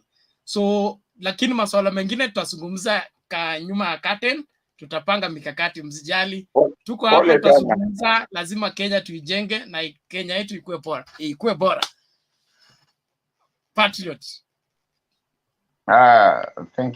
Thank you, my able moderator, Bernard, the evangelist, the God-given, leader to us. And I want to believe that God has a great mission why you are gifted to us. So, worry less, you have a long way to go. It is a journey that will give you many birthdays in your life. So, and I'm sure before the sun dawns, you will see a better tomorrow for your country, because I'm sure that's your prayer. Penny, welcome. It's been a while since we saw each other, and I'm happy to make this contribution while you're here. Inawezekana, it is possible. Inawezekana nimalize na wewe uongee baadaye. So that's okay. Inawezekana, my brother, and feel welcome. So to say my say facts are very stubborn. Facts are very stubborn, and as that might be an elusive thing to some people, we are highly obligated to emphasize this so that they are reminded, because it's not wrong to remind our brothers and sisters on where we have come from and how facts are stubborn, and how this data forms the basis of how things are evaluated. So allow me to be clear on this by saying that the country that we are talking about is a country that has made progress. We have a lot of undoings. We have a lot of miscalculations. We have a lot of miscarriages of very serious projects that will have been given birth to and brought in happiness to our country as per this, time trajectory, in matters when the country was born and now. That is very true. Miscarriages have been there, but there are many children in the name of projects that make this country a great country the way it is today. So let's not lose Patriot ni kama amekatiwa hewa. No. Somebody wanted to speak, Bernard. That's why I don't like speaking while others. I proceed. Just go ahead. Just go ahead. Don't stop until you have been told to. Because thank you so much. It is wrong to broadcast air. Thank you, Bernard. So what I'm saying is, it is possible that after miscarriages of many, many pregnancies, you can still have some children who get out of that, and they go through the process of expectancy, and they are born, and their children who are counted. That does not necessarily mean you focus on the miscarriages. Those that have been given birth to, look at what they are in the society and who they are. They'll depict the positive side of the parents, even as much as those have been the challenge. So what I'm trying to say is we have made progress as a country, the technology-wise, infrastructure, and even on matters peace. And that's why I agree with my brother who spoke, who said that truly what we are selling now is Azimio la Umoja. And the basis of Azimio la Umoja, when you really look at the basis why Baba is pushing Azimio la Umoja, he's saying, yes, we have come from a past that is tainted with tribalism, nepotism, where you look at somebody, unamsikia ni Onyango, and you quickly say he's a Luo, he will not get it. Baba realized that the only way we can be able to make tomorrow a better country for us to live is to look at the past and build solutions from the past. That is why he's talking of Azimio la Umoja, because he knows that the problem this country has is lack of togetherness in matters ideology, political, dynamics on how we want to lead this country. That fabric is so much delicate that we are not united. So Baba feels if we get united and agree to differ, but still agree that this country is bigger than anybody of us, the way he has done it, then we will have a better future than the way it is today. What am I trying to say? I want to be a person who sells hope, not despair. That is the progress that I want to speak about. So let me address myself to the issue of today directly by saying this. There is a narrative that is being perpetuated around that is not the truth. And I think it's time that we brought this to the limelight so that people understand. It might not be really a thing to mention directly on today's topic, but I think it is interrelated because it's all politics. When you talk about Mount Kenya votes today, in my view, whichever direction Mount Kenya votes will go, they will form part of the solution of the tribalism that we want to address. Why? There is one tribe that has never voted for any other person other than one of their own. The brothers and sisters from Mount Kenya have never voted for any other person other than one of their own. If, for instance, they overwhelmingly vote for Ruto or divide their votes between the DP and Raila Odinga, in my view, they form part of the ingredient that we are looking for to solve the problem of tribalism. Because for the first time, you see the Mount Kenya running around with their money, with their campaign, infrastructural capacities to campaign for a person who is not one of their own. To me, that's an achievement of this country as far as tribalism is concerned and its solutions. If this is what we are seeing today, I'll tell you, there is light at the end of the tunnel, because the elections that have passed have been so tribal, where our brothers from Mount Kenya will have only voted for one of their own. Now that they have given that accommodation, it gives me the feeling today that my children of tomorrow will live in a country that is less tribal than the way it is today. So secondly, on the same point, the solutions that we are looking for is within ourselves, and it is within actually the Azimio la Umoja, the way Baba has put it in summary. What does it mean? If, for instance, and I think this is important to bring up, there is this thing of hyped population, we call it population numbers.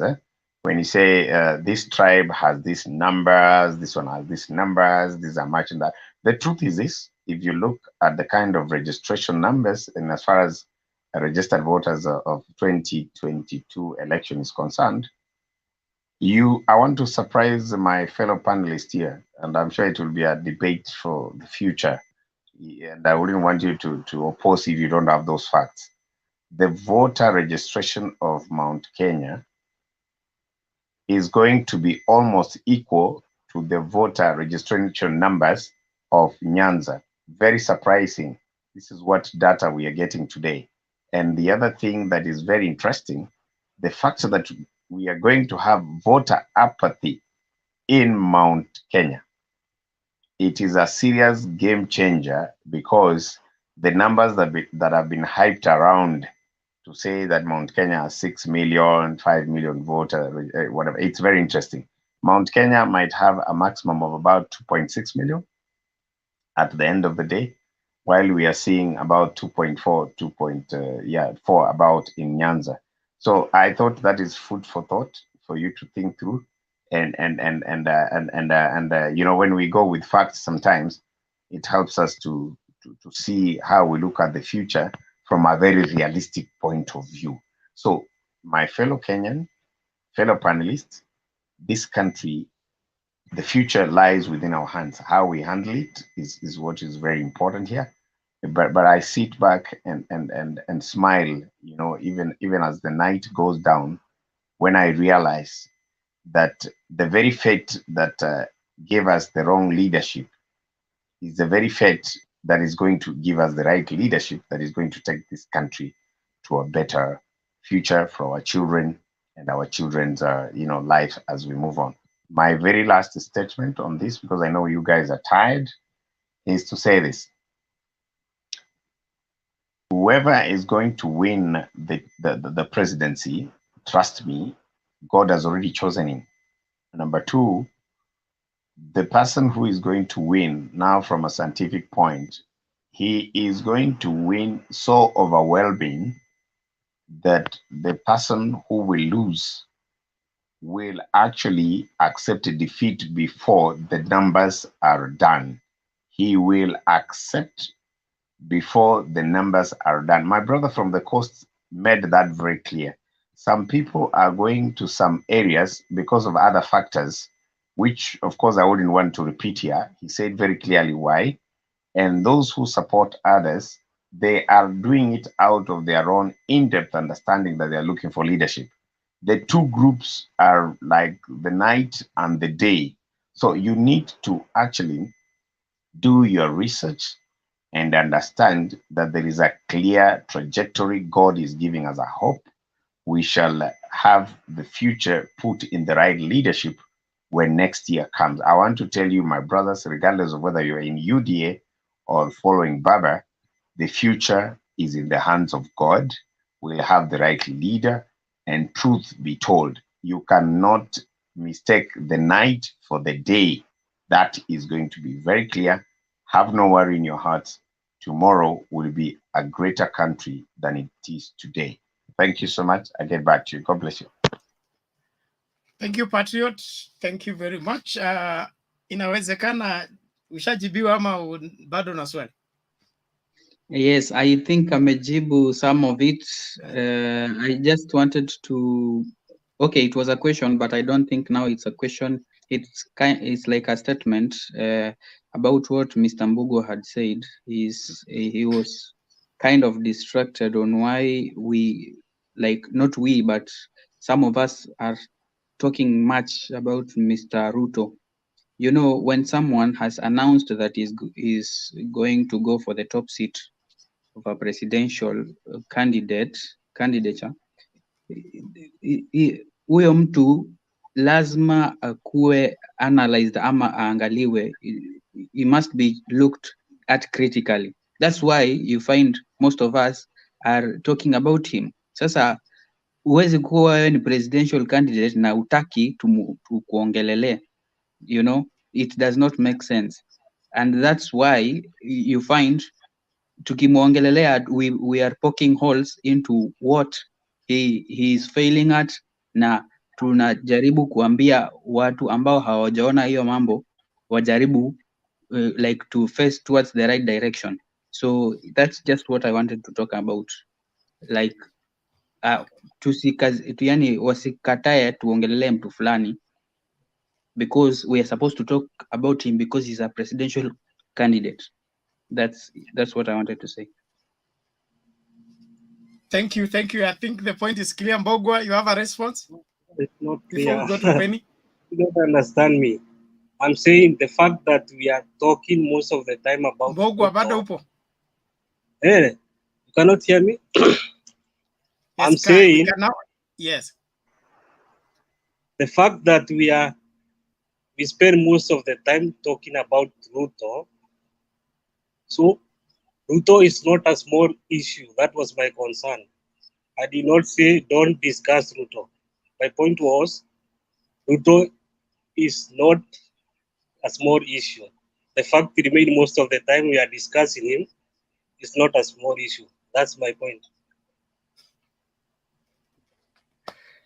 Okay. Thank you. Why we are not discussing Taranzo most of the time? Why we are not discussing Vetangra most of the time? But most of the time we are discussing Ruto. So Ruto is not a small issue. We are discussing him. We are discussing him because he's not directing Kenyans to the right direction. That's why you find most of us discussing about him. Mtu ambaye anapoteza Wakenya, we cannot allow someone kupoteza Wakenya. That's one thing we cannot allow someone as who are you not to allow? We as Kenyans, we as voters. Sisi kama inawezekana order. Okay? Let's we are discussing Ruto because Ruto is the most controversial one. He's the most corrupt. He's a murderer. He has a case in ICC. He's the most useless deputy president. It is true. He's a big issue. He's a big issue. That is true. That's the what one it who means. framed the question for the exactly. Hold on. So if you want to stone me, begin by stoning me. I'm the one who framed the debate question today, and is based on Baba's response on the claims that Baba organized goons to stop Ruto. So Baba said Ruto is a small issue. He cannot stoop low to a level of going to stop him having a rally. So that is it. Then the debate is clear. Is Ruto a small issue like Raila claimed? Is Ruto overrated? So we can dissect all that to its conclusion. If you think he is something, you are right. If you think he's not something, probably you are right. So let us bring out facts, and the facts will tell who is who where. This is the fact, Mr. Bernard. This is what I would like to tell Uda guys. You know, the deputy president, alikuja akakosa. The constitution states clearly that the deputy president shall be the principal assistant to the president. Whichever direction the president has taken, the deputy president hana budi anafaa kufuata that kind of direction that the president has taken. So the moment when the deputy president chose to kutokubaliana na rais, the best honorable thing ambaye angefaa kufanya ni kuresign. So he has become the most controversial person, and he's become the one of the talked persons because of why is he not resigning afanye ile mambo anataka kufanya nje ya government. Wewe ujielewi, unaongea tu kama kuongea. You just interrupt, but I'm making my point. You cannot understand because you are refusing to understand what I'm talking about. I have told you about the constitution of Kenya. We are discussing Ruto because he's the most controversial. He's a thief. He's a murderer. He's the most useless deputy president since independence. That's a fact, and I agree with you. He should have resigned. The first deputy president since the new constitution. Before we have vice president, not deputy president. Get your whatever, facts right. they all mean the same thing. They all mean the same thing. Before you were bragging that the deputy, before you used to look, before you used to tell us, that with the new constitution, the post of the second in command is powerful. But now again, now you are claiming that he's weaker than vice president. So it is all the same thing. It is just changing words. It is just changing words. We don't have deputy president. This is how you lose votes. This is how you lose changing votes. words. There's You nothing are different too from a careless vice with your talk. president. Okay? No, if you become careless, then I will become the most careless talker here. Ukikuwa mjinga, mimi nitakuwa mjinga zaidi, because that is how you want the debate to be.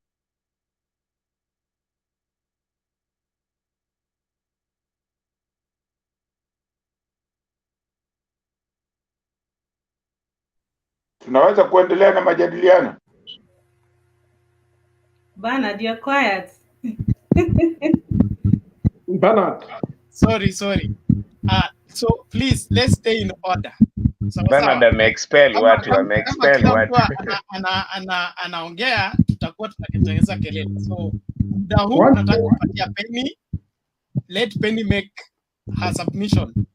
Please, David and the other Bogwa, stay in order. Thank you. Penny, is your session. Okay, thank you. Morning, everyone. Yeah, Morning so to you. in today's topic, it's DP Ruto is a small issue, claims Raila Odinga, and is William Ruto overrated. I think that is what has caused a lot of heat. The topic of discussion can easily be misunderstood, but I think the context in which Raila said that Ruto is a small issue is in the context of Kondele violence and not in totality, So I think we need to go back to our English. I'm not so perfect in English, but I think if you take this thing literally, then you're bound to end up with some unnecessary emotions. So the context in which Raila meant that Ruto is a small thing is within the context of the violence that occurred, because Raila felt that Ruto was dragging his name in the violence, whereas he also had his own schedule. He's trying to channel his path. He's trying to he's also trying to gain political mileage, and therefore he also had a meeting to meet the Ukambani leaders. So when Ruto drags his name in a small matter like violence in Kondele, I think that is when now Raila came out and said that in matters to do with the violence in Kondele, I think he has his own small boys who are capable of dealing with Ruto in case Ruto, in case Ruto does not toe the line in Nyanza. So I think that is the context in which he meant, because we will all agree that Ruto is a seasoned politician. He's very shrewd, Penny, a second, because I know you're a friend. I know you wouldn't mind. A second, please. Yeah. Thank you, my sister. If I was in the Senate, I would have said we check on the onset. There's a way you put your last statement, which I think depicts the explanation you gave that was correct in a bad light. I don't think Baba meant that he has smaller people to deal with Ruto. When you put it that way, I don't think that is correct. I think you need to paraphrase that statement, if you don't mind, please, the last statement. Okay, I think maybe, okay, I'll try my best to bring out my argument in a better way. Lakini Bernard, I don't agree with that guy, because I think everyone has his own understanding. David, hold on, please. Thank you. Penny, it is simple. Okay. What I meant is that if probably Ruto said something that was not in line with or something that didn't go well with the ODM supporters, because we will all appreciate the fact that Kondele is like a bedroom to Baba. So Baba did not have to be the one to organize for anything. That's what I was I was trying to bring out, you know, because for Baba at his level, the caliber of a politician that he is, you do not expect him to be the one to stoop low in case there is anything that needs to be confronted, if I may say, you know. He does not need to stoop down. I think the point is clear. He doesn't need to stop Ruto from going to Kondele. Yeah. So, because he also had a schedule to meet the Kamba leaders so that he could also forge his political path. So he did not have time for that kind of a thing. He did not have time to come and prevent Ruto from campaigning in his own backyard. And I think Raila is quite confident of his supporters. So there's no reason for him to keep watching Kisumu or whichever area, because he has, like Atwali put it, you know, he has his supporters who are very, they are willing to lay their lives down for him. So I don't think Baba is really scared about anybody coming to hold their campaigns in his own backyard. He's very confident with the kind of supporters that he has. And then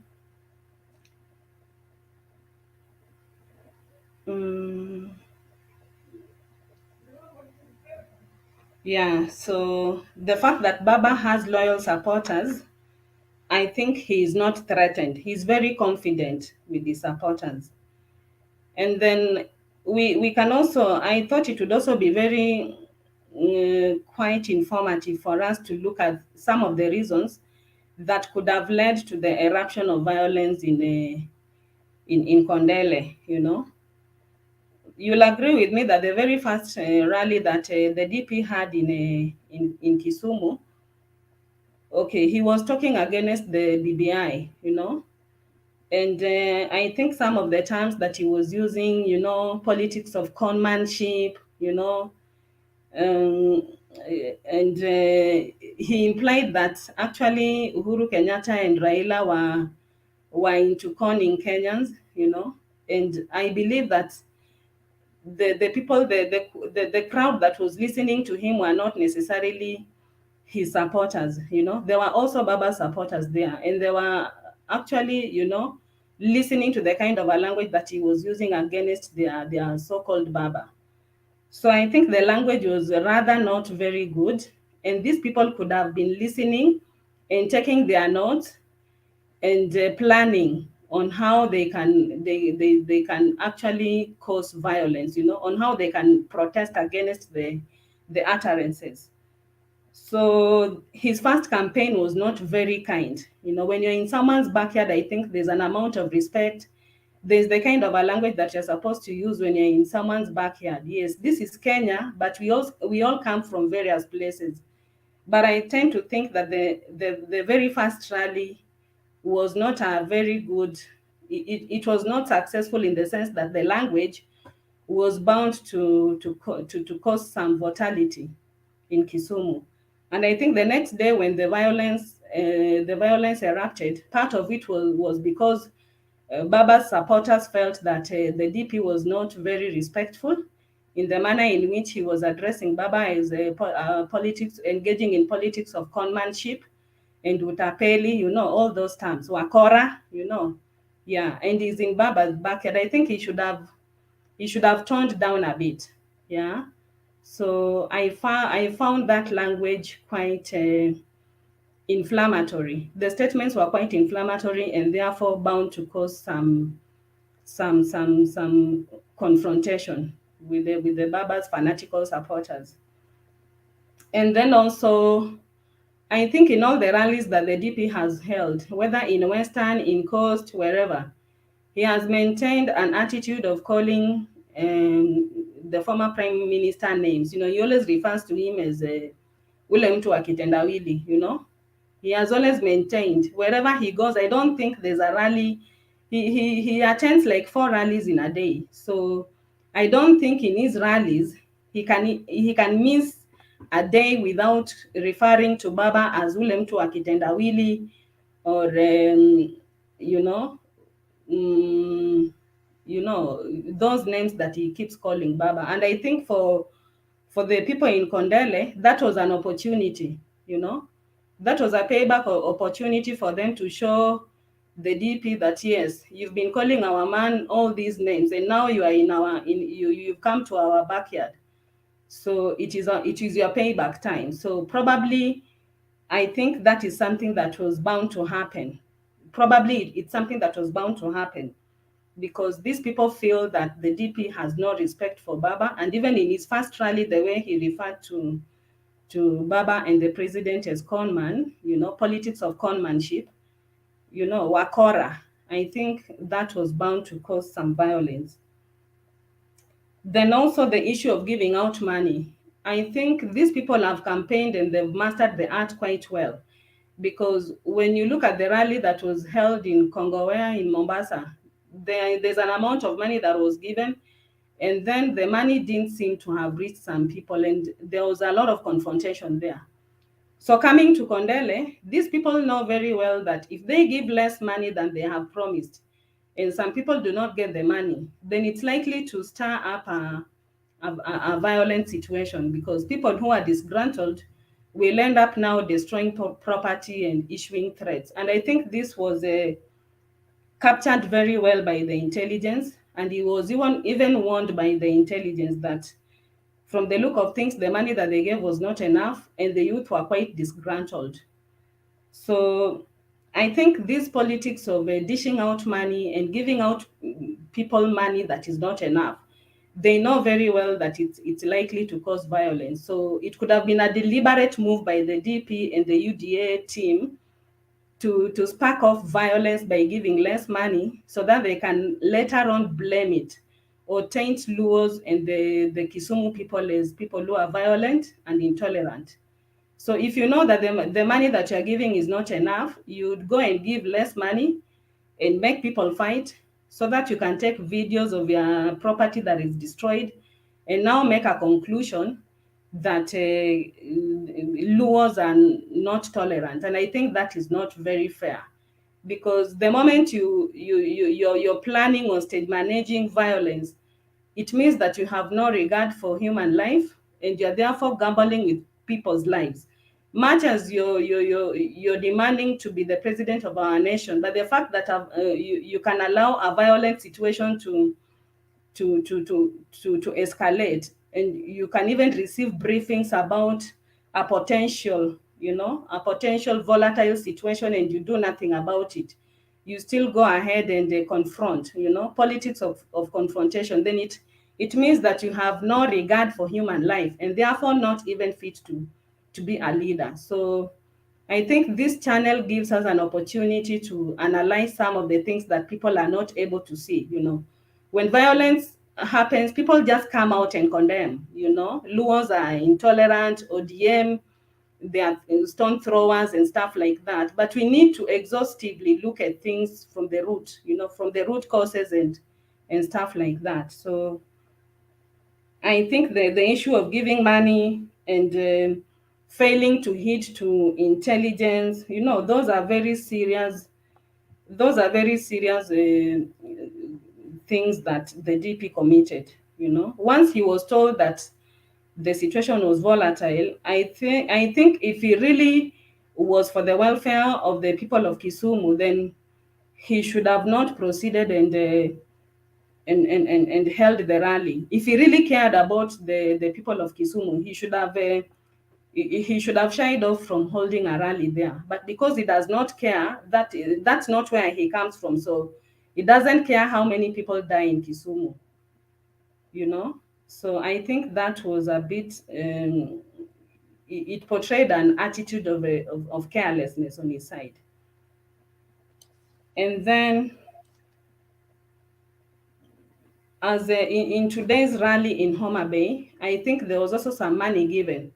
And the DP himself was warning the youth that they should be able to share the money well, so that they do not end in a situation similar to the one in Kondele. So you see, the DP is actually accepting the fact that it is the money that he gave that caused the fighting to erupt in Kondele.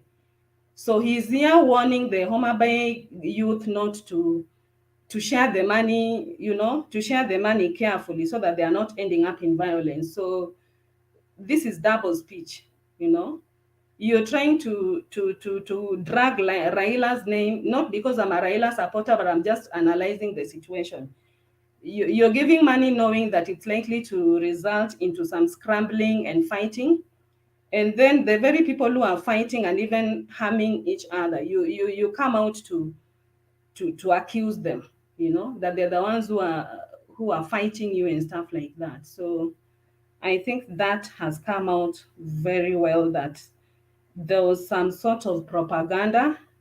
There was the intention to taint Kisumu residents as people who are intolerant. The situation is volatile, but you are confrontational. So you want the situation to get out of hand so that people can be painted as violent.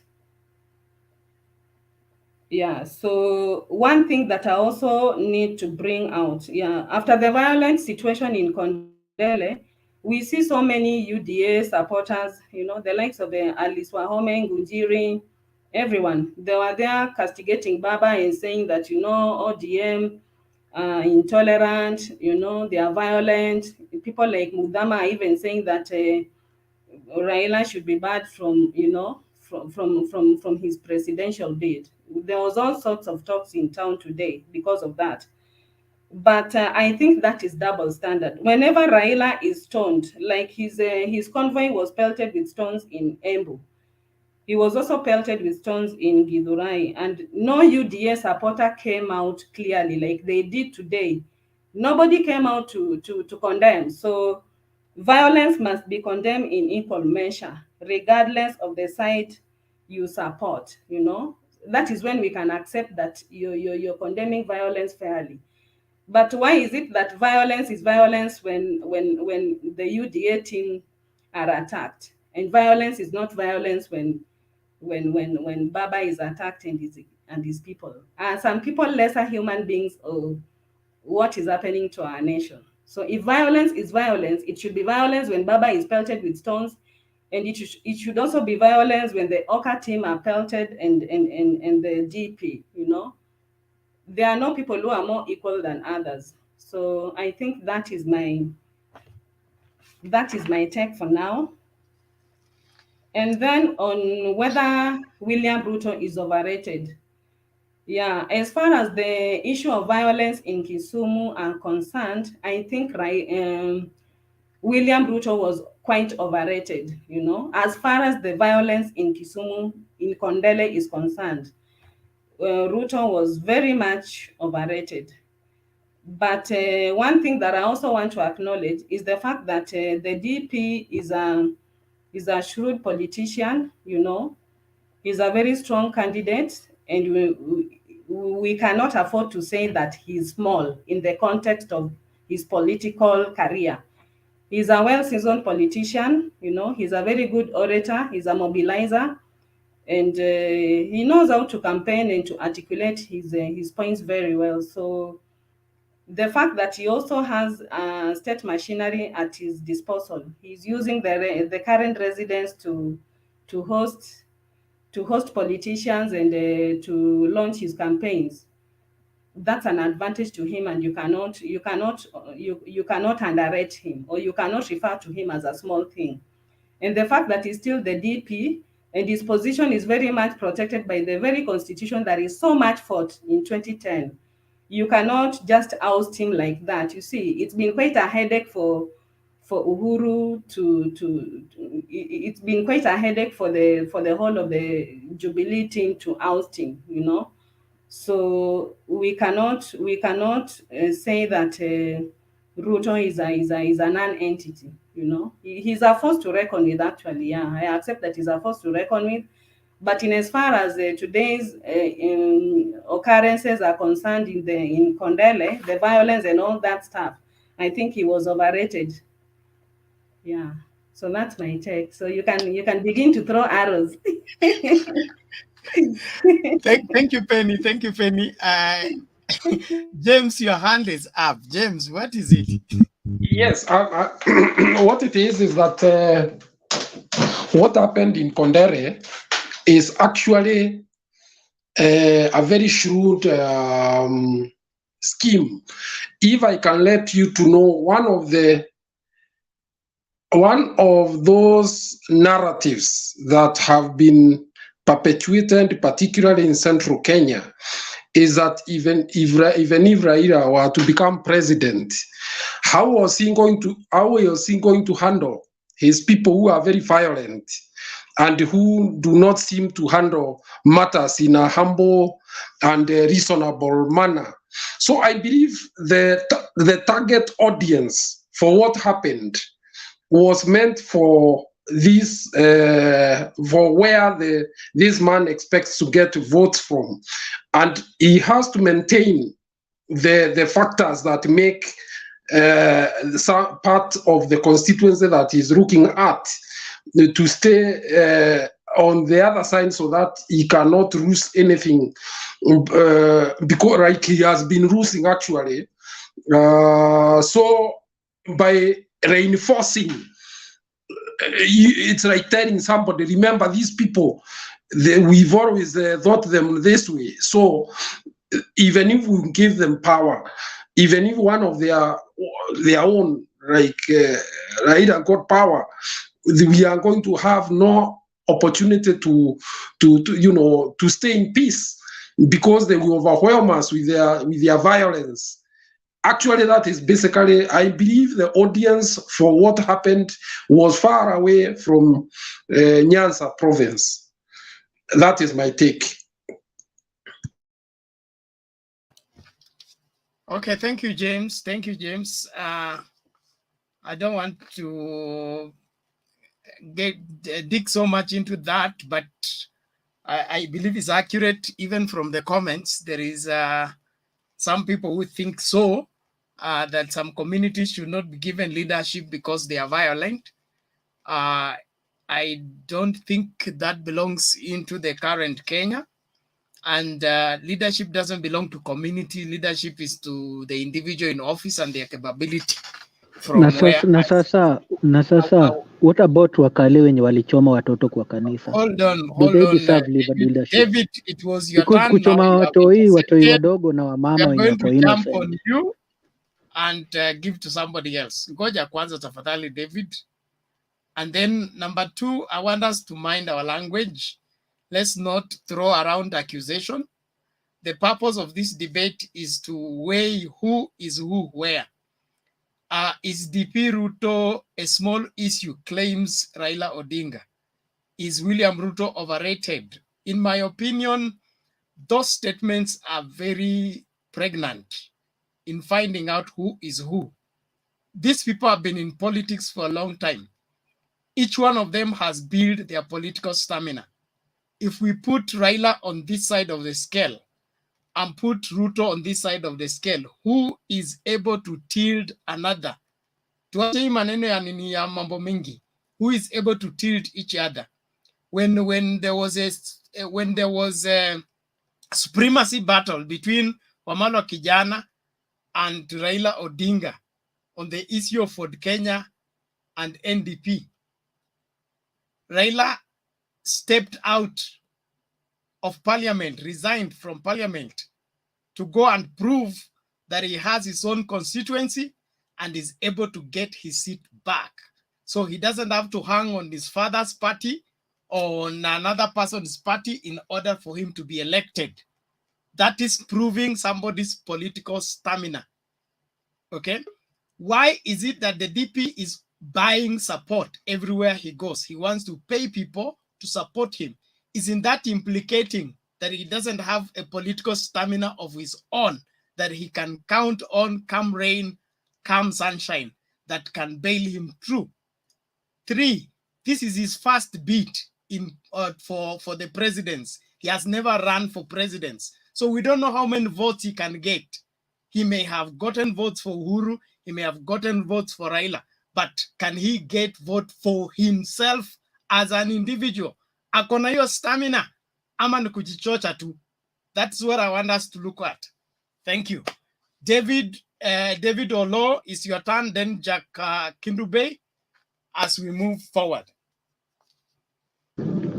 Okay, thanks sana. Mimi kitu nataka kusema ni okay, I want to contribute on this headline. DP Ruto is a small issue. Claims Raila Odinga. Is William Ruto overrated? Yes, William Ruto is overrated. In fact, kama si media ya Kenya, William Ruto angekuwa nowhere. The same media that he castigates is the one that has built him. Because kuna swali zingine za upuzi nasikianga media ikiuliza, like unasikia media inasema ati is Raila finished in Mombasa? Sasa Raila anawezaje isha Mombasa na Aisha Jumwa na yule Mohamed Ali? Can they finish Raila in Mombasa surely?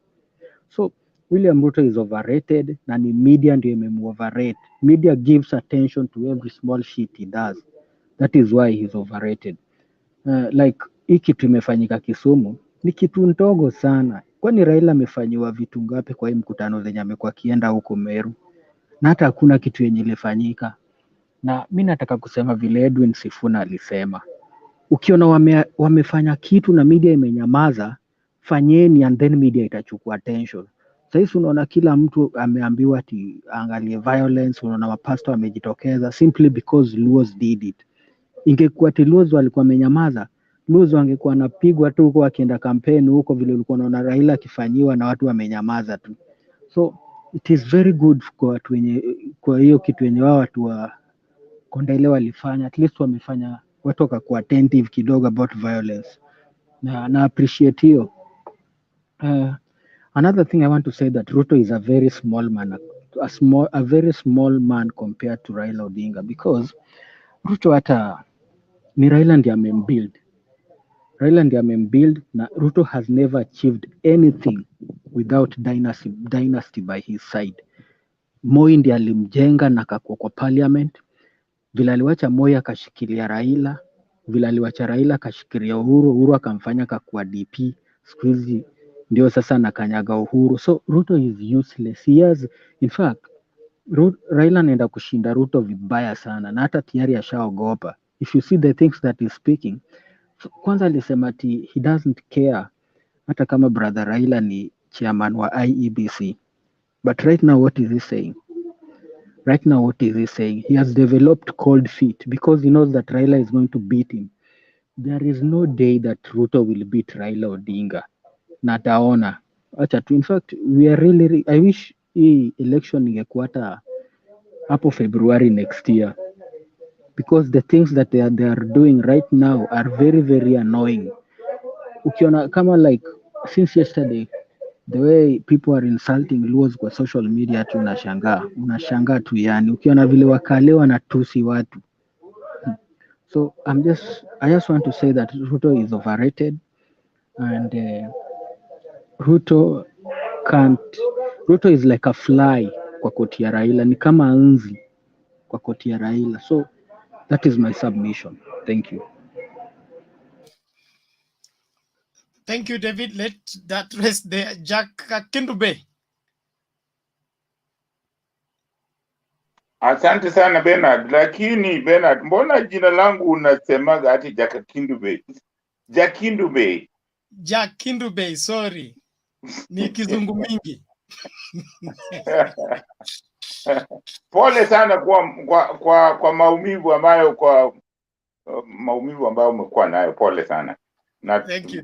Nimefurahi kukuona tena uko mzima. Asante. Thank you. Mimi kwanza nataka kusema kwamba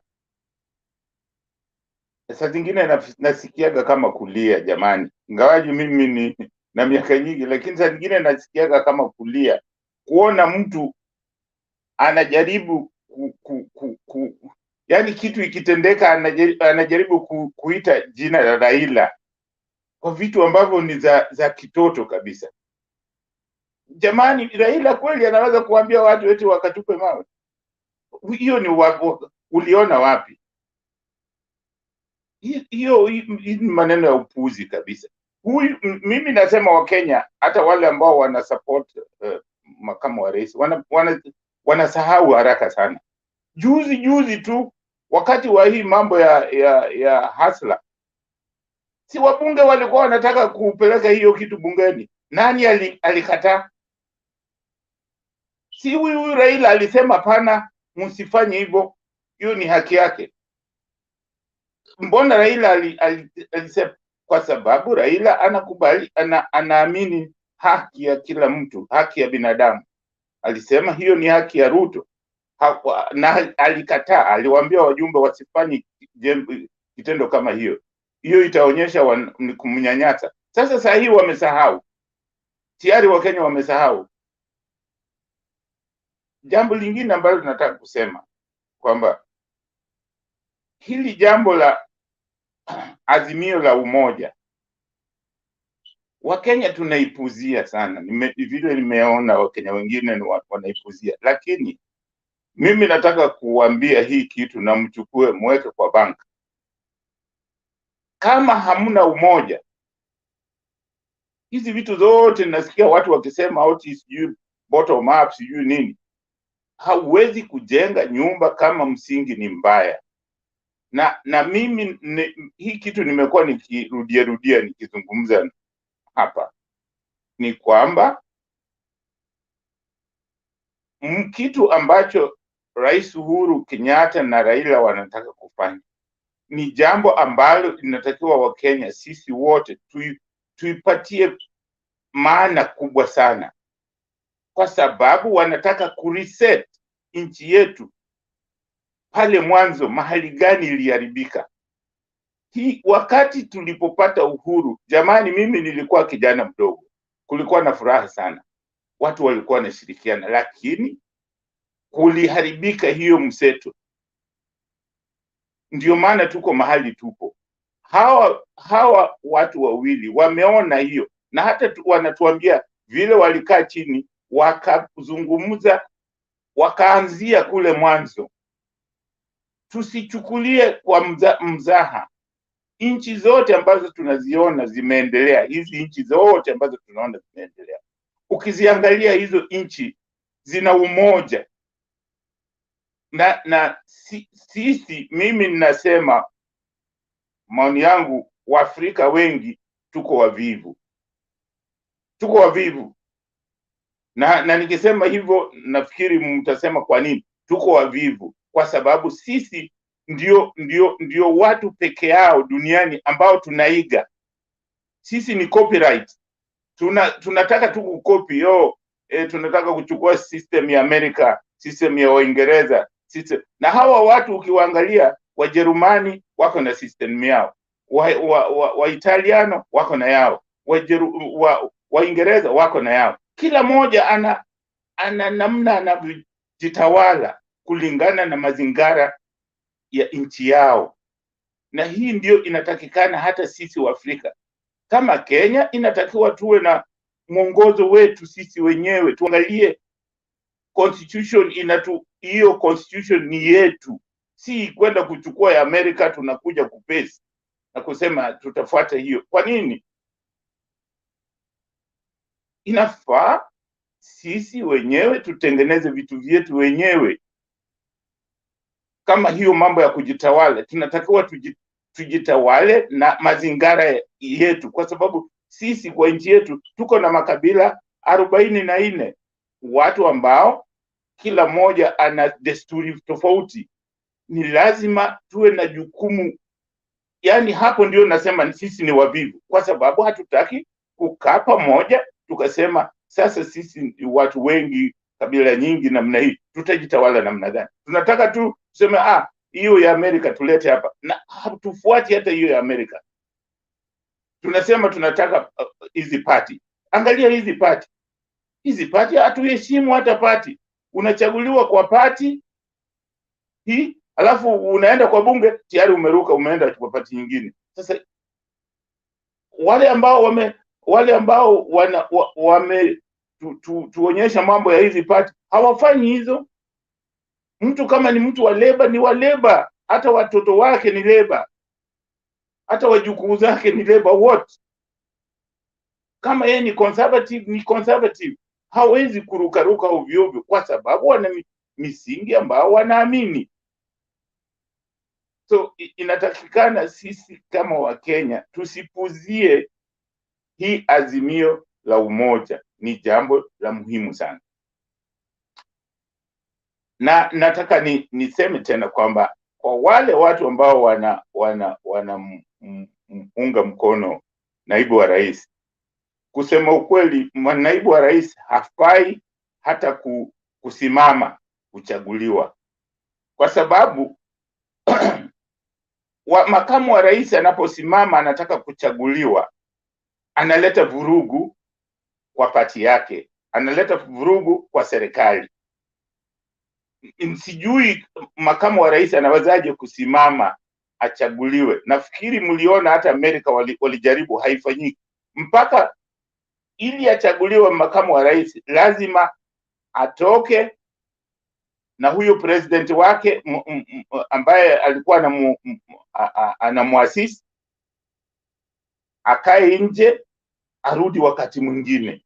Lakini kuchaguliwa na president wakati president yupo, ati wewe unataka makamu wa rais achaguliwe,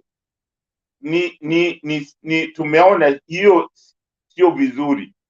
Na hata katika historia ya Kenya ni mtu mmoja tu amekuwa vice president ambaye alichaguliwa kama yeye ni vice president.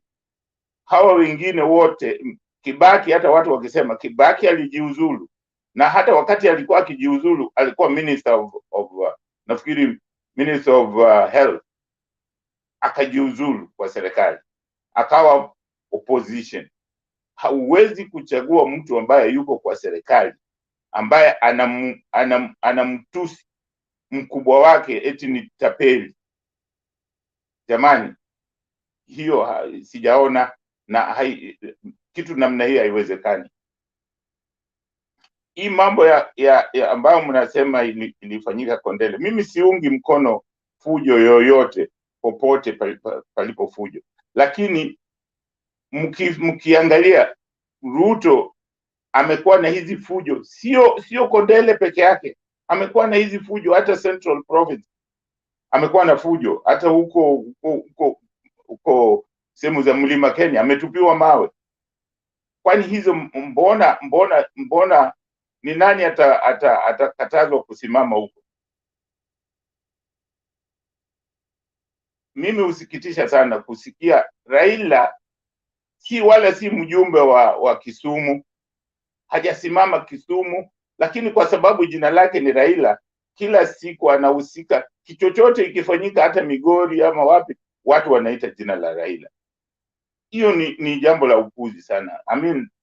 Nasikitika sana hata wale ambao wako hapa ambao kwenye hii forum ambao wanamsupport Ruto au ambao wana Raila ni mtu ambaye hata kama umpendi, tafadhali tumpe heshima zake.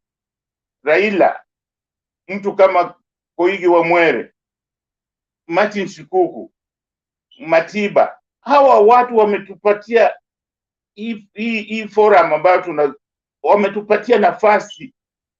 Tulikuwa hatukuwa na nafasi jamani. Hapo kwenye miaka za hizo 60 mpaka hizi mpaka 92 tulikuwa hatuna nani. Ilikuwa rahisi sana kuzimwa. Lakini hawa watu walijitolea mwanga tukapata. Tafadhali hata kama umpendi, wapatie heshima zao tafadhalini. Asanteni. Okay, thank you. I think that is clear enough. I want us to go to Mulumbu before we go to David.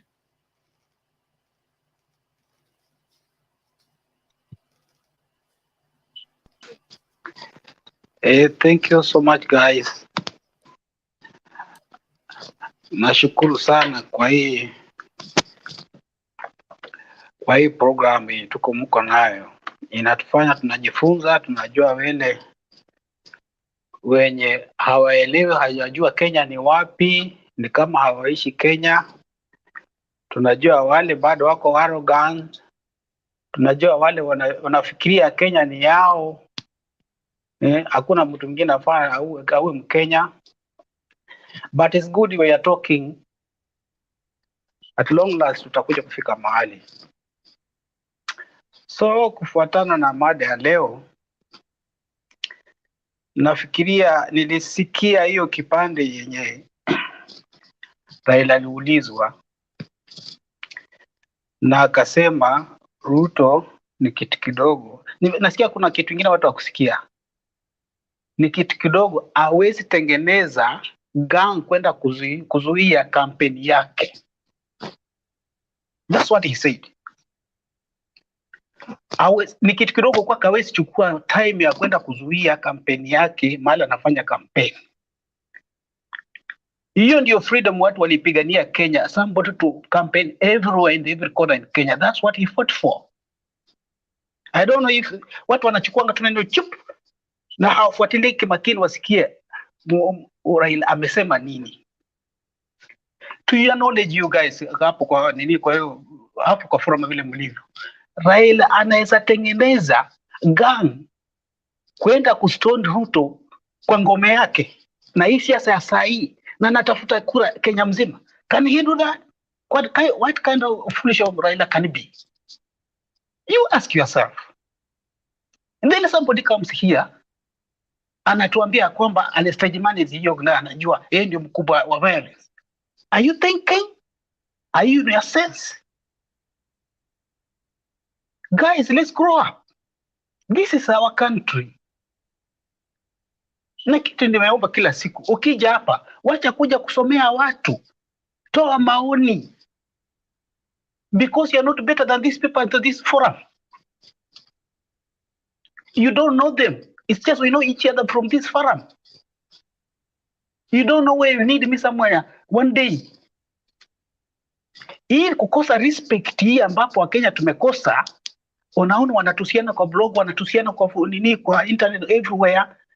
Unaona viongozi pia wakienda rally wanatusia. That's what has brought these secondary kids wanachoma shule kila siku, because they don't respect their teachers. They learn from you guys. Because hao watoto wana masimu, wanaona vile mnaongea hapa. They see.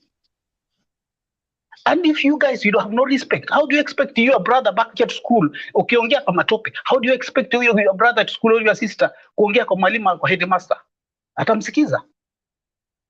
You won't listen to him or to her.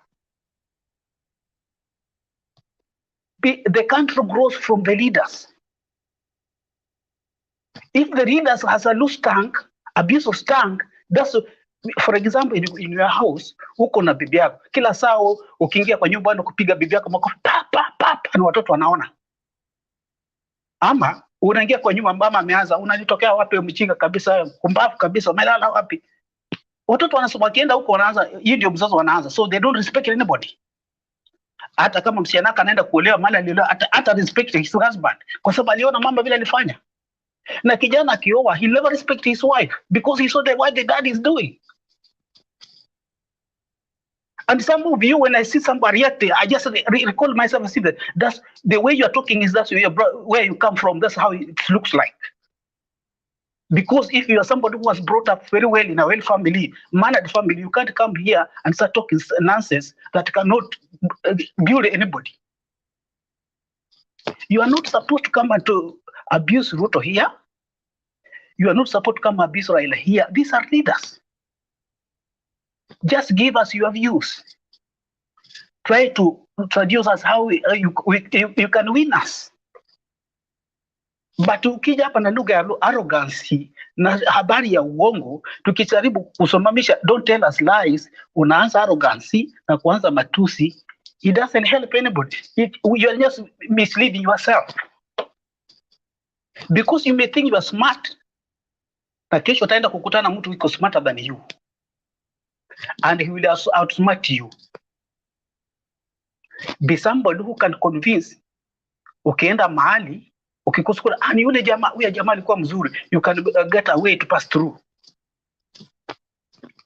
So guys, ni vitu vya upuzi. Mtu akuja hapa tuambie at Raila state manager ni violence ilitokea kwa ndani. Yeye ni upuzi ule, yeye ni upuzi wa hali ya juu.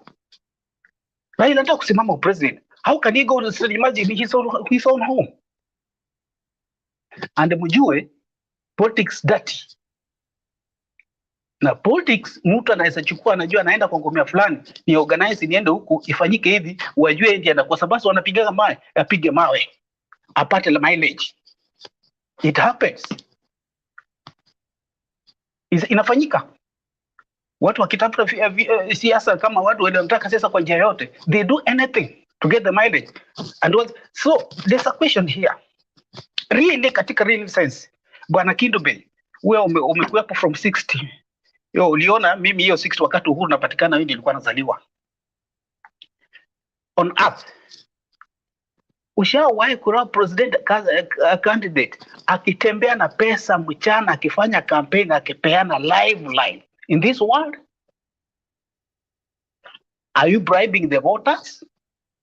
Or you are going to the voters kuwasihi kuwapatia sera zako ili wakuchague wafanyie kazi? But this one you're going to buy. Why are you buying? What do you want to do this power? Why you buy? You have to buy them. If it's in America, siku hiyo hiyo ndio unashikwa na tupa ndani. Because you are not supposed to bribe anybody. In fact, raia ndio wanachanga, wenye atoa $5, $10, $20, wanakuchangia pesa kwenda campaign.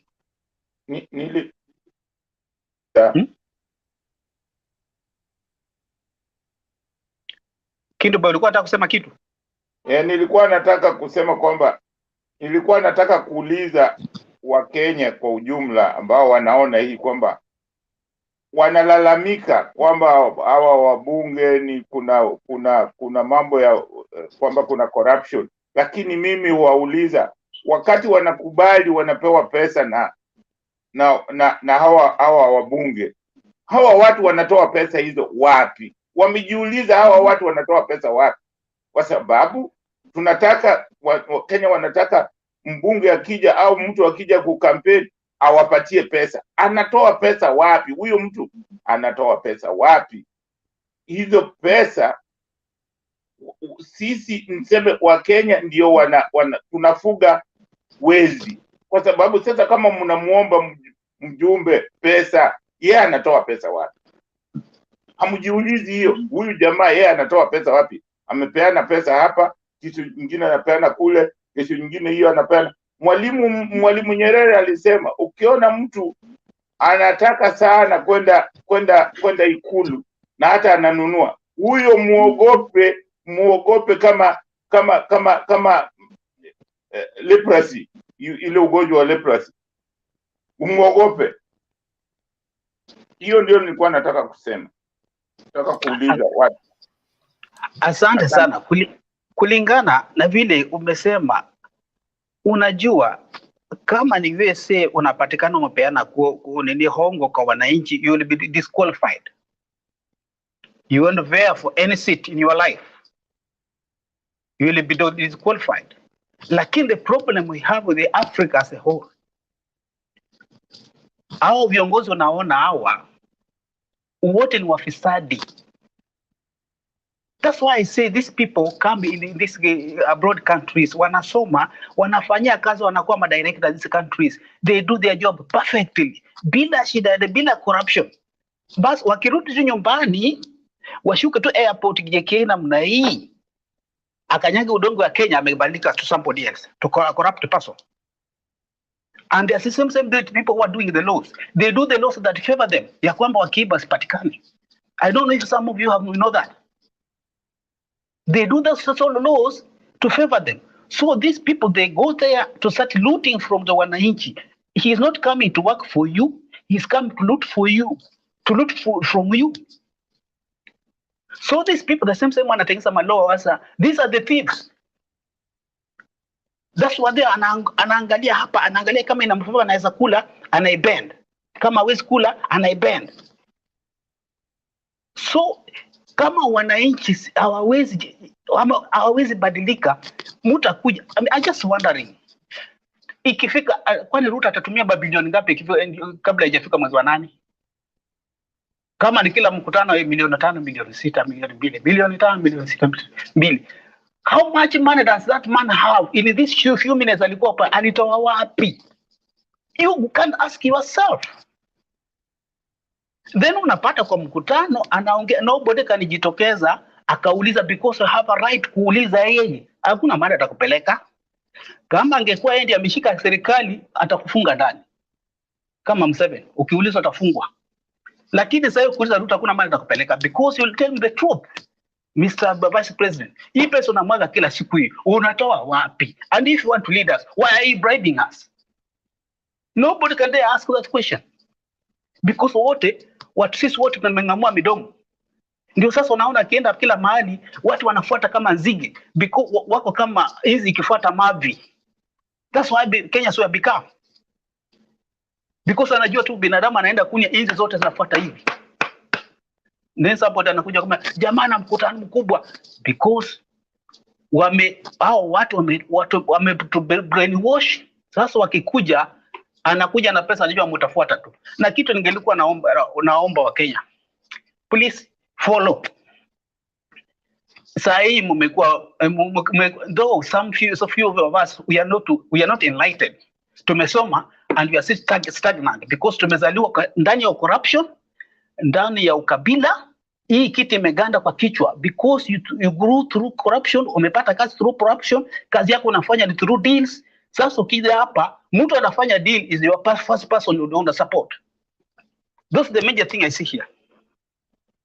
People here the support watu ambapo hata mtu mwenye amepatikana na deals waongee juu yake. This person ana practice deals na pesa with that money.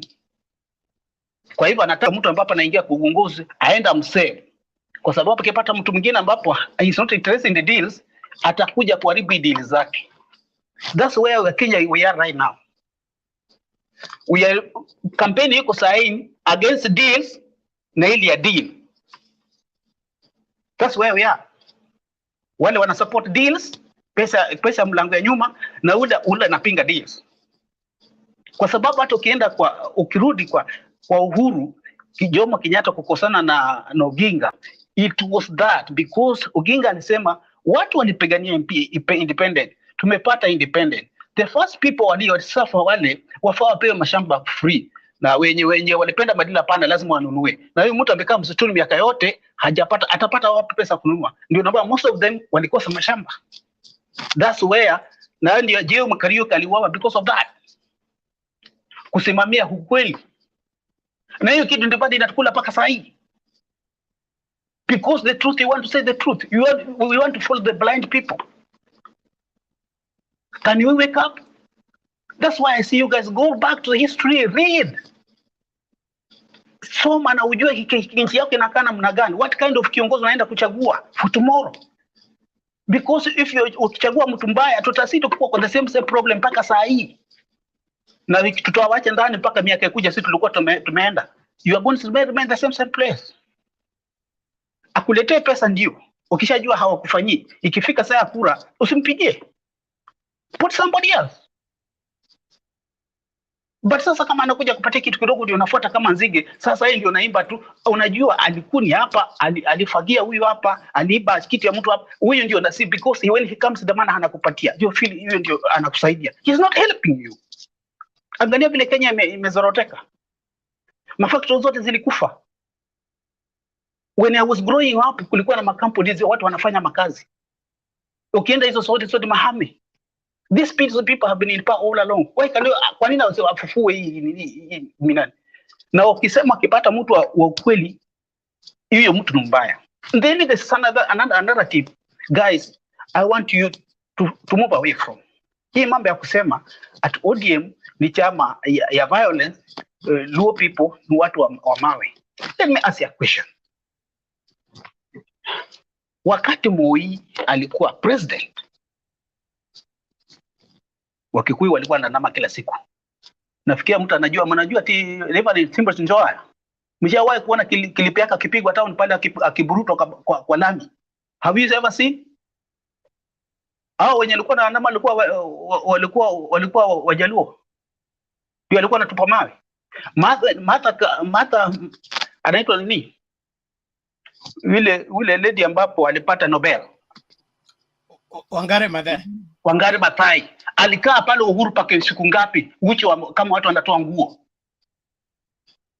Akipigania demokrasia. Wakipigwa tia kazi. Hao walikuwa Wajaluo. Rubia, Matiba, Poli Muite. Wakipigwa na tia gas. Nikidanganya Kindu Bei iko hapa atakasema mimi nasema uongo. wakati walikuwa Wakikuyu na Wajaluo na Waluya wameungana wanapigana na Moi. In Rift Valley wote ilichukua kila kitu. Why they hooligans? How many people died fighting for the freedom and freedom of space we have right now here? How many people died? And then you come here, unaniambia kwamba kama Bahata, hiyo ndio sasa zingine nasema our brothers Kikuyu style up men. Kama wazee wenu wamesema walifanya makosa, you young guys, listen to them. Because by that time Kikuyu na Wajaluo na Waluya na some of course people were together. But once walipata uongozi wakarudi kwa uongozi, sasa Jaluo amekuwa ni mtu wa mawe. Really? When there was a problem, we fought together. When ukipata kiti sasa unanigeukia mimi sasa ndio napiga tear gas nikisema no, what you are doing is not right. We fought to be together. So you turn to us, you brand us to be what wa mawe. Really? You guys go back and read history. If you don't want to make this country better, it's going to be like Ethiopia right now. We are just like the Kenya, ni watu wa kusameheana, wa handshake. Na you are lucky, Wajaluo ni watu ambapo wanaona mbele. I can say, I'm not a Luo. Tunaweza ongea pia sisi. One minute, namaliza. You have taken too much time. Come and you see, what I'm saying is not sense for you. Hold on. Jeff, stay in order, please. We are coming to you. It's always good to give other people time. Jeff bana nyamaza bana mzaya ongee bana. There is respect for the elders on this platform. The wisdom of the elderly must be given priority. Yes. We have a lot to learn. But it's also not in order to give someone almost 1 hour. Give you time to participate. You are wasting time. It's good to waste time if you give somebody 1 hour and what about the tanga toa hapa bana. Your submission. Yeah, those are the kinds of the people who I'm telling you guys. Tukiwa na watu kama hao, Kenya, we are not moving anywhere. Tutazidi kupigana kila siku. Because if you don't follow the history, you will never do what? You will never prosper. As some other people have said. Guys, let's go back to history and let's select the people that can have the country in their heart. And my brothers from Central, from Coast, from Western, and from Nyanza, we were the same boat when Moi was giving us a hard time. People are being tortured. Let's become in our senses. Let's do the right thing. We were fighting for during that time. And you young guys that are learning right now, this arrogance of yours, is not taking you anywhere. It's going to land you in a ditch. Listen to those people who are there, read the history, and amua kufanya the right thing. Hata kama you grew in a wrong way, mzee wako alikugusa kwa wrong way, but ukishakuwa mtu mzima, una akili yako kusema this was wrong, I have to make it right. You cannot go on beating your wife because your father used to beat his wife, your mom. You have to make a decision that to make your wife happy with your kids, given the right directions. Ndio wakose kwenda kuchoma shule.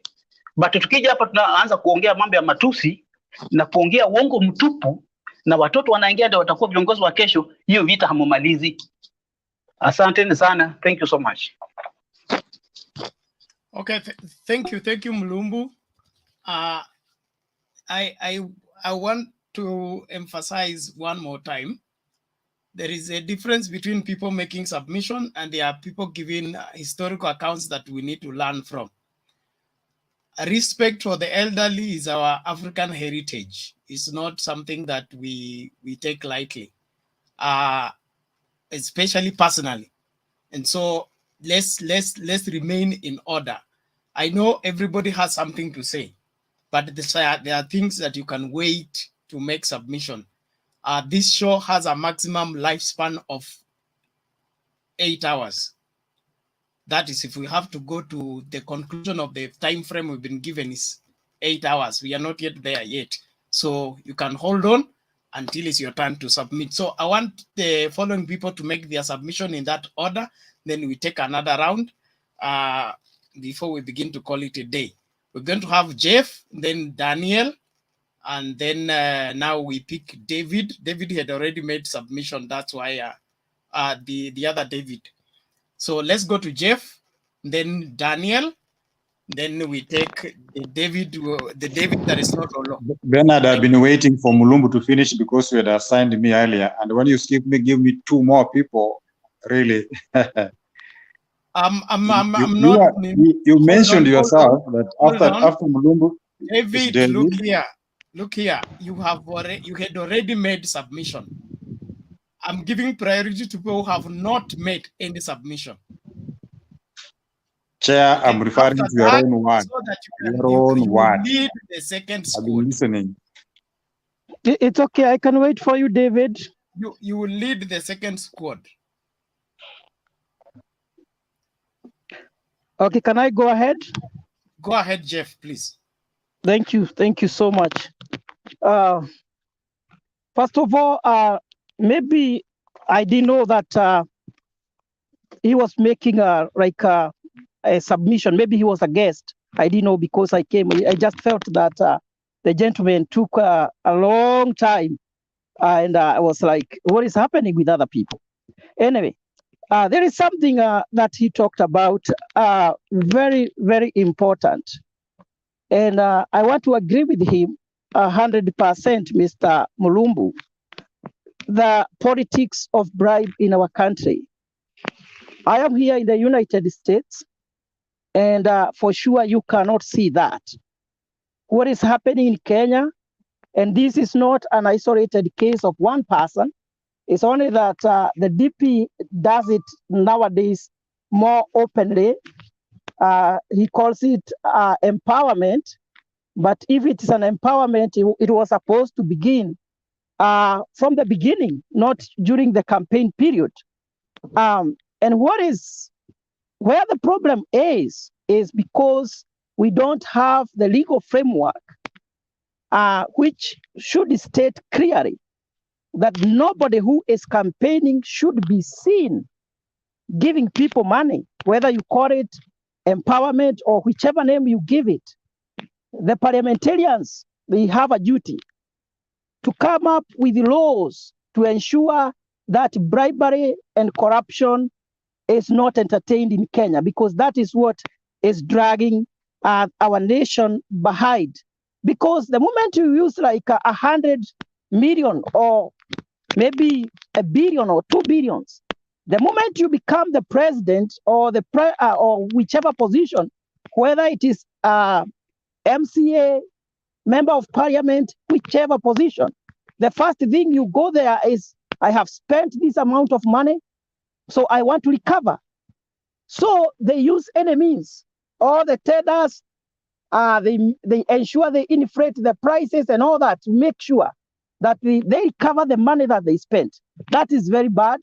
And it is very important that we as the young people, because most people here are young people, we should actually be the one to push our parliamentarians, the lawmakers, the senators, to come up with laws so that the leaders do not give money. We should also sometimes refuse. I saw somewhere, I think it was in Zambia, where they took rice to the people.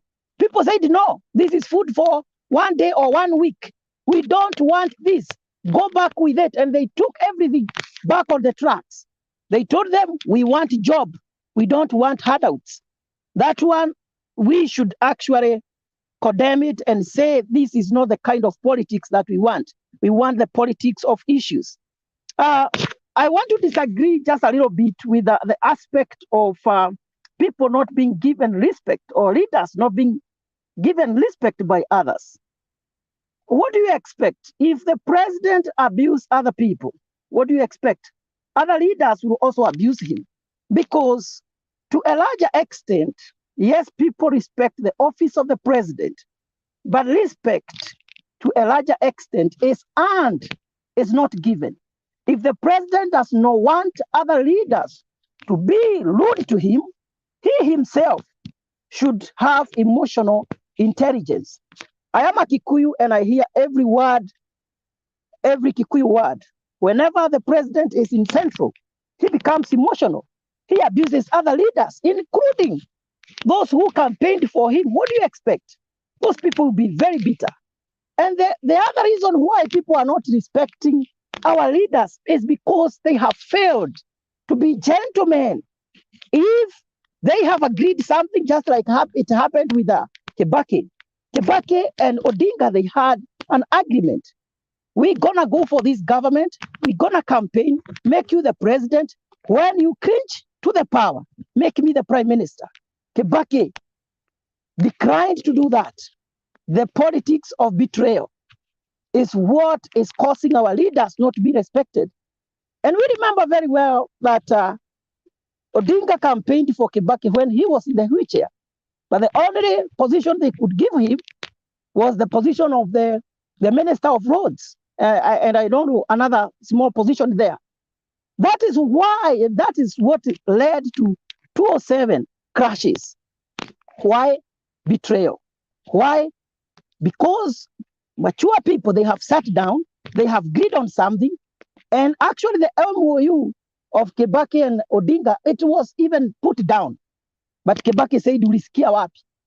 The same case is repeating itself with the deputy president. Deputy president campaigned for Uhuru more than Uhuru was campaigning for himself. And even Uhuru, for him to get the votes from Ruto's side, he kept telling people, give me 10 years and I will also campaign for Ruto to get 10 years. But after he became the president for the second term, he said, no, I don't know about that. Those are the kind of things Jeff, that are causing. Let me finish, can please, I ask just because I don't something? want to spend much time. I'll finish, then you're going to talk. It is that kind of politics that is causing the people who support the deputy president feel the bitterness. And that bitterness is what sometimes escalates and causes problems in our nation. As the young people, we should tell our leaders, whatever you agree, make sure you fulfill it. Because if they don't do that, they end up bringing a lot of problems. Or don't say what you cannot do. Remember history. You people, you are very good in history. The same case happened to Mzee Jomo Kenyatta. Jaramogi refused to become the president so that Kenyatta can be released. When he became the president, what happened? He started now diminishing his deputy. Those are the kind of things we need to deal with. That if I become the boss, I crush the one I feel like this one is a threat. I don't think today if Uhuru calls Ruto and Odinga, if Uhuru has no hidden agenda, what he is supposed to do? I am going home. Ruto, Raila Odinga, Kalonzo Musyoka, sit down here. Let us negotiate. How are we gonna, for me, there is nothing I want. You people, can you agree on how you want the nation to go ahead? And then for him, he stays back. That is the only way the nation will grow. But I feel, and maybe you come to remember me in the future, I feel there is something Uhuru has done in the government that he is looking to be shielded. If he is genuine, what is so hard for Ruto and Raila to form government? But he wants to ensure there is no way these two people can agree.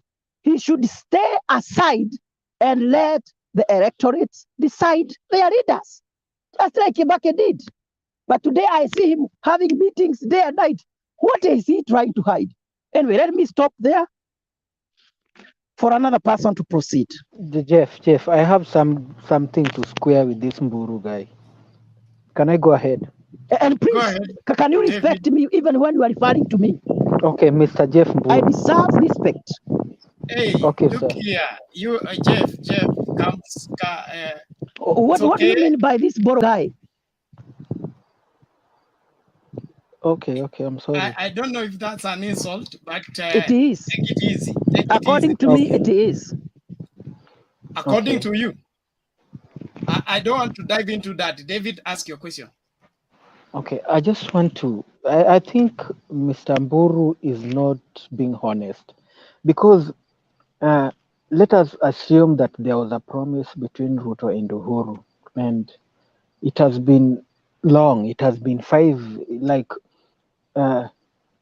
in a bigger picture. It is Ruto who started messing up because they say that immediately after 2017 election, he started campaigning. You see, he started campaigning in fact, he used to behave like he's the president, and he used to spread these rumors that Uhuru is just sleeping and he's the one who's working. Do you think Uhuru was just supposed to sit and see Ruto doing these things because he wants to, because it was a must for him to fulfill a promise that he gave Ruto? People do break up even in marriages that are done in Islamic way, in a strong Christian institution. People do break up. There was no covenant that was there between Uhuru and Ruto that Uhuru was supposed to support Ruto, whether comes rain or sunshine. So it is being dishonest to try and force and to try and take advantage of what Uhuru said. And then that was a promise that was made on a campaign forum. And then again, if you really, really want to finish the politics of betrayal, which debt should you settle first? When Kibaki messed with Raila, why didn't you raise your voices the way you are raising now?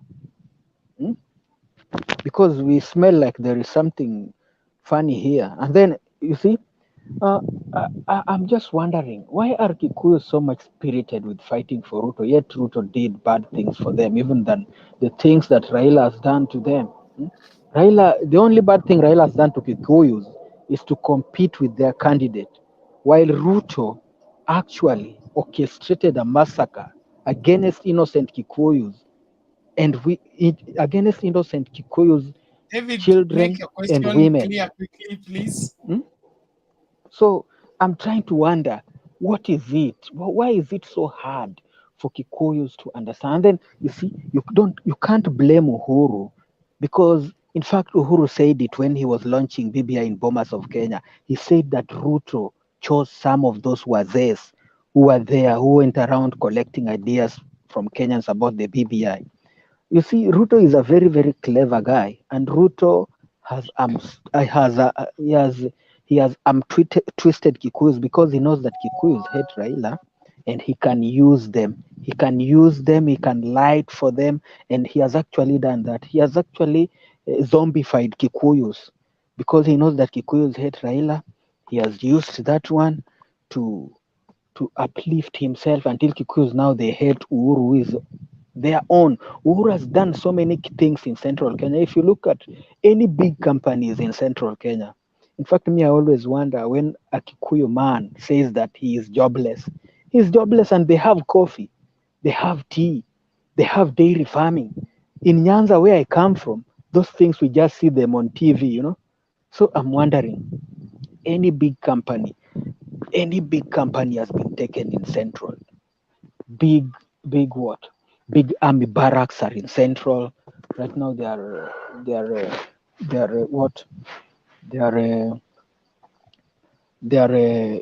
making a Camry research center in Central, right?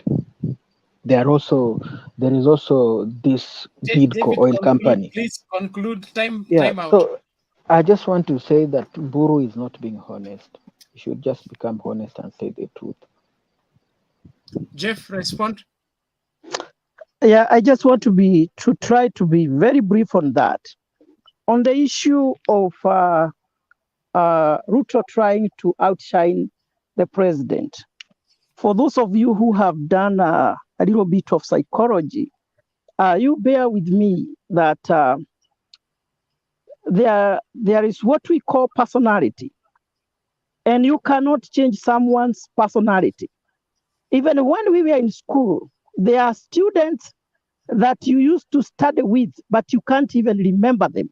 You didn't even know that they exist because their personalities do not allow them to be like kind of shining or the public people.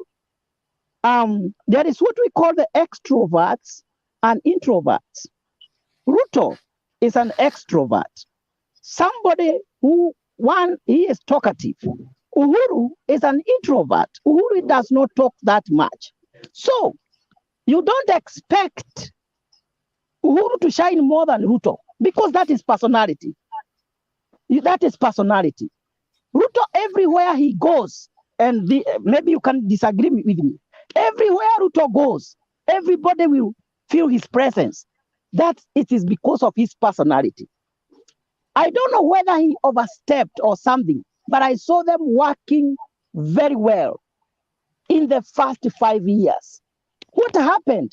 Uhuru felt more comfortable because now he has another person. And he felt like, I don't need the other guy. That is according to me. But what Uhuru was supposed to do, yes, God was gracious to him. He has brought Raila on the table. He was also supposed to call the deputy and try to make the lifts between the two guys and leave the government for him, for them to run the government. But it's like Ruto feels that there is, in Kikuyu we say, for those who can understand, there are cards that are played behind the table. He felt like these people have agreed something that I don't know, and I don't know my fate. So he started fighting for himself. Away from that, let me just mention one more thing. You have talked about the issue of not raising the betrayal of Raila Odinga in the NAC government that they formed with Kibaki. I have been consistent. I am a consistent person. Even now, even those days, I said Mzee Kibaki had a good chance of uniting the whole nation because he was supported by all the tribes of Kenya. But the people around him misguided him. They misguided him. And what he did to Odinga was totally wrong. I have never supported that because he had a chance. God had given him a chance of uniting all the tribes of Kenya. But the people around him became greedy. And in the process, they threw the other parties out. That was wrong. But now you are saying the debts that should be paid and all that. There is what in politics, because you know it is not kind of it's not like a bank kind of a debt that it has to be paid in a certain way. In politics, there is what we call miscalculations. There is what we call calculations and miscalculations. Ruto knows how to play his cards very well. That is why you see the central people resonating very well with him. Because even though there are so many things that have been done to Ruto. Jeff, Yes. Jeff, you're Mr. becoming economic with the truth. Mr. Mburu. Let's Mr. Mburu. handle it. Yes. Ngoja kwanza, I don't want to answer another question. Let another person proceed. Subiri kwanza, Jeff. Yes. Your historical account is accurate. Your persuasion and your argument, I'm following it very well, but you are beginning to jump on matters deliberately. Okay, if you want to hold Kibaki accountable, hold Kibaki accountable. Don't find an excuse for him. Secondly, I haven't. That you have already stated one. That's why I'm stating it. Secondly, when the campaign between DP Ruto campaigning for Uhuru Kenyatta and Raila Odinga campaigning for Kibaki in 2002, the two of them cannot be compared. One, can you repeat that statement? Can you repeat what you just said? The campaign of Raila Odinga for Kibaki in 2002 okay, cannot be compared, and they cannot be compared to the effort of DP Ruto 2013 for Uhuru Kenyatta. Okay, why? Because by the time Kibaki was, Raila was traversing this country to make Kibaki president, Kibaki was sick, hospitalized, and on a wheelchair. That means almost 99% Kibaki made zero contribution to his presidency in 2002. Okay, the campaign for DP and Uhuru Kenyatta 2013 was beggar kwa beggar. They went together everywhere. They fought together. So Ruto cannot claim to be the one who made Uhuru president like Raila can claim to be the one that made Kibaki president in 2002. They are not on the same level. Do you agree up to there? No. Okay. What don't you agree? What I don't agree, yes. We are talking of history. In history, if I am to ask a question, I would ask to what extent? Bearing in mind that Kibaki, it was not just Kibaki. Behind Kibaki, there are people who also campaigned for Kibaki from his party. But Mburu, we can use the same argument. We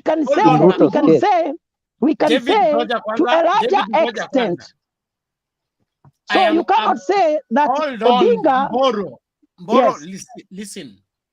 We are talking about 4 people here. Okay? Yes. 4 people.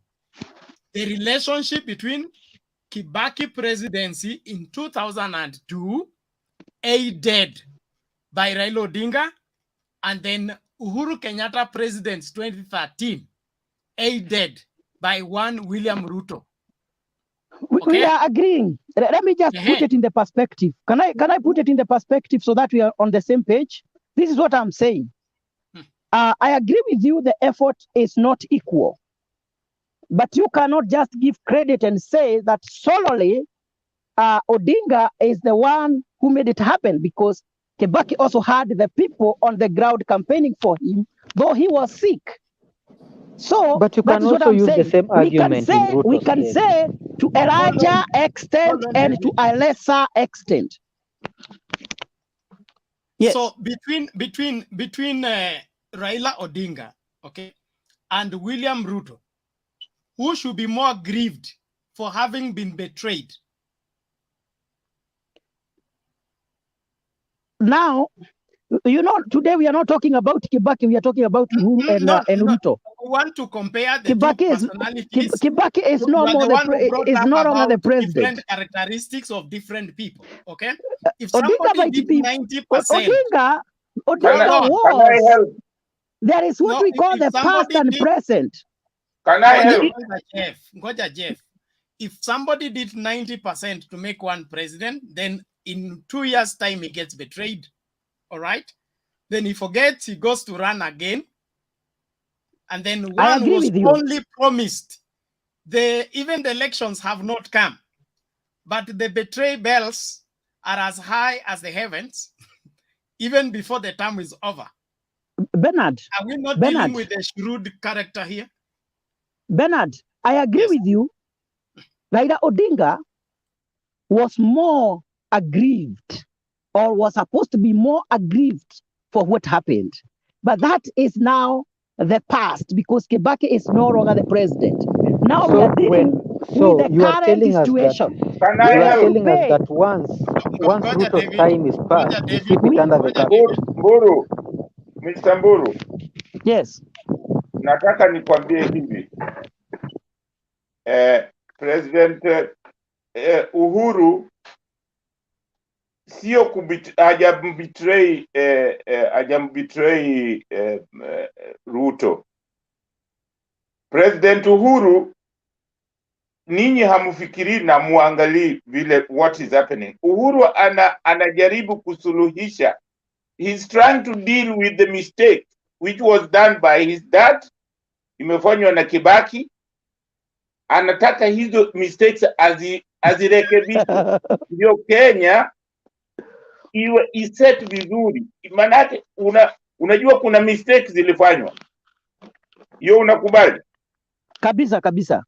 Sasa hiyo mistake alikaa na Ruto chini akamwambia, look here, mahali tumefikia hatuendi vizuri, Kenya iendi the right direction, lazima tukae chini to set. Ndio maana alimuuliza Ruto, ndio maana Ruto alimsaidia kupata wale wazee wa kuweza kukaa chini kuangalia Kenya tutafanya nini kuirekebisha. Ndio maana walikuja na BBI. Kama hiyo amuoni ni kurekebisha, hajambetray Ruto na alimwambia tufanye hizi vitu kwanza, hiyo mambo ya uchaguzi tungoje. Lakini Ruto unajua ukiwa na assistant wako kazi yake ni kukuassist. Kazi ya assistant wako ni kukuassist. Okay, thank you, Jackie. Jeff, Bernard, can I say something about the comment that he has just said? Quickly. Umesema ya kwamba Uhuru anajaribu kurekebisha makosa yaliyofanywa na Kenyatta na Kibaki. It is very okay. It is in order if that can help the nation. Lakini kama kiongozi mwenye hekima, kama mimi leo ndiye president, kama mimi leo ningepewa nafasi yenye Uhuru ako nayo na niseme I want to deal with the past mistakes, I would not do it the way Uhuru is trying to do. He is trying to solve the past mistakes by creating another mistake. It won't bring any solution. Sasa makosa yenye anajaribu kufanya, vita ambayo imekuwa Kenya kubwa sana ni katikati ya Wakikuyu na Wakalenjin, na kupitia 2013 kushikana kwa Uhuru na Ruto, wacha nimalize tafadhali. Kupitia 2013 kushikana kwa Uhuru na Ruto, hizo vita Rift Valley zikaisha. Sasa kumekuwa tena na mzozoro na mshuka whatever the conflict between Uhuru and Raila Odinga and the supporters. Sasa Raila ameingia kwa serikali ama wako sasa wanafanya kazi pamoja, niseme hivyo.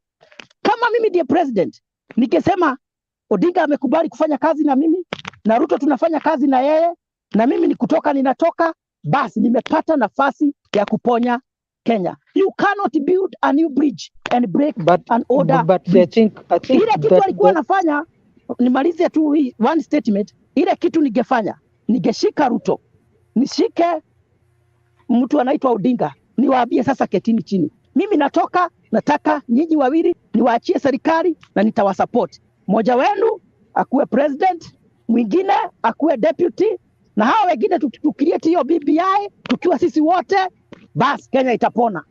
Hivyo ndivyo mimi ningefanya. Lakini kumpagia kumpunguza. Bwana Mburu. Bwana Mburu. Ngoja kwanza. Jeff,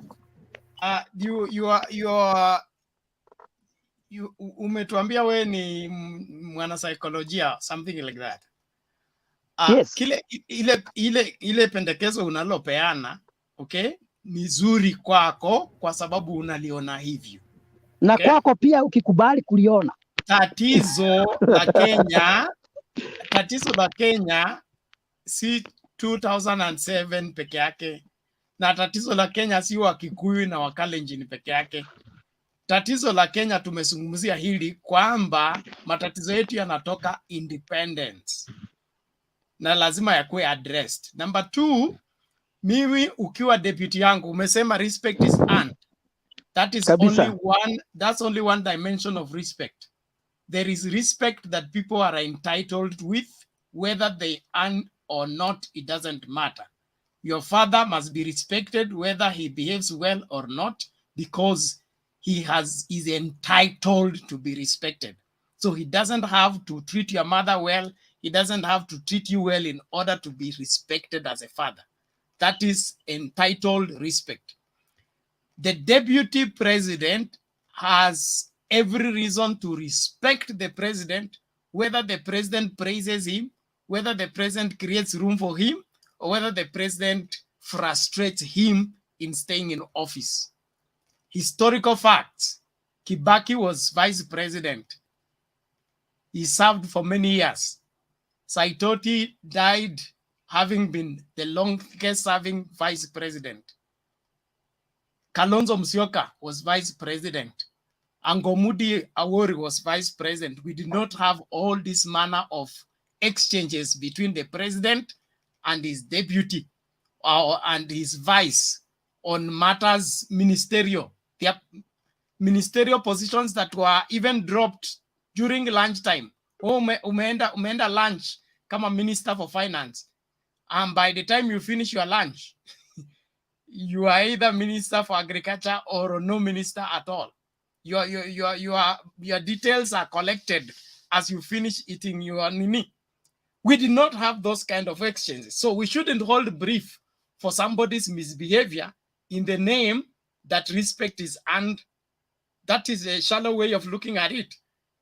For us to look at it holistically, everybody who is in a higher position must first be respected before we even find out their content, before we even find out their character, because of the office they hold. So DP is inexcusable for not keeping his rank when it came to his relationship with his boss.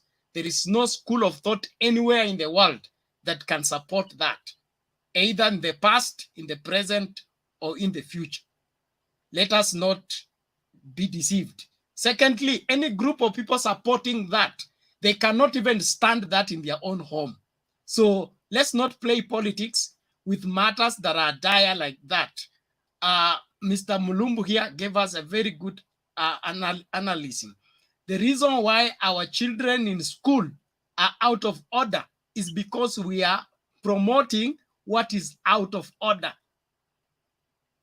Anybody who does not honor the elders, even from the biblical point of view, the Bible says they are cursed. Okay, so let's not begin to hold brief for what is outrightly wrong. Let me not go deeper since Nani Jeff has dropped off. But I want us to hear from Daniel first. He has not said anything. Just 1 minute, David. I want you to clarify something here for where Mburu is. We listen to it, and then he learned that what he was saying is not right. You guys, you are aware. He was saying that Uhuru is the one who has a mistake for the behavior of Ruto, right? That he did not discuss with Ruto. It is on record. When we had the post-election 2007, do you know why Kofi Annan closed door for him and Martha Karua out? Because they couldn't let the program what was there to reach on the conclusion. Because he was defiant. He didn't want to listen to anything.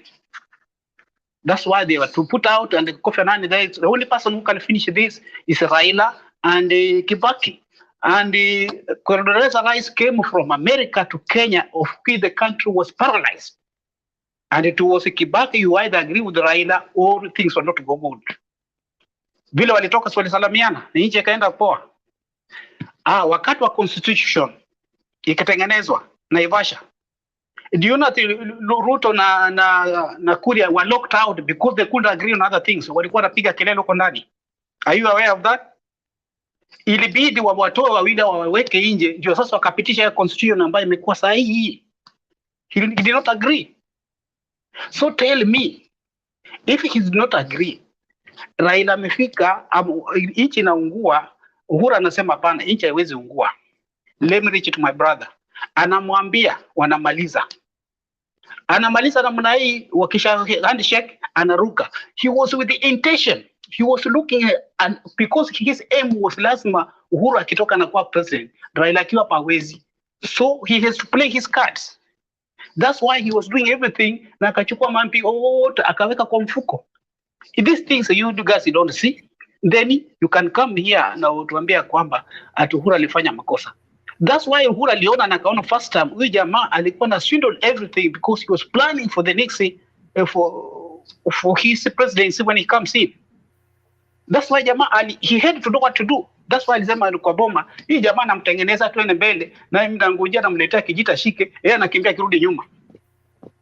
Yeah? So let's be realistic. This guy ana mpango yake kama ingekuwa ni jeshi alikuwa kwa jeshi na Uhuru angekuwa shapinduliwa kitambo.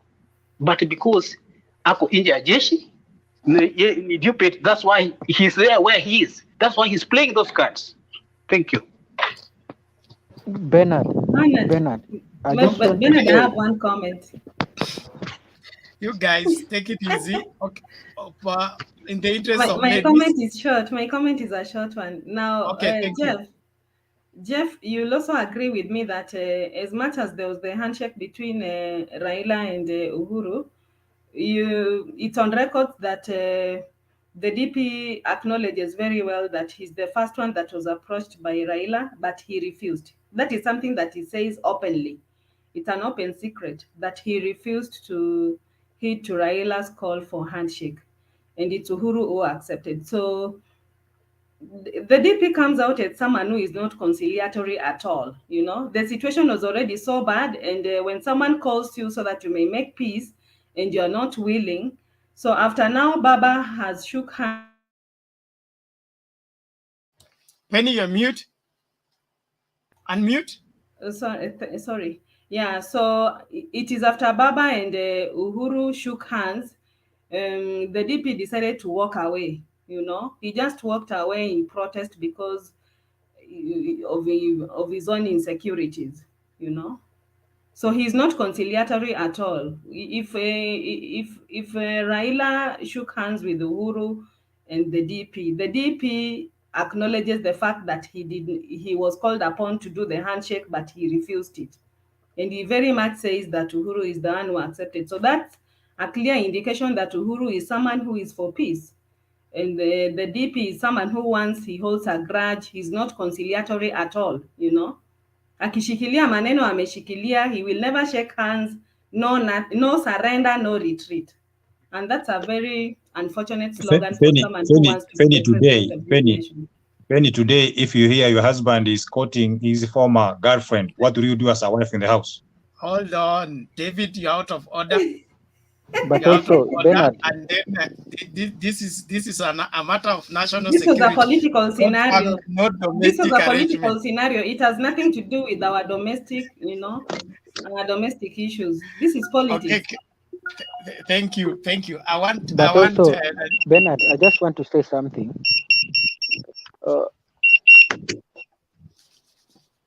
There is something I missed somewhere. Yes. I wanted to ask you if I can say something. Okay, I just want to ask Mburu. In half a minute. Yes, we have kept even Daniel 20 seconds. 10 seconds. I want to use 10 seconds. Okay. I'm saying like this, Mburu, do you want to ignore the looting in the government that made Uhuru to move to Raila? Because Ruto has looted like 1 trillion. Okay, can you imagine 1 trillion? He has looted for himself because tukireason hivi, look, for a governor to loot 2 billion, hiyo ni pesa kidogo sana saizi. So you can imagine what a vice president can, what a deputy president can loot. Ruto may loot 1 trillion because right now Kenya's debt stands at 10 trillion. Among these 10 trillion, imagine Ruto has 1 trillion. That's why unaona pesa yake aishi, yani ameamua anataka kununua Wakenya wote. Can you imagine? David, uko na ushahidi? This is something that it is common sense. This is common sense. Kwani pesa ya Ruto aishi, imagine hata jana alitoa 5 million kila siku yani 2 million ni kama 50 bob kwake. Kwani pesa anatoa wapi? I want Jeff to respond haraka tuende kwa Daniel please. Jeff, dakika moja. Unmute Jeff. You are still mute, Jeff. You are still mute. We can't hear you. I see now. Penny amesema ya kwamba Odinga kwanza alienda kwa Ruto. Na mimi kwangu kama kuna mtu na ni mimi kwanza sijui ni nani aliwaambia ati ya kwamba mimi naegemea upande wowote. Saa hii mimi sija decide ni nani nitapea kura yangu, lakini nikiangalia kama mtu ambaye amewahi kuwa katika mikutano ya conciliations, there are things that are supposed to be done wakati unataka kuleta parties pamoja. Hawezi kwenda kwa mdogo wangu kabla hujaenda kwa mkubwa. Kwa hivyo kwa Ruto kusema hapana, wewe enda kwanza uongee na Uhuru, that was the right way as a deputy, na hapo tukubaliane. Akamwambia mimi kabla tuongee na wewe enda kwa Uhuru, na wakafanya hivyo, na sitaki kukaa hapo. Halafu Mr. Olo ukasema ya kwamba mambo ya routing, kama ni routing kwa especially hapa, ningeomba ya kwamba tujaribu kudiru na facts, na kama sisi kama vijana tukikubali kudeal na facts zenye tunajua itatusaidia sana. Ndio Kenya kuna corruption, na mimi sisemi deputy president sio corrupt, lakini tutakubaliana sisi zote hapa ya kwamba viongozi tunao saa hii Kenya, hakuna hata mmoja anaweza simama aseme mimi sijawahi iba. Hiyo ni uongo. Hiyo ni narrative yenye tangatanga. That is a narrative that tangatanga uses to sanitize themselves. Let's do this. Order. Wacha nimalize. Jeff, you need to withdraw that statement. I cannot. Except Why? You can substantiate it. They are clean leaders and we know them and we are supporting them. Lazima kwanza unakubali kusikiza sentence yote. Uliwapatia wakaanguka? Ati? Ulipatia nani mtihani akaanguka?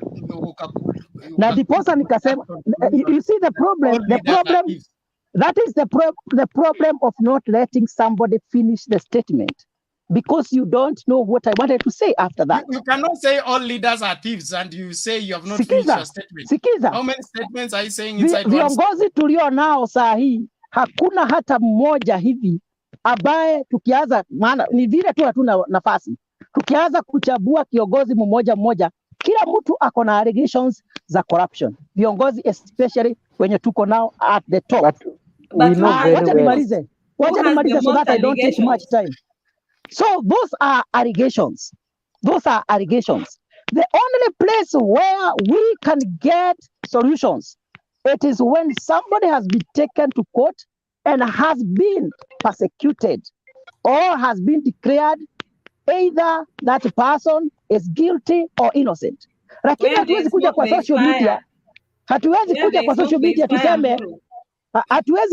social media, tuseme mtu ameiba trilioni moja, but we have no facts. So anyway, kuna kitu ambayo ilikuwa imesemwa ningetaka tu kuguzia kidogo. What is fact to you? What is fact ni nini? Fact is when you can David, fact is something. Look, you are dragging this thing too far. Mr. Chair. It's unnecessary. Let's do this. It's a Question, fact that in Kenya we are losing 2 billion every day to corruption. It's a and fact who said that? Corruption it was is the president. Problem of this country. And third, it's a fact that the best person to be president of this country is one who has a solution to corruption. And who is that? Anybody who doesn't know what to do about corruption or who doesn't see corruption as a problem, he should not be considered by any right-thinking Kenyan to be voted for as the CEO of this country. Bernard, ni wewe ulikuwa unaongea eh? Ni mimi. Nilikuwa nataka kuuliza swali. Nataka hiyo mambo yaishie hapo. Hatutaki kumaliza kwa sababu pia itatusaidia. Hapana. Nyinyi mnaongea, tukiongea mnatuzima, mnatunyamazisha, sio? Hiyo hata tutawatupa nje.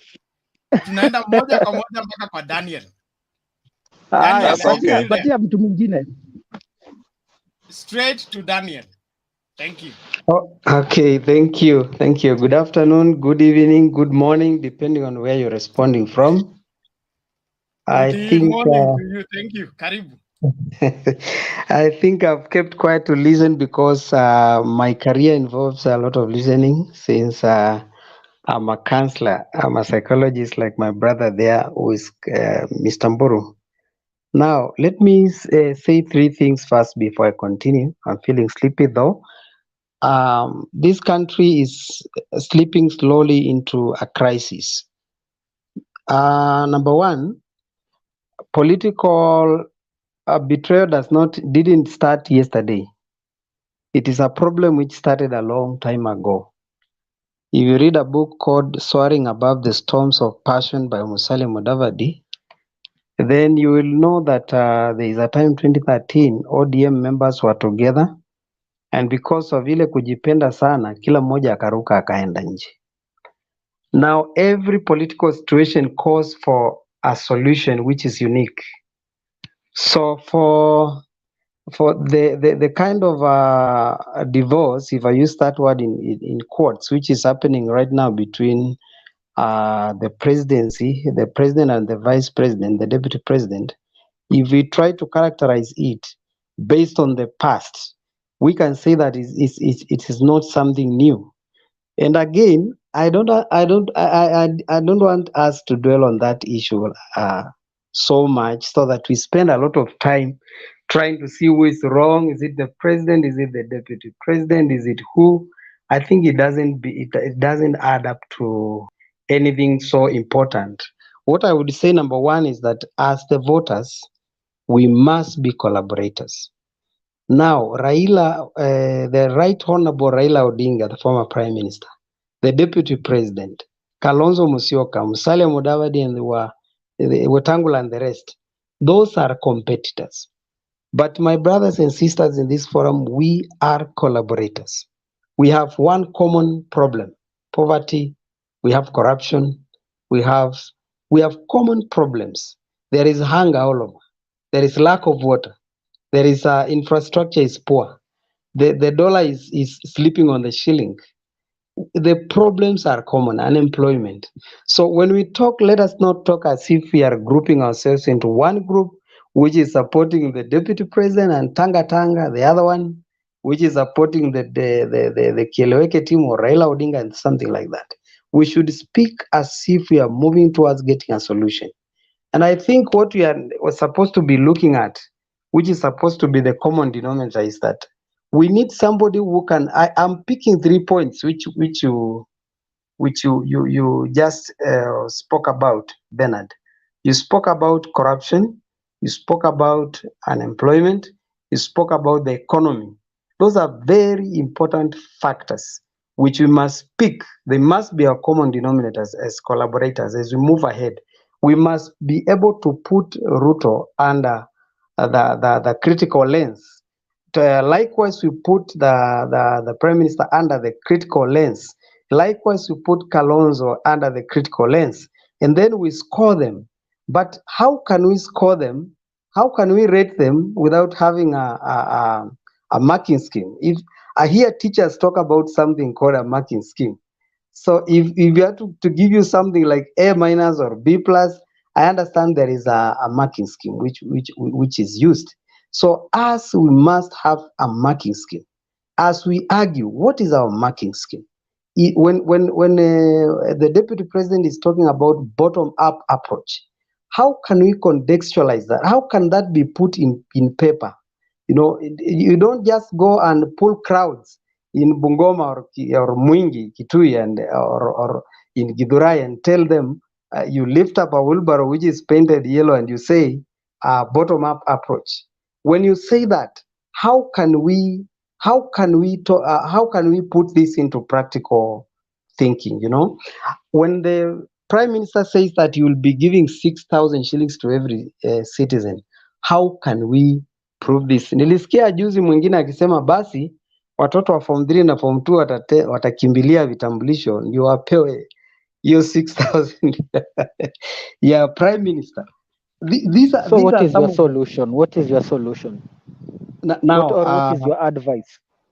Yes, David, you're out of order. David, you're out of order. Please stay mute until it's your turn to respond. Daniel, malizia tafadhali. Okay, if you listen to me carefully, the Honorable David, you can hear that I'm neutral and I'm trying to consolidate our thoughts into one line so that we move from, I said we move from competition to collaboration. And there is something I want to put a remark across, Mr. Bernard, that the office of the president must be taken out of this conversation, please, if it is possible. I think democracy does not validate hooliganism and lack of respect.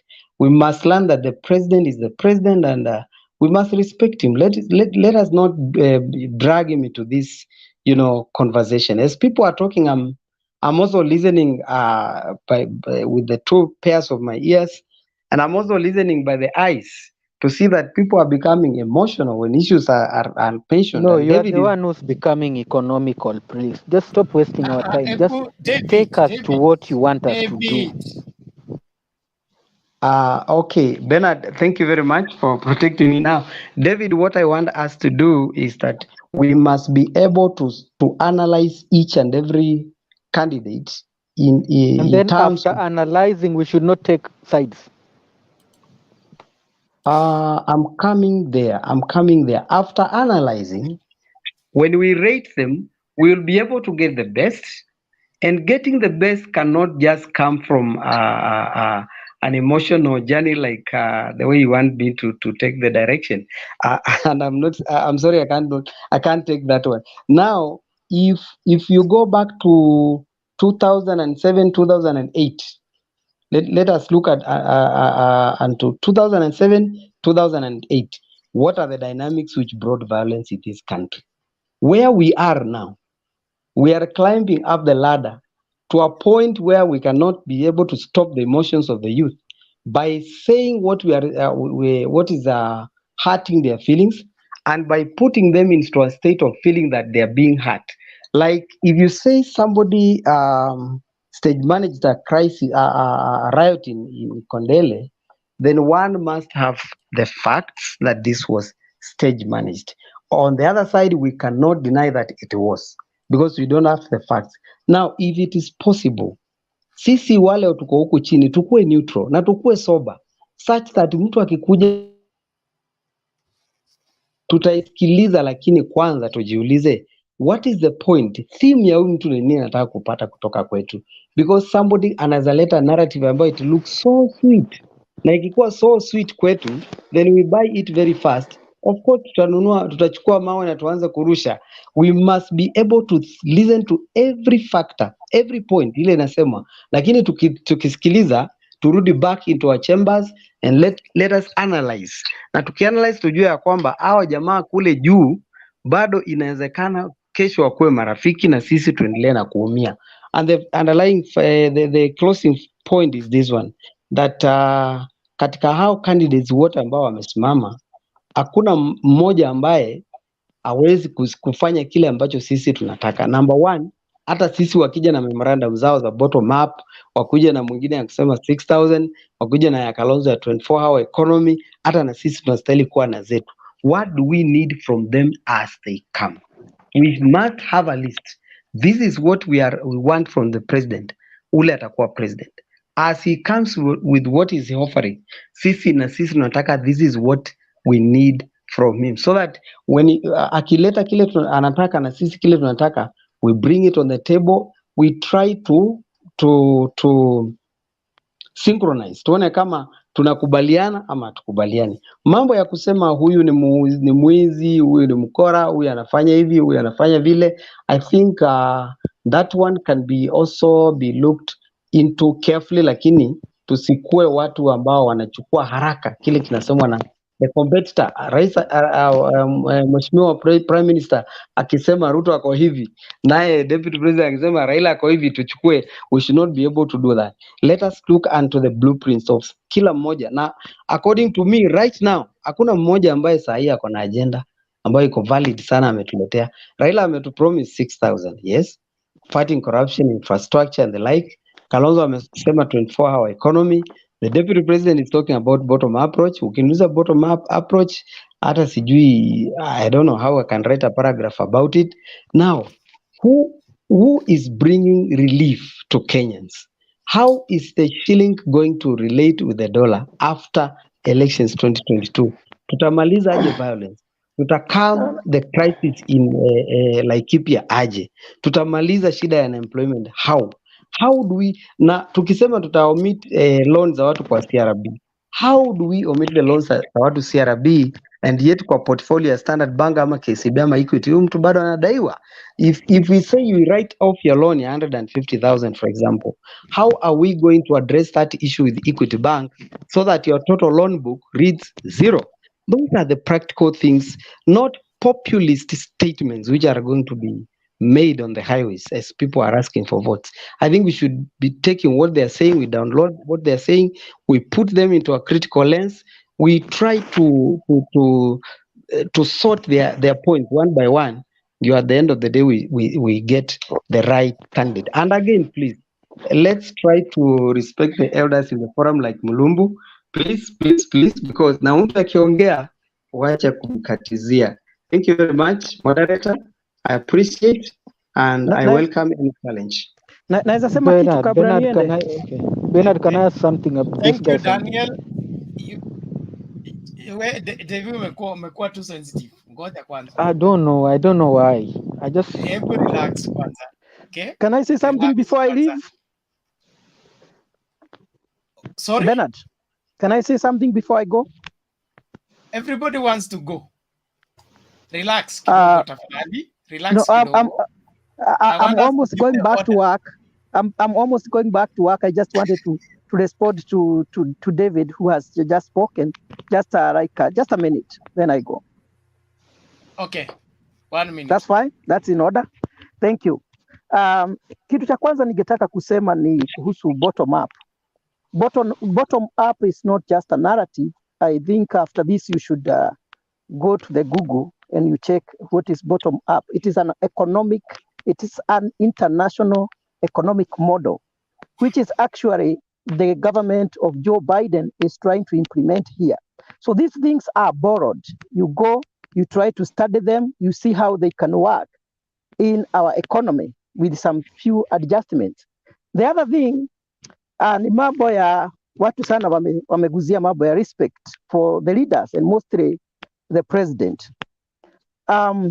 Nikitaka kusema the only gentleman we have right now in the people who are aspiring to become the president, kama ni mambo ya ugwana, mtu ambaye ninajua mugwana, it is only Musalia Mudavadi. Nilikuwa najua hiyo ndio story yenye mnataka kuleta. Wacha nimalize tafadhali. Hold on. Please, I'm just finishing. Sijawahi sikia Musalia. Na mimi sisemi nina vote for Musalia. I'm just saying, we are just analyzing. You are not honest. Mara unasema usupport anybody, mara unasupport bottom up. Stop playing. David unasumbua. Can you be quiet? David, you are stretching this show too long for nothing. Am I Jeff, free to conclude your statement, please? Let me finish. This is what I was saying.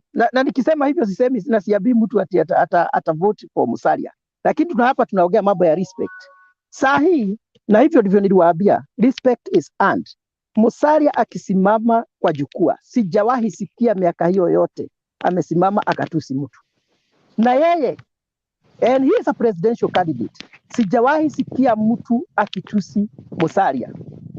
Na mtu akitusi Musalia, hata wenye hawamsupport wanasikia vibaya, because he has proved himself to be a gentleman. Nitoke hapo, niguzie tu kitu moja nilisikia mtu ameguza kuhusu that Ruto is irreconciliatory. Na akasema mambo ya Kofi Annan. Sijui ni nani hapa alikuwa kwa mkutano wa Kofi Annan. None of us. Hakuna mwenye alikuwa kwa hiyo meeting. So the only thing we can say is that we hear people saying, but we don't know, because it was not broadcasted. The meeting between Kibaki and Raila and the team, it was not in the media. So we don't know what was going on. So we can only speculate or we follow the hearsay, but that is not the way to go. Tena nikasikia mtu amesema ya kwamba kwa sababu the deputy president or the vice president previously, wote wenye wamewahi kuwa Kenya hawajawahi kuwa rais, so Ruto hafai kuwa hata kusimama kwa sababu yeye ni deputy. We can only say such statements if They are in the constitution. But if somebody is protected by the constitution to contest, huwezi sema huyo mtu hafai. So that one is out of order. It has no basis because in Kenya we are guided by the constitution. Ukisema mtu hafai kusimama kwa sababu ni deputy, that one does not hold any water. Jeff, you are a very good narrator, but it seems that you choose what to hear from everybody's statement, and you only hear what you want to hear. That is not how to debate. And you cannot hear on my behalf. What I said is simple. What I said is, we have had many vice presidents.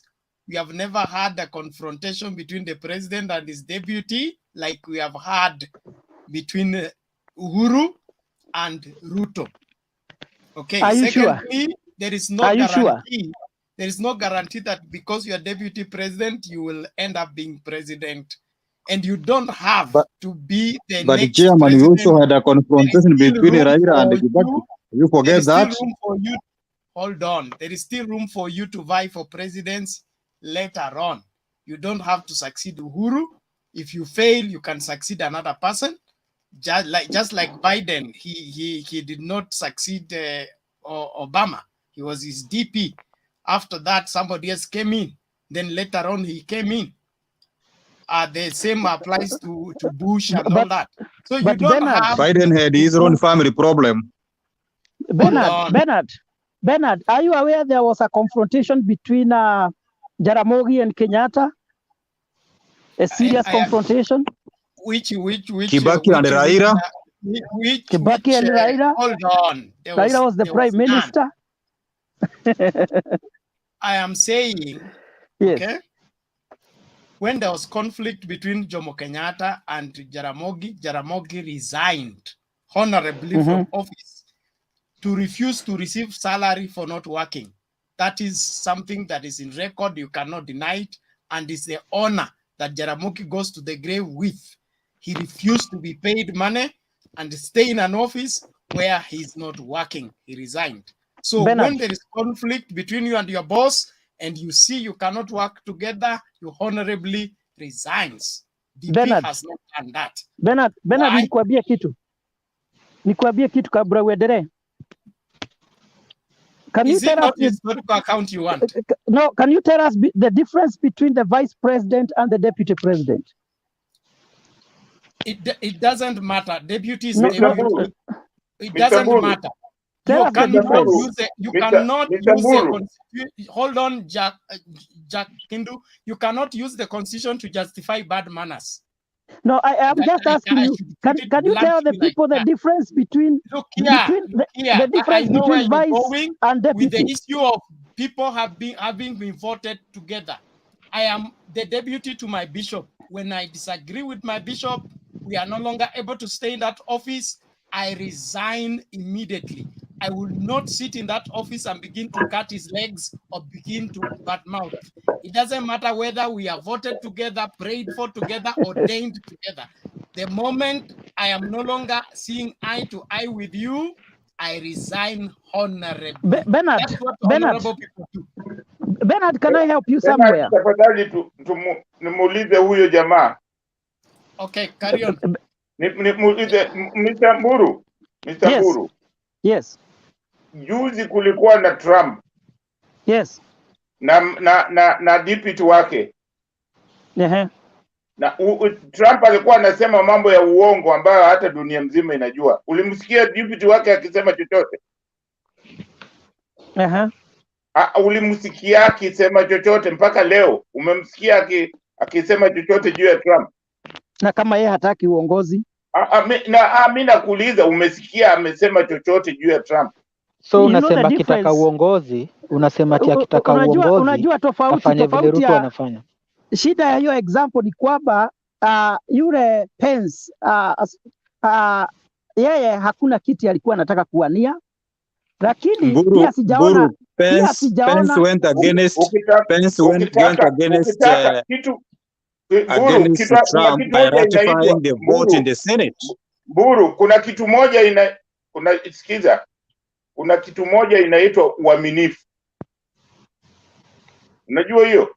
uaminifu na utiifu kwa mkubwa wako. Uaminifu kama huna, unaweza kukosa hata uaminifu kwa nchi yako, kwa sababu kama wewe sio mtiifu, utakosa hata utiifu kwa nchi yako, kwa sababu unaweza kufanya vitu ambavyo nchi yako haikubali kwa sababu wewe si mwaminifu. Uaminifu ni jambo la maana. Kwa hiyo huwezi kusema kwamba ukiwa na boss, wewe unataka kuwa boss, lazima usimheshimu boss wako kwa sababu unataka kuwa boss. Hiyo ni kukosa heshima. Huwezi kusema unataka, ni kama uko na mkubwa wako, unasema sasa huyu mkubwa wangu, unajua zile sheria ambazo huchukuliwa na serikali ni lazima mkubaliane. Mkishakubaliana, huwezi kutoka nje ya mkutano unaenda kusema president anasema uongo. Hiyo ni kudhalilisha nchi yetu.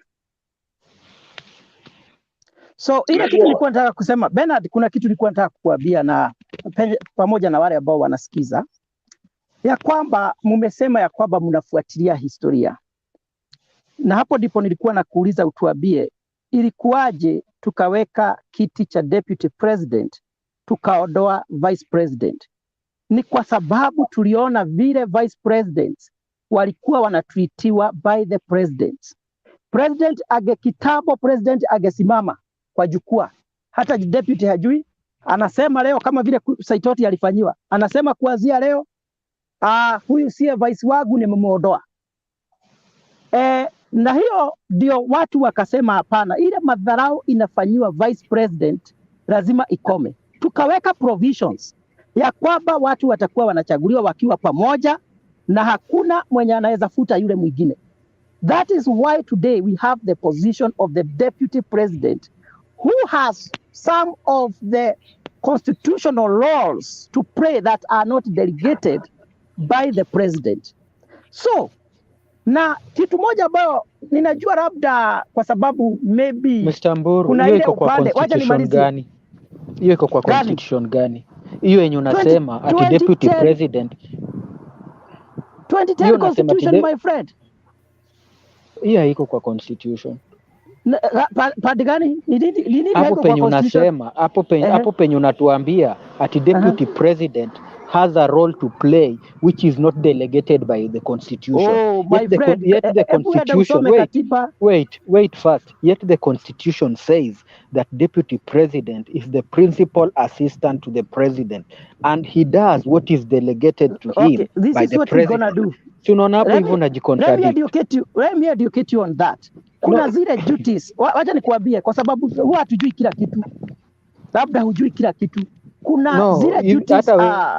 Si wacha pia mimi nikuelimisha mahali ninaona haujaelewa. Na ninajua Bernard, kama umesoma katiba umeona kuna duties zenye deputy president amepewa anaweza zifanya. Those ones are not delegated by the president. Na constitution inaendelea kusema and any other role that may be delegated by the president. So we were trying to solve ukitaka tusome sasa hatuna hiyo nafasi, tutakuja hapa kesho pia and tutasoma zote hapa. Na ndivyo unaona kuna mikutano hata deputy president hata saa hii, although they are in disagreement with the president, kuna mikutano lazima deputy president ndiye anachair. Even today, if you are not aware, David Olo, because there are hizo ni mkutano gani? Hizo ni mkutano gani? Can you state them? State them. Don't just kill the state them. Order all of you. Jeff, my friend, usiseme kitu yenye hujui. Order, please. Let's do this. Okay? The 2010 constitution is clear. The deputy president is in office constitutionally and is protected by the constitution. Note that he cannot be fired, not that he cannot be impeached. He's not Can he be fired by the president? There is the order of his removal. Exactly. Stipulated in the constitution, which needs to be followed. Unlike the previous time, when he was an appointee of the president. That's the only difference. But their conduct, their way of behavior remains under the code of ethics, where honoring your master is a mandatory. So any misbehavior from the gross violation of the constitution, misconduct will warrant their removal from office. So let's not deceive one another to think that because you are voted together, you go and misbehave and nothing can be done against you. It can be done against you successfully. In fact, Bernard. in my Bernard anasoma. Hold on. Let's remain in order, please. Okay. There is how the DP can be removed from office and reasons given by the constitution. Truth be told, okay, the behavior of the DP in the last term of Uhuru Kenyatta has been uncalled for and becoming. And if I was Uhuru Kenyatta, I would not have pulled all through with the DP. And I wouldn't want the DP to be my DP, whether it be in the church or be in the mosque or be it in the school. If I'm posted to be the headmaster and the DP volunteers to be my DP, I would not want him to be DP because of his behavior, the way he has behaved. Bernard, why do you think it is only the deputy president who can misbehave? Is there a possibility? It is not a matter of who behaves better. Is there a possibility? It's a matter of he has not behaved as a DP. Is there a possibility that also the president, whom I also voted, I am not saying he has misbehaved. Jeff, you know, I have voted. Listen. Is there a possibility? Hatuwezi kubalance uovu.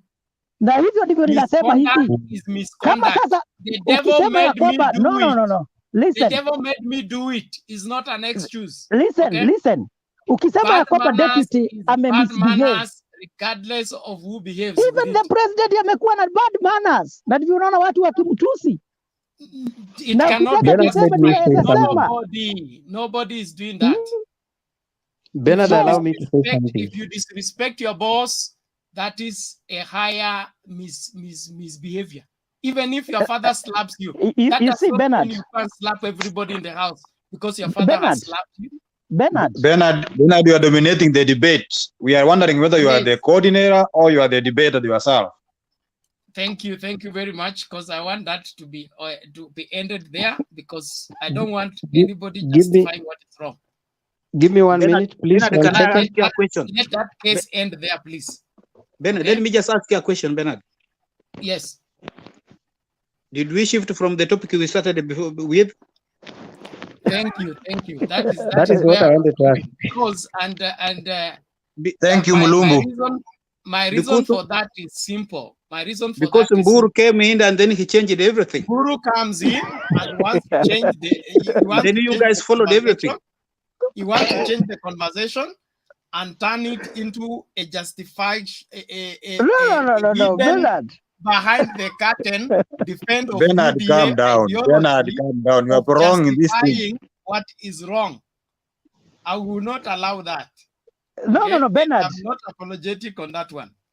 Jeff, you see, I had you yesterday behind the curtain, and if that is the style, we already know that style.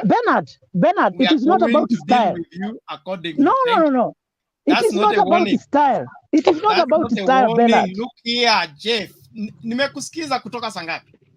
Kwa nini unakasirika? Nikupatia muda wa kuongea. Okay? Sasa kwa nini unakasirika? Ukaanza kuongea, ukaanza kututembeza hapa. Umetutembeza kutoka 2002 ukatupeleka independence, tumekurudisha, utaki kukubali mambo yalivyo, kuna yale mambo unataka kupitisha. Lakini Bernard, you cannot also force information to people. It is that way. You cannot also force information to people. Let it end there. Okay, go to another topic. We are back to the original topic. Ruto is a small issue, claims Raila Odinga. Is William Ruto overrated? As we conclude, David. Please allow me to comment. Thank you. No, Thank you for the no, chance. Daniel, Though I've been no, waiting here Daniel, for two Daniel, hours. stay in It's my order. time. Let's hear from It's David. my time. Okay. I have a few points to make. One, Ruto is a serious and conscious leader. He's a politician. He's not a takataka. He's not a murderer and a thief, as some people tend to brand him. Therefore, it cannot be a small issue. Number two, he is a presidential candidate, a father, husband, grandfather, and a friend of many. He deserves respect the same way we respect Baba from this other wing. We respond and show respect to Baba. We expect the same from the other political divide without showing prejudice and abuse. Three, Uhuru Muigai Kenyatta, the current president, actually wants to make Ruto the president. If today Uhuru could say he's supporting Ruto, Ruto couldn't be where he is now, because people could say, it's like you people have made a club. But because he betrayed him, he is amassing sympathy votes. That, according to my opinion, the way he treated him is what gave Ruto a marriage. 3 or 4, sorry. Ruto is not a small issue because he has done many inroads, even to a point where he is getting to Baba's bedroom. You know very well, Kisumu is not a joke to go there and talk anything against Baba or anything that does not massage the ego of Baba. But we are seeing Ruto making inroads. Today he was in Homa Bay, Nyakwere, all the way to Migori. The incident at Kisumu was an isolated incident. Whether you want to brand that we planned, I don't think we planned, but it worked to our advantage because we were able to brand you people intolerant, violent, and undemocratic. So get to your table, clean your house. Tell those supporters not to taint or to dent Baba's character by misbehaving the way they misbehaved. Mulumbu, no one is said Baba planned for the violence, as you wanted to insinuate, but his own people, to some extent, are portraying such. One of such example is the Embakasi East Member of Parliament, one Babu Wino. He tweeted and said, "Thank you, KDF." So until you say that is not true, we hold as such. Therefore, we are not saying Baba planned, but to some extent, Baba needs to come out and condemn that. Lastly, I call upon Kenyans to vote for Ruto, William Samoei Ruto. He means good for this country. He has demonstrated it before, and he can do much more if given opportunity to be president, but not betrayal. Thank you very much. That's clear enough. Daniel, what was the matter? Yes, I was to comment about Ruto being small or something like that. In 1 minute. Now, okay, thank you very much.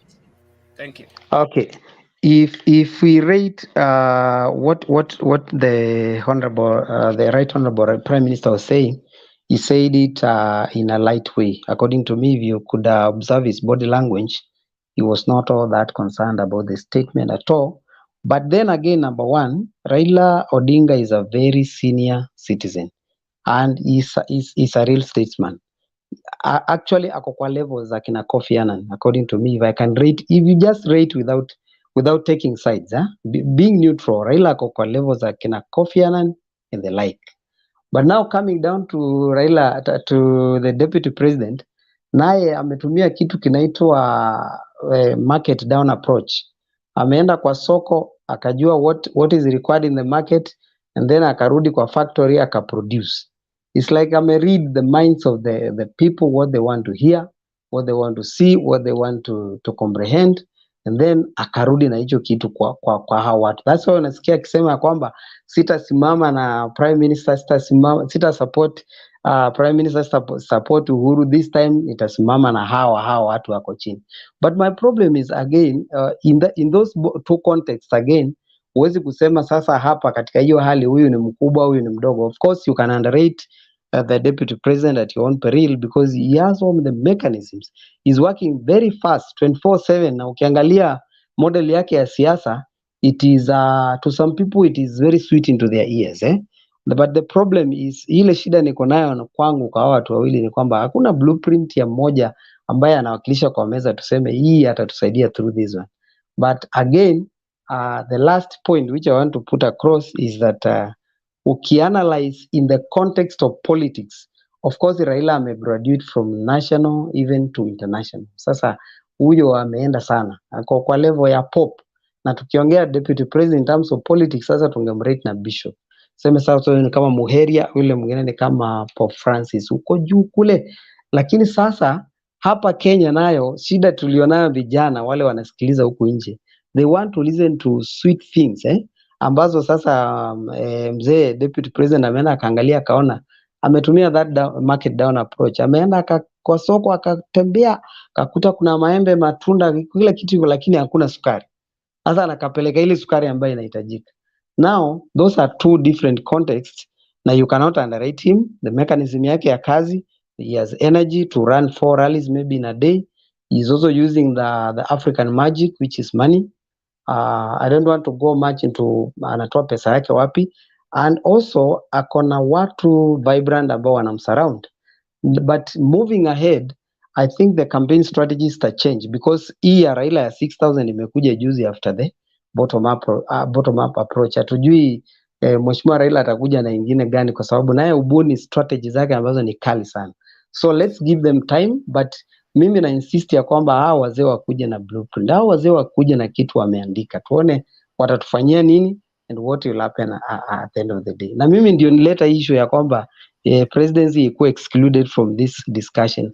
What I wanted to mean is that bado rais ni rais, uongozi utoka kwa Mungu, na hata kama tunaona kama amekosea, my take is that tumrespect too. Thank you very much. Thank you, Daniel. I still go back to my starting point. We are looking at political stamina, not tricks, not schemes, not narratives. Okay. Political Okay. stamina. Oh, Ndovu wawili wasimame kwa ratili. Nani ataangusha mwingine? Subiri kwanza Daniel, it's not directed to you. All right. That is the analysis you are making today. Okay. Okay. Ruto has been in politics from early 90s. He played Moi politics. He was a collaborator. He defended the dynasty all through. Has he built any political stamina that he can stand on his own? How many votes can William Ruto get if we removed everything else from William Ruto? Remove DP, remove state machinery, let William Ruto stand alone. How much can he bring on the table? The way Mudavadi stood, he got 500,000. Kalonzo stood, he got almost 900,000 kwa campaign. Ya Ruto atujui, ni story tu tunaambiwa, mara alitengeneza huyu akawa rais, akatengeneza huyu akawa prime minister. Maneno matupu, bado hatuja hesabu kura but Chairman, Ruto is an elected leader. He was elected in Eldoret. What are you talking about? I am saying, Ruto was elected. President, David, stop agitating. Presidency, Eldoret North, hiyo tunajua. Do you want someone to be given the presidential votes when he's not a candidate? We are talking about presidential candidates and how much they can swing. This is his first time. Thank you. Bernard, 10 seconds, quick input. You will come in, Daniel, later. Let's go straight to Adams too. Thank you. Okay. Okay, thank you, and good evening to all of you. Let me just reiterate the topic here. DP Ruto is a small issue, claims Raila Odinga. My answer is yes and no. It's a small issue. Yes, DP is a small issue before Raila Odinga. Raila is an enigma. Ruto is a student. Like, you know, if you happen to be, I mean, you cannot compare yourself with your college professor. You know, if you happen to be in a college, maybe you're in a school of political science, and then you have your professor who is taking you through that course. And then luckily enough, you happen to be somebody who is very, very much flamboyant and talkative and outspoken, but you're a student, okay? This is the person who teaches you everything, all the techniques and everything. And then after graduation, you go out there with just a first degree, and then you become so much loud and with the mouth, and you can speak anything. That one doesn't really mean that you outsmart your professor, the person who nurtured you and taught you everything. That said, politically speaking, if we don't take sides, when Raila says that, I think it is just something on a lighter note. He is used to his politics a bit different because he belonged to another league. That's the truth. You can't compare Ruto and Raila. Raila's gone long way. His ways of doing things are very, very different. Because you remember even when the other day when BBI flopped, I know it is in the High Court, but it flopped. Yeah. The other wing, the Ruto wing celebrated so much because they thought that the guy is now wounded. All of a sudden, he came up with a Azimio Umoja, and it just killed. And this guy just came up and started putting inroads to. I mean, it shocked the world. It shocked the entire country. So this has been Raila's politics. Raila is somebody that you can't underrate. The moment you think he's down, he pulls through and overwhelm everybody else. So to that extent, I may agree, yes, it's a small issue to Raila because you know how to deal with him. But another on the flip, it's not a small issue in that in terms of constitution and administration wise, he's the official executive deputy president of the Republic of Kenya. So, and he's the second in command in this entire country. So to that, constitutionally, he is not a small issue, but politically, he's an underdog before Raila. Not anybody else before Raila. He is an underdog. That's a fact. Is William Ruto overrated? Yes, he is overrated because I may say Ruto is a good marketer. Well, the things he says, he's a very good marketer. He can sell a brand and people can buy it so fast. But politics is a different ball games. I know DP Ruto is very good in speaking. He's a good propagandist. He's a cheap propagandist, of course. So, and all these things that you see Ruto doing, his style of politics, he can move like today. He was, in Nyanza. He can do up to more than 4 rallies in a day. All these things is Raila who taught him. Is Raila who used to do all these things and used to perplex a lot of people nationwide. So Ruto and Raila, they're not in the same level. But in terms of, but we have to give Ruto his credit. The guy is outspoken. He's good in the podium. He's really good in podium. His lips are singing. He can promise you heaven and deliver hell tomorrow. That is practical. It has happened. So personally, in my opinion, you can't compare them. You can't really compare them politically. But in terms of constitution, yes, he's superior, he's senior. That's all I can say for now. Thank you. Okay. Thank you, Adams. Bernard. Sorry, who is that? Can I say something? This is Jeff. You have a question?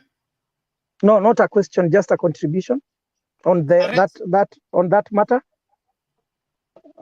Bernard, Jeff seems to be taking so much time contributing while others are quiet. He's taken so much time. I thought there is no. Maybe if there is another person, it's okay. Hold on, Jeff. Mr. Boo, you have a don't question have for a me? question and No, you don't have a response to what has been said. I don't have a question. Okay. If you don't have a question, then let's go to Jack Kindube. And as Jack Kindube begins, we are giving our wrap up submissions, so that we call it a day before time elapses on us. Jack Kindube, you give your submission and your closing remarks as we move in that order. Then Penny, Mulumbu, Daniel. That way. Jack Kindubey, unmute. Asante sana. Kuna kitu ambacho nimekuwa nikisahau kila siku utaka kusema. Mambo mtu anaweza kunijibu mganga ni nini kwa Kiingereza? Mganga. Which doctor? Bernard. Yes. Mganga ni nini kwa Kiingereza? Mganga. Is a doctor. Herbalist. It's a herbalist. So a medicine man, medicine man. Na ukienda hospitali yule mtu anakutibu anaitwaje kwa Kiswahili? Kiswahili sanifu ni mganga. Okay, let me help you. Mganga is a Swahili word. In pure English is a physician, okay? So mganga in pure English is a physician. But when you go to the hospital, the person who takes care of you is a doctor. So in Swahili is daktari. Kweli? Yep. Sio mganga. Mganga ni daktari. Ni daktari. Kiswahili samahani, naomba tuelewane. Sasa mimi nafikiri kuna watu wanasema Raila anaitwa mganga. Raila ni mganga kwa sababu amegangua mambo mengi sana ya Kenya. Mimi kwa maoni yangu ni mganga. Mganga ametibu mambo mengi Kenya. Amegangua mambo mengi sana Kenya. Kitu ambacho mimi najua ni tofauti ni mchawi. Mchawi ni mtu tofauti kabisa. Kwa hiyo watu ambao wanaita Raila daktari, nafikiri hata yeye siku moja alisema daktari mganga ni mganguaji ambaye anakugangua. Mimi hivyo ndivyo ninavyojua kwa Kiswahili. Mganga ni mtu ambaye anakugangua, ambaye anakupa kama ni dawa ya kukuponya, kama ni maarifa ya kukusaidia. Lakini mchawi ni yule ambaye huleta vitisho. Asanteni sana. Ningelipenda kusema kwamba kulinganisha kwa mfano watu wanapomlinganisha Ruto wakati huu, nashangaa sana na watu kama kina Mburu. Ruto amewadanganya juzi tu, anasema mambo ya uongo na hata watu wanaona kwamba ni mambo ya uongo, na nasikitika sana kwamba bado watu wanakubali hayo yote kwamba anasema ukweli. Lakini mimi kwa maoni yangu bado nasisitiza sana kwamba ingawaje haya mambo yote ambayo tunasema tunataka kitu fulani, jambo ambalo la muhimu sana, labda mnachoka na mimi nikisema hivyo, jambo la muhimu ambayo sisi wote wana Kenya wote tunataka tushirikiane ni umoja. Jambo ambalo Raila anasema umoja ni jambo la muhimu. Umoja inatufanya hata sasa tunazungumza bila kuzozana. Tunazungumza kwa sababu kuna utulivu kati yetu. Tunaweza tukaketi tukazungumza. Kwa hiyo hii umoja itatufanya tutatue mambo zetu zile ambazo zinatusumbua. Tusikubali watu ambao wanakuja na kutuambia mambo ya uongo, na kutudanganya, kusema nitafanya hii, lakini kwa misingi gani? Kwa sababu chochote ambacho unataka kufanya lazima iwe na msingi. Hiyo mambo mwingine amesema mambo ya 6,000. 6,000 ni kitu ambayo inafanyika Uingereza, inafanyika sehemu zote. Ni kitu ambacho inasaidia, kwa sababu hata ukimpatia mtu hiyo 6,000 bado ataenda kuitumia, bado itarudi tu pale kwa economy, haipotei. Kwa hiyo ni lazima tuchukue at least hiyo ni kitu ambayo ni proven, inaonekana. Hii mambo ambayo wanasema eti bottom up, hata nani hajaifanya. Biden hajaifanya, ni kitu tu alikuwa ana propose na hajafanya.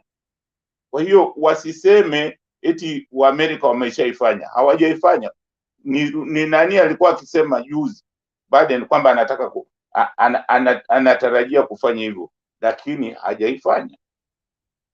Kwa hiyo ni lazima tujiepushe kama wana Kenya na mambo ambayo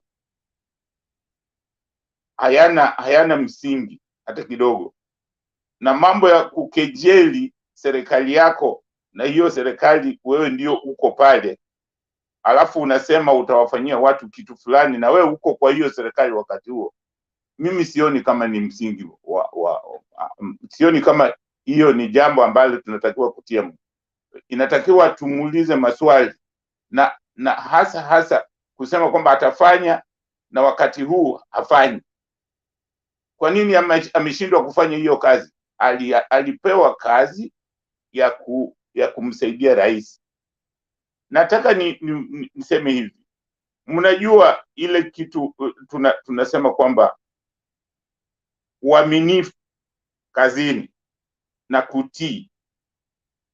Mimi naogopa watu ambao hawatii, ama watu ambao hawafuati sheria, au watu ambao hawatii wakubwa wao, kwa sababu tukimpatia uongozi hata tii nchi yetu. Kutii, mnasema kwa Kiingereza ni nini kutii? Obedience. Hapana. Utiifu. Loyal. Loyalty, uaminifu. Uaminifu. Loyalty ni lazima uwe loyal. Lazima tunataka mtu ambaye yuko loyal kwa nchi yetu. Mtu ambaye anaweza kuambia Uingereza hatutaki hiyo, nchi yetu haitaki. Hatuwezi kuwa na mtu ambaye sio loyal, kwa sababu kama yeye hawezi kuwa loyal kwa mkubwa wake, hawezi kuwa loyal kwa sisi wengine wananchi. Kwa hiyo jambo la loyal ni jambo la muhimu. Ameshindwa hiyo kazi. Kama ameshindwa na hiyo tu kuwa loyal, hawezi kuwa rais ambaye atatuheshimu. Asanteni. Okay, thank you. Let's hear Penny. You will do your last submission. After that, let Mulumbu take on, then Daniel, in that order. Thank you.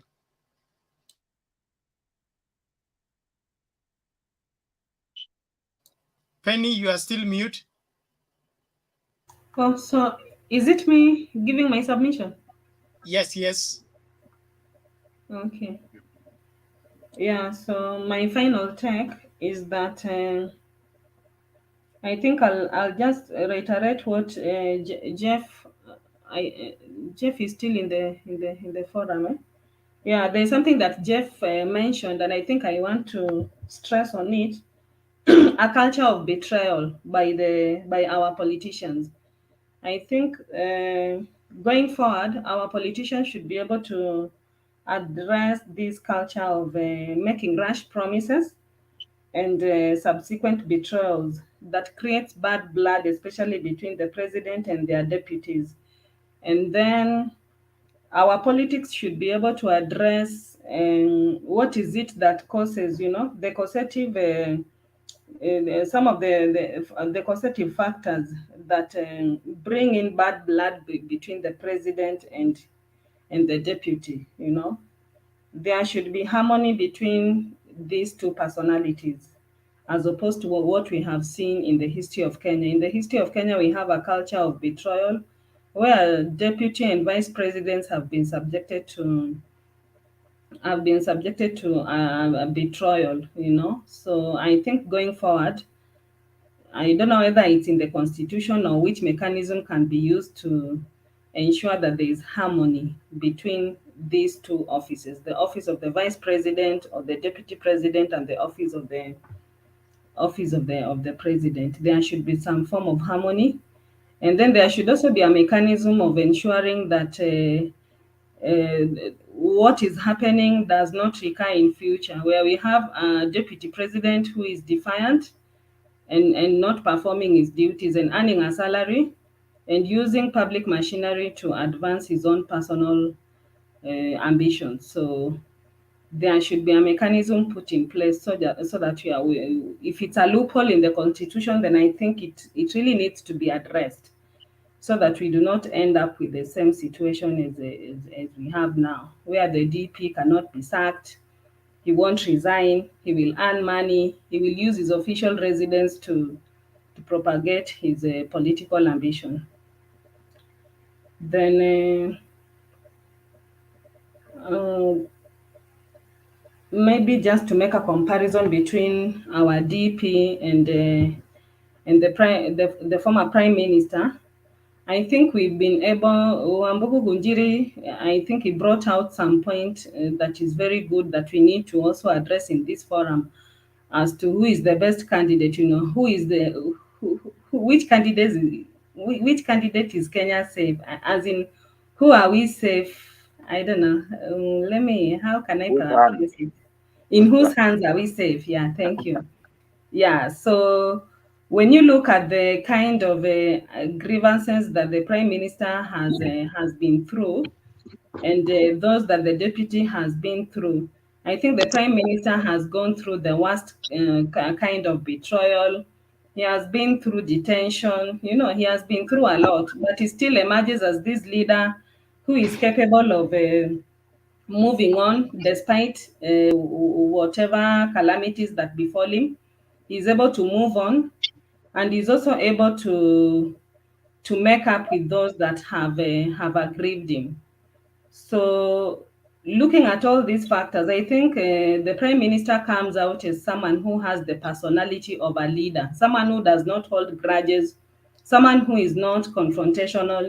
You call him names. The other day, he went to visit Moses Kuria in the hospital, and I think Moses Kuria is someone who comes out as one who bashes him so much. So I think we need that kind of a leader who is willing to bury the hatchet and to make peace with people who are perceived to be the ones responsible for his persecution or wars.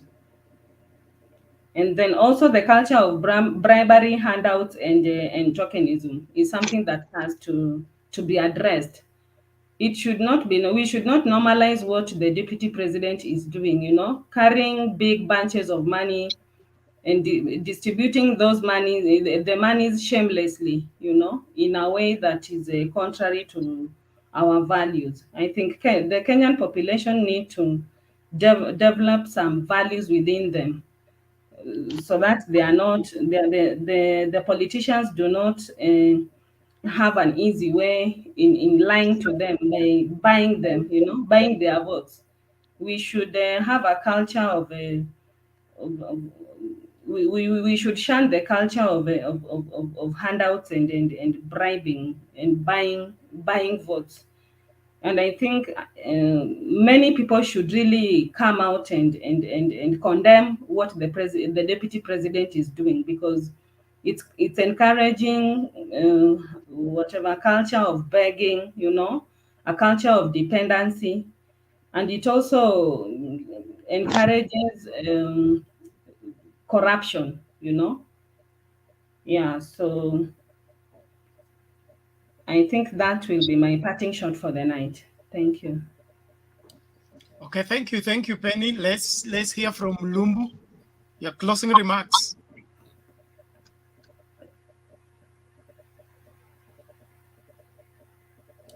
Mulumbu, unmute. Are you still there?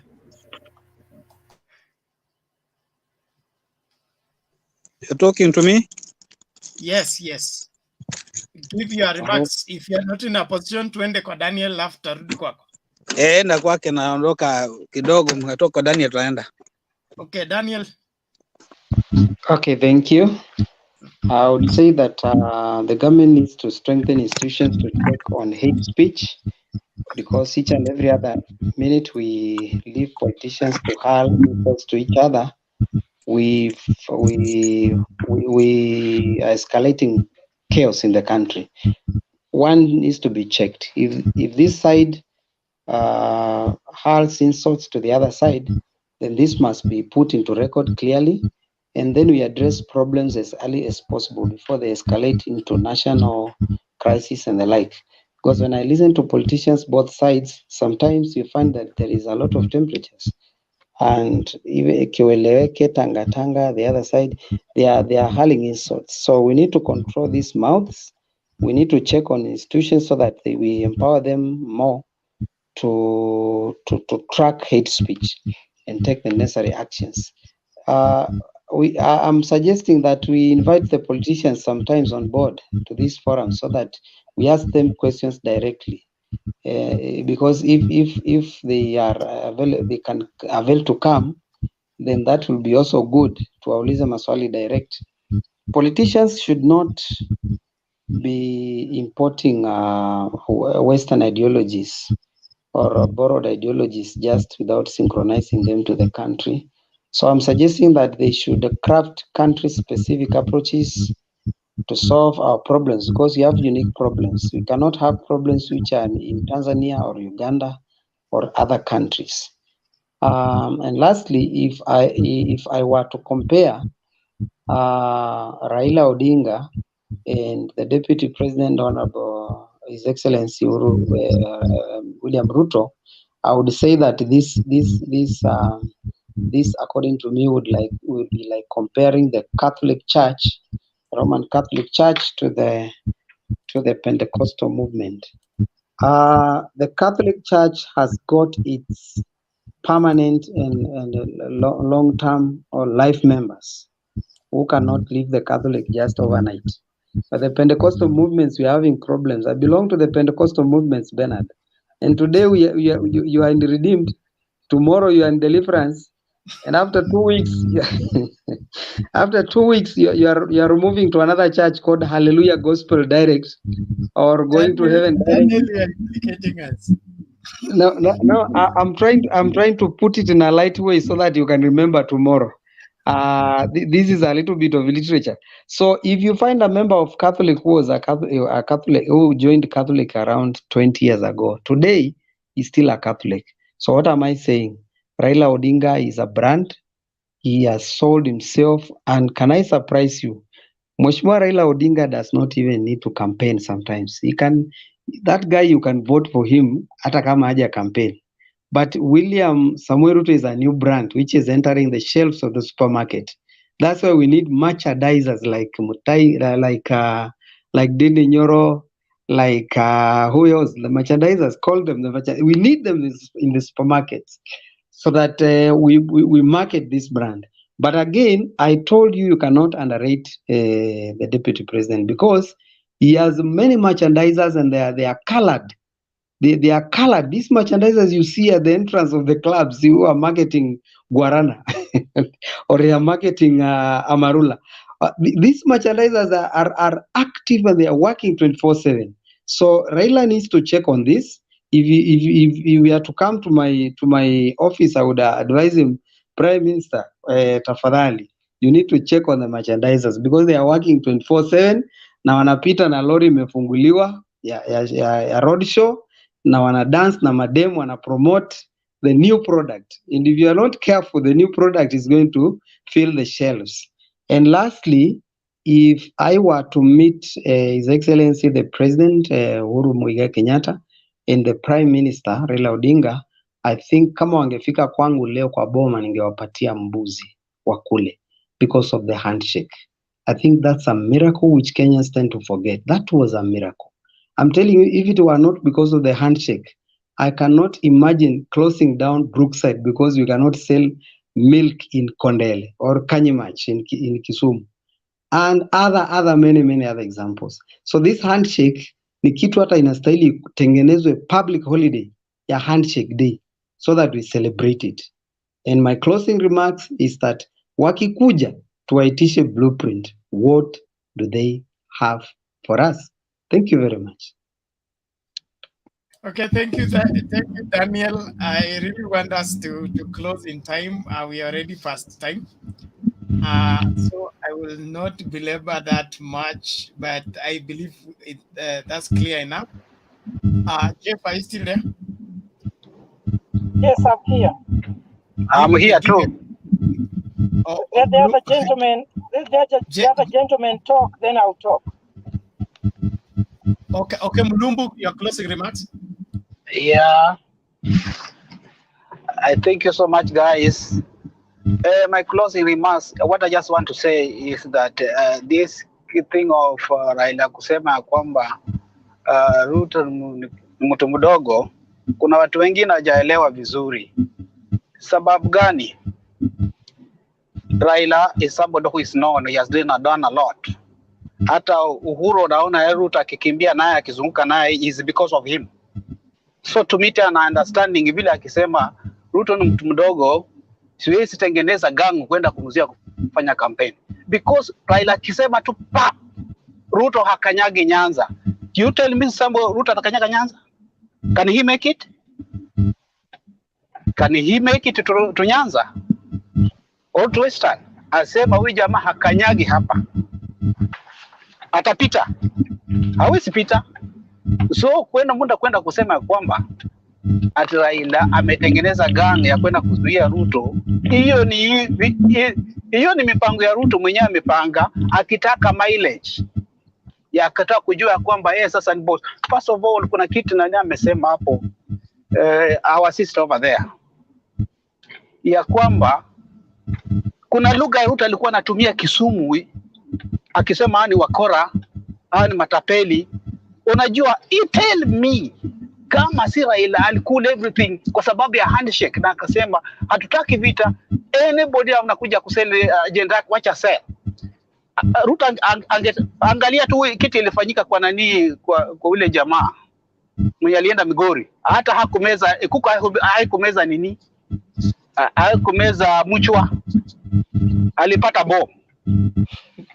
Ndio nakuambia you guys, hao watu wanaletanga narrative hizo zese ya kwa Raila ametengeneza sijui nini. You have to think broad na muelewe ya kwamba that man is an enigma, ni mtu amekomaa. Hiyo ni vita hawezi fanya. Akifanya akisema neno moja peke yake hamta ukaita meza mchwa. So hiyo narrative tuitupe kando. Kitu ya pili, naomba tena nawaambia Kenya nafikia tumeingia kwa demokrasia na kifua. Nafikia uko hapo watu ambapo mumeelimika zaidi na mmesoma siasa. Tell me dunia mzima vice president au deputy president anaweza kwenda kwa podium na sema ati huyu rais wangu ni tapeli, ni mkora? Where on earth? Where? Na basi utoke kwa hiyo rally na uendelee na shughuli unaenda. Where can it happen? It will happen in Kenya. Where Uhuru anatusiwa na ananyamaza tu. Where? Hata kwenda Tanzania hapa, Dupe taambie nini Mama Samia ati huyu ni tapeli, aone kama atakaa kwa hiyo kiti kwa masaa. Kwa hivyo you guys, hata tukidebate, let's debate here na tuambie watu ya kwamba what's happening is wrong. What Ruto is injecting na watu wake vile wanatusi rais is wrong, totally wrong. Kwa sababu huyo jamaa Uhuru akisema tu hata constitution yenu hiyo itakuwa watu wapatie kwa kidogo. Tanzania ikichukua uongozi, don't you know ilipinduliwa, walipindua na mambo ikaisha namna hiyo. Na ile mpango ilikuwa ya Uhuru wa kwanza ukabadilishwa kabisa kila kitu. Kwa hivyo Uhuru zamani ni mtu ambaye afaa tusherekee, anakuangalia na anakucheka tu, because akiamua haki walai Ruto hawezi lala kwa nyumba yake na anabadilisha everything, he can change everything and nothing can do. Anaona jamaa anaenda mchukua mara moja ndani na watu wako wote ndani, nothing you can do. So when you guys are here na mnasema Uhuru sijui alifanya namna gani, yeye ametupa deputy, sasa deputy anazunguka tu.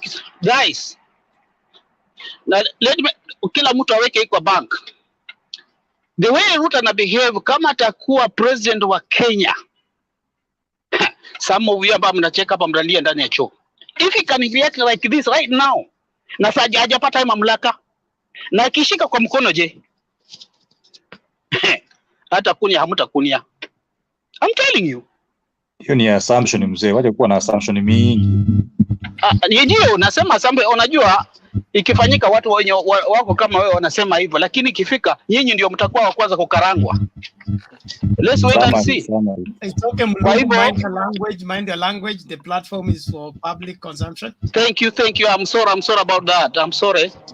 But let's make sure that tukiongea hapa let's tuelimishe watu ujue kitu watu viongozi wetu wanafanya ni mbaya. Wanafanya our young generation imekuwa hawana hata heshima yoyote. Mpaka kwa manyumba mpaka watoto wazodoza because they see TV. So some of you mkisupport hivi vitu hata kwa nashindwa. Kwa hivyo tuelimishe wale wenye hawajui ya kwamba ukiona deputy wako is not supposed to behave the way deputy wetu ana behave. Na wale ma MP wanyandako nao wale wanasema sio haifai. Tafadhali haifai. Thank you guys. Nafikia kila mtu atalala vizuri. Okay. Thank you Mulumbu. Let's go straight to Jeff. Asante sana. Ningetaka tu kusema mambo machache tu. Kwanza niguzie hilo jambo la the comparison bio ya statement of the Right Honorable former Prime Minister when he said kwamba Ruto ni mtu mdogo, and nakubaliana na yeye na pia ninakataa. Kwanza niseme anaweza kuwa mdogo kwa umri, ni sawa. Anaweza kuwa mdogo kwa trips, maybe the international trips zenye the Prime Minister amefanya ni nyingi internationally. Anaweza kuwa Prime Minister ako na jina kubwa, maana anajulikana, alikuwa Prime Minister, babake alikuwa deputy, alikuwa Vice President, amewahi kuwa Prime Minister pia. Jina ni kubwa kabisa. Na hata katika miaka ambayo amekuwa kwa siasa, the Prime Minister has been in politics for a longer period of time because they are not also of the same age. And from the time he was young, when his father was also campaigning, and when his father was a politician, he used to be a very active politician also. So we cannot say that Raila is a simple person when it comes to politics. But also on the other side, there is a saying from our elders, and I want to quote it in Kikuyu because there are many who can understand that. Then I'm gonna try to interpret that. They say jaba erodagwa ni musakwe, that is to say mtu mkubwa sana huagushwa na kitu kidogo sana. Na tena wakasema ya kwamba wainaga nero ragira, that is to say mtu ambaye alikuwa muibaji kuna mahali huwa panafika anakuwa mtazamaji. Mimi mwenyewe nilikuwa mkimbiaji. I used to be a sprinter, and I would go up to provincial level. Na kuna wakati nilisikia watu wanaenda kukimbia, wale ambao walikuwa wanataka kuenda kuingia kwa jeshi. Nikasema mimi nitaenda nikimbie na wao nijipime vile niko. Wacha nikuambie, nilikuwa karibu wa mwisho. Kwa sababu gani? Mambo hubadilika. Na wale ambao wamefanya Kiswahili tunasema mabadiliko ndicho kitu, sijui tulikuwa tunasema kitu ambacho hakibadiliki. Mabadiliko ndio tu hayabadiliki. Ndio kitu aushi, sijui kitu kama hiyo. So change is inevitable. Things change. So ninajaribu kusema nini? As a good politician, you cannot underrate the deputy president. Because one deputy president, when fools are being counted, you cannot count the deputy president as a fool. This is a very calculative guy. This is a critical thinker. He knows what to say. He knows how to say it. He knows to whom to say it and where. And that is why you see him. Jeff, can I just add you something? Jeff, it's your time. Can I just add you something? Yes. Just please, I wanted you to talk about, because Raila aliulizwa kwa sababu violence. Wache mambo mengine, ametembea dunia mzima, amefanya nini. We are talking about the violence ambapo wanameaccuse at the end amegasgate hiyo violence ikafanyika katika hiyo content vile alianza bila kwenda round yote. Hiyo content ndio nataka kusikia, unasemaje? Kitu cha kwanza, mimi nimewahi kuwa mtu wa siasa, hata kama sio Kenya. Siasa shule kama vile mnaona Bob Owino, na ninajua mtu huwa ako na watu ambao wanamzunguka, so sio kila kitu ambacho kilikuwa kinafanyika ninajua. Odinga does not know everything that happens. Ujue ODM ni chama ambacho kiko na mizizi kila mahali Kenya, so maybe hata yeye hajui. Kama vile ninajua, uliona violence ikihappen hata Central, you cannot say that we are putting blame on the president, lakini labda kuna watu ambao wako katika hata kwa deputy president wanaweza enda wafanye kitu ama wapange kitu, kwa sababu maybe kitu ikifanyika in my region nitaonekana kama mimi ndiye mdhaifu. So because I want to show my might and strength, I can go and plan things without my leader knowing that.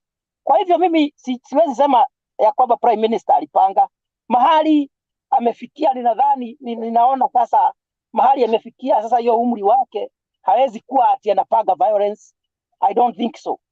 Na kama ilipagwa inaweza kuwa, we don't know unless investigation is done tuambiwe ni nani alifanya. So I cannot talk on that. Let me just but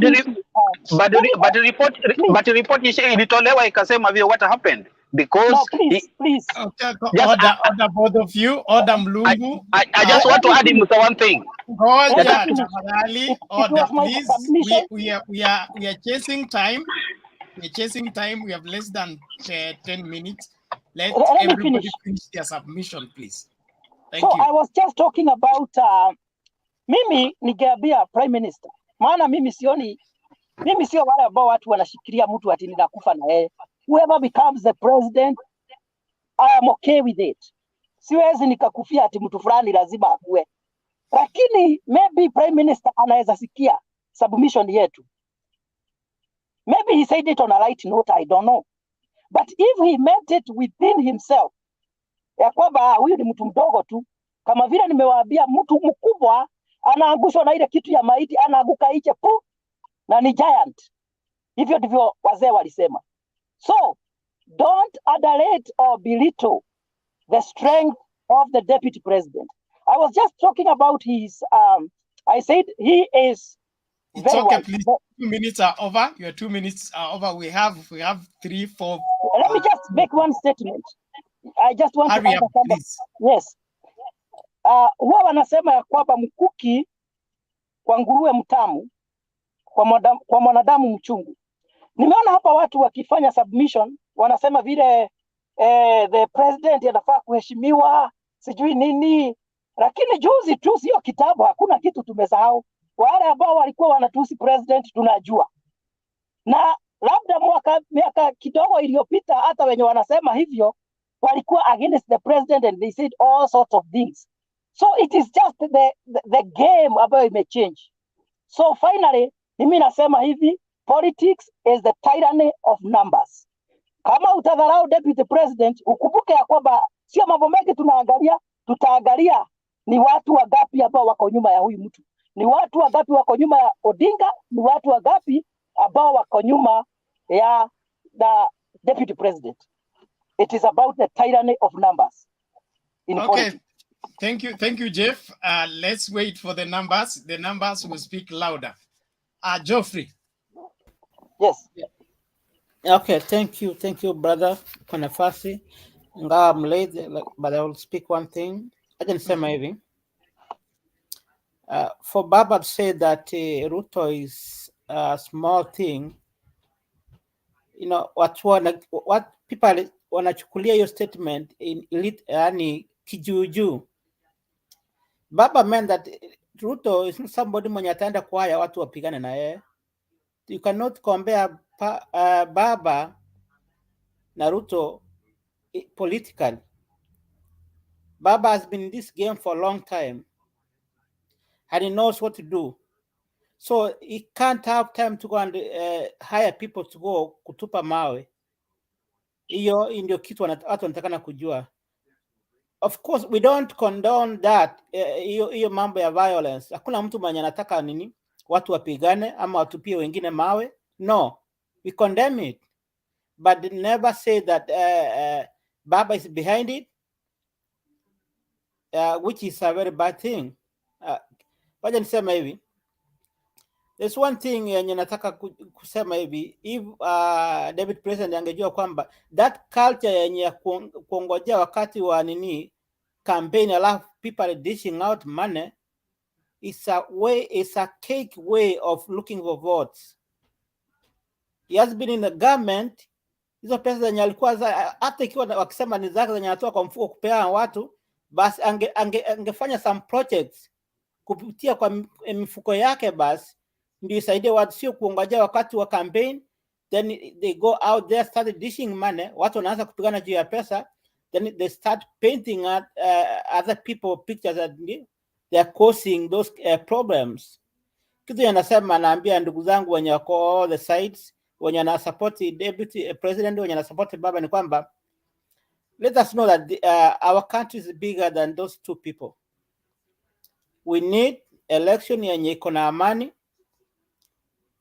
because we know what happened in 2007. Wengi wetu tulikuwa in a very bad place. Ukikumbuka, nikumbuka that time, because nasema as in we don't need anybody to lose life because of politics, because of elections. Naomba watu wafanye campaign in a peaceful way and let the best person win, who's Baba, and I know he's gonna win. Thank you very much. Okay, thank you. David, you have the last word.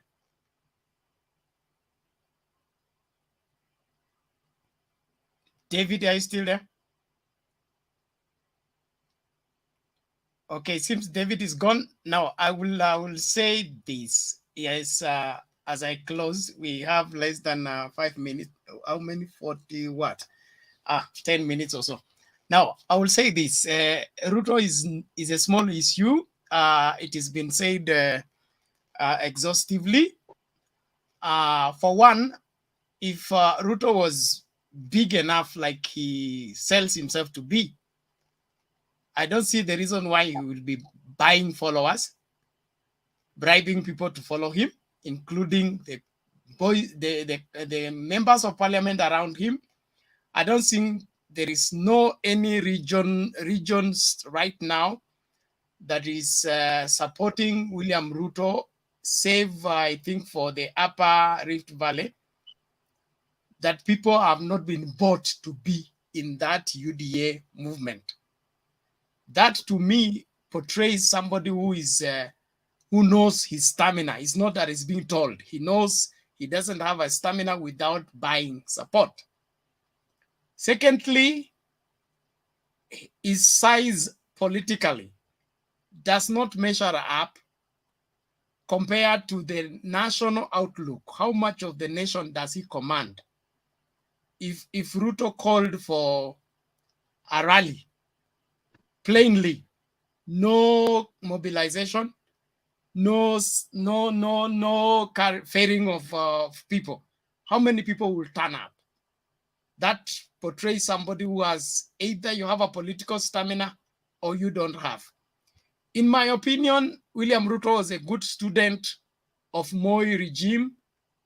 He learned everything, but he learned the wrong thing, the wrong way.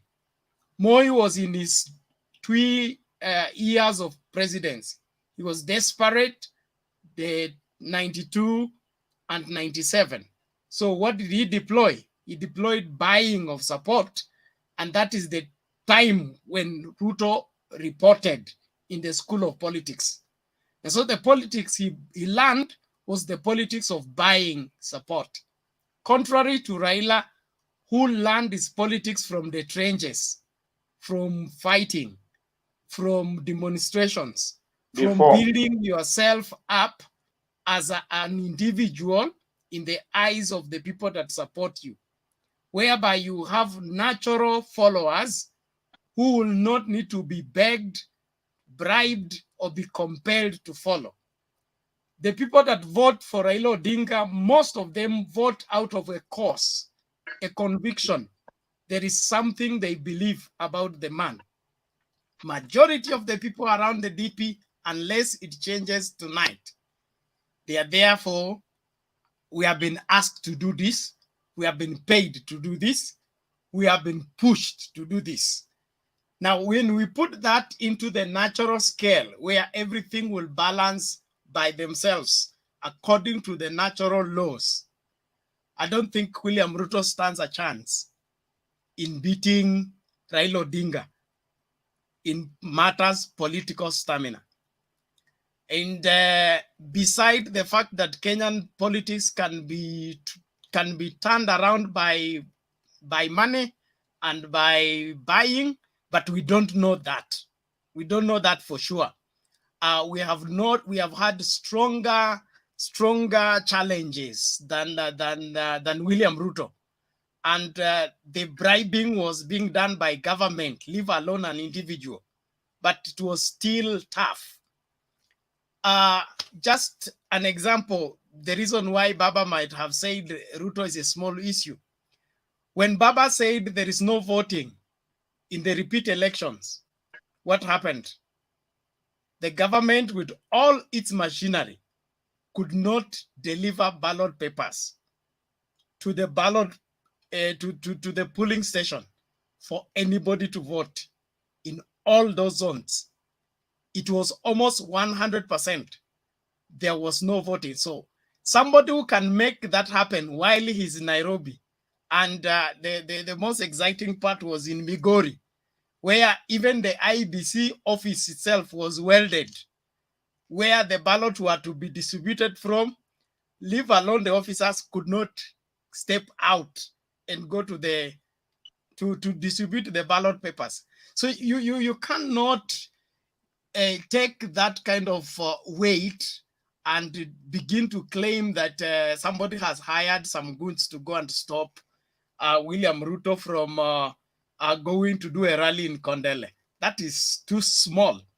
If he's to ban somebody from going to compete in a particular or campaign in a particular place, Nyanza is one very good place where it can be so locked that even flying over the place will be a problem. So let's be sober. That is my observation, and let's remain balanced. I also want to appreciate all of you that have made time to continue on this platform. We are sorry we have not been regular because of unavoidable circumstances, but we are back. We look forward to having a great time of interaction. I want to thank Dennis Ondiek for joining us. Not Nice Show, thank you. That is a name of somebody. Maggie Orina, thank you for joining us. Rwanda Junior, asante sana kwa kujumuika nasi. Asili 2TV, thank you. You have been faithful on this platform. Victor Kiplankat, we appreciate you. Muhumbia Paul, thank you so much. David Arika, thank you so much. We salute you. Kuturu Ondiege, thank you so much. We appreciate you. And many others, Pato, James Mbatia, we salute you. Martins Wilson, thank you so much. Tams Emmanuel. On that note, we will call it a day for today. We really want to appreciate all of you. Please, let's keep subscribing to Mtembei TV and keep sharing the link with everybody in your life. Let us see to it that we are here making Kenya better again. Let's pray. Heavenly Father, we thank you for the privilege to be on this platform again and share our views on different issues concerning this nation. We commit the nation of Kenya to you. We ask you for your wisdom, knowledge, understanding in making right decision on the choice of leadership come 2022. You are the author and finisher of this great nation. You are the Lord and the King of this nation. Therefore, we ask you to order us into the right direction. that we will vote in leaders that will make this nation great and glorify your name. We thank you for each and every household in this entire republic, and pray in the name of Jesus that your hand will rest over this nation. You will keep and chaperone each and every community, that Jehovah God, this nation shall hold together, pull up together, and prosper to the glory and honor of your name. We give you thanks and bless you. In Jesus' name we pray. Amen. Amen. Once again, thank you very much. Let's do this again later on in the day.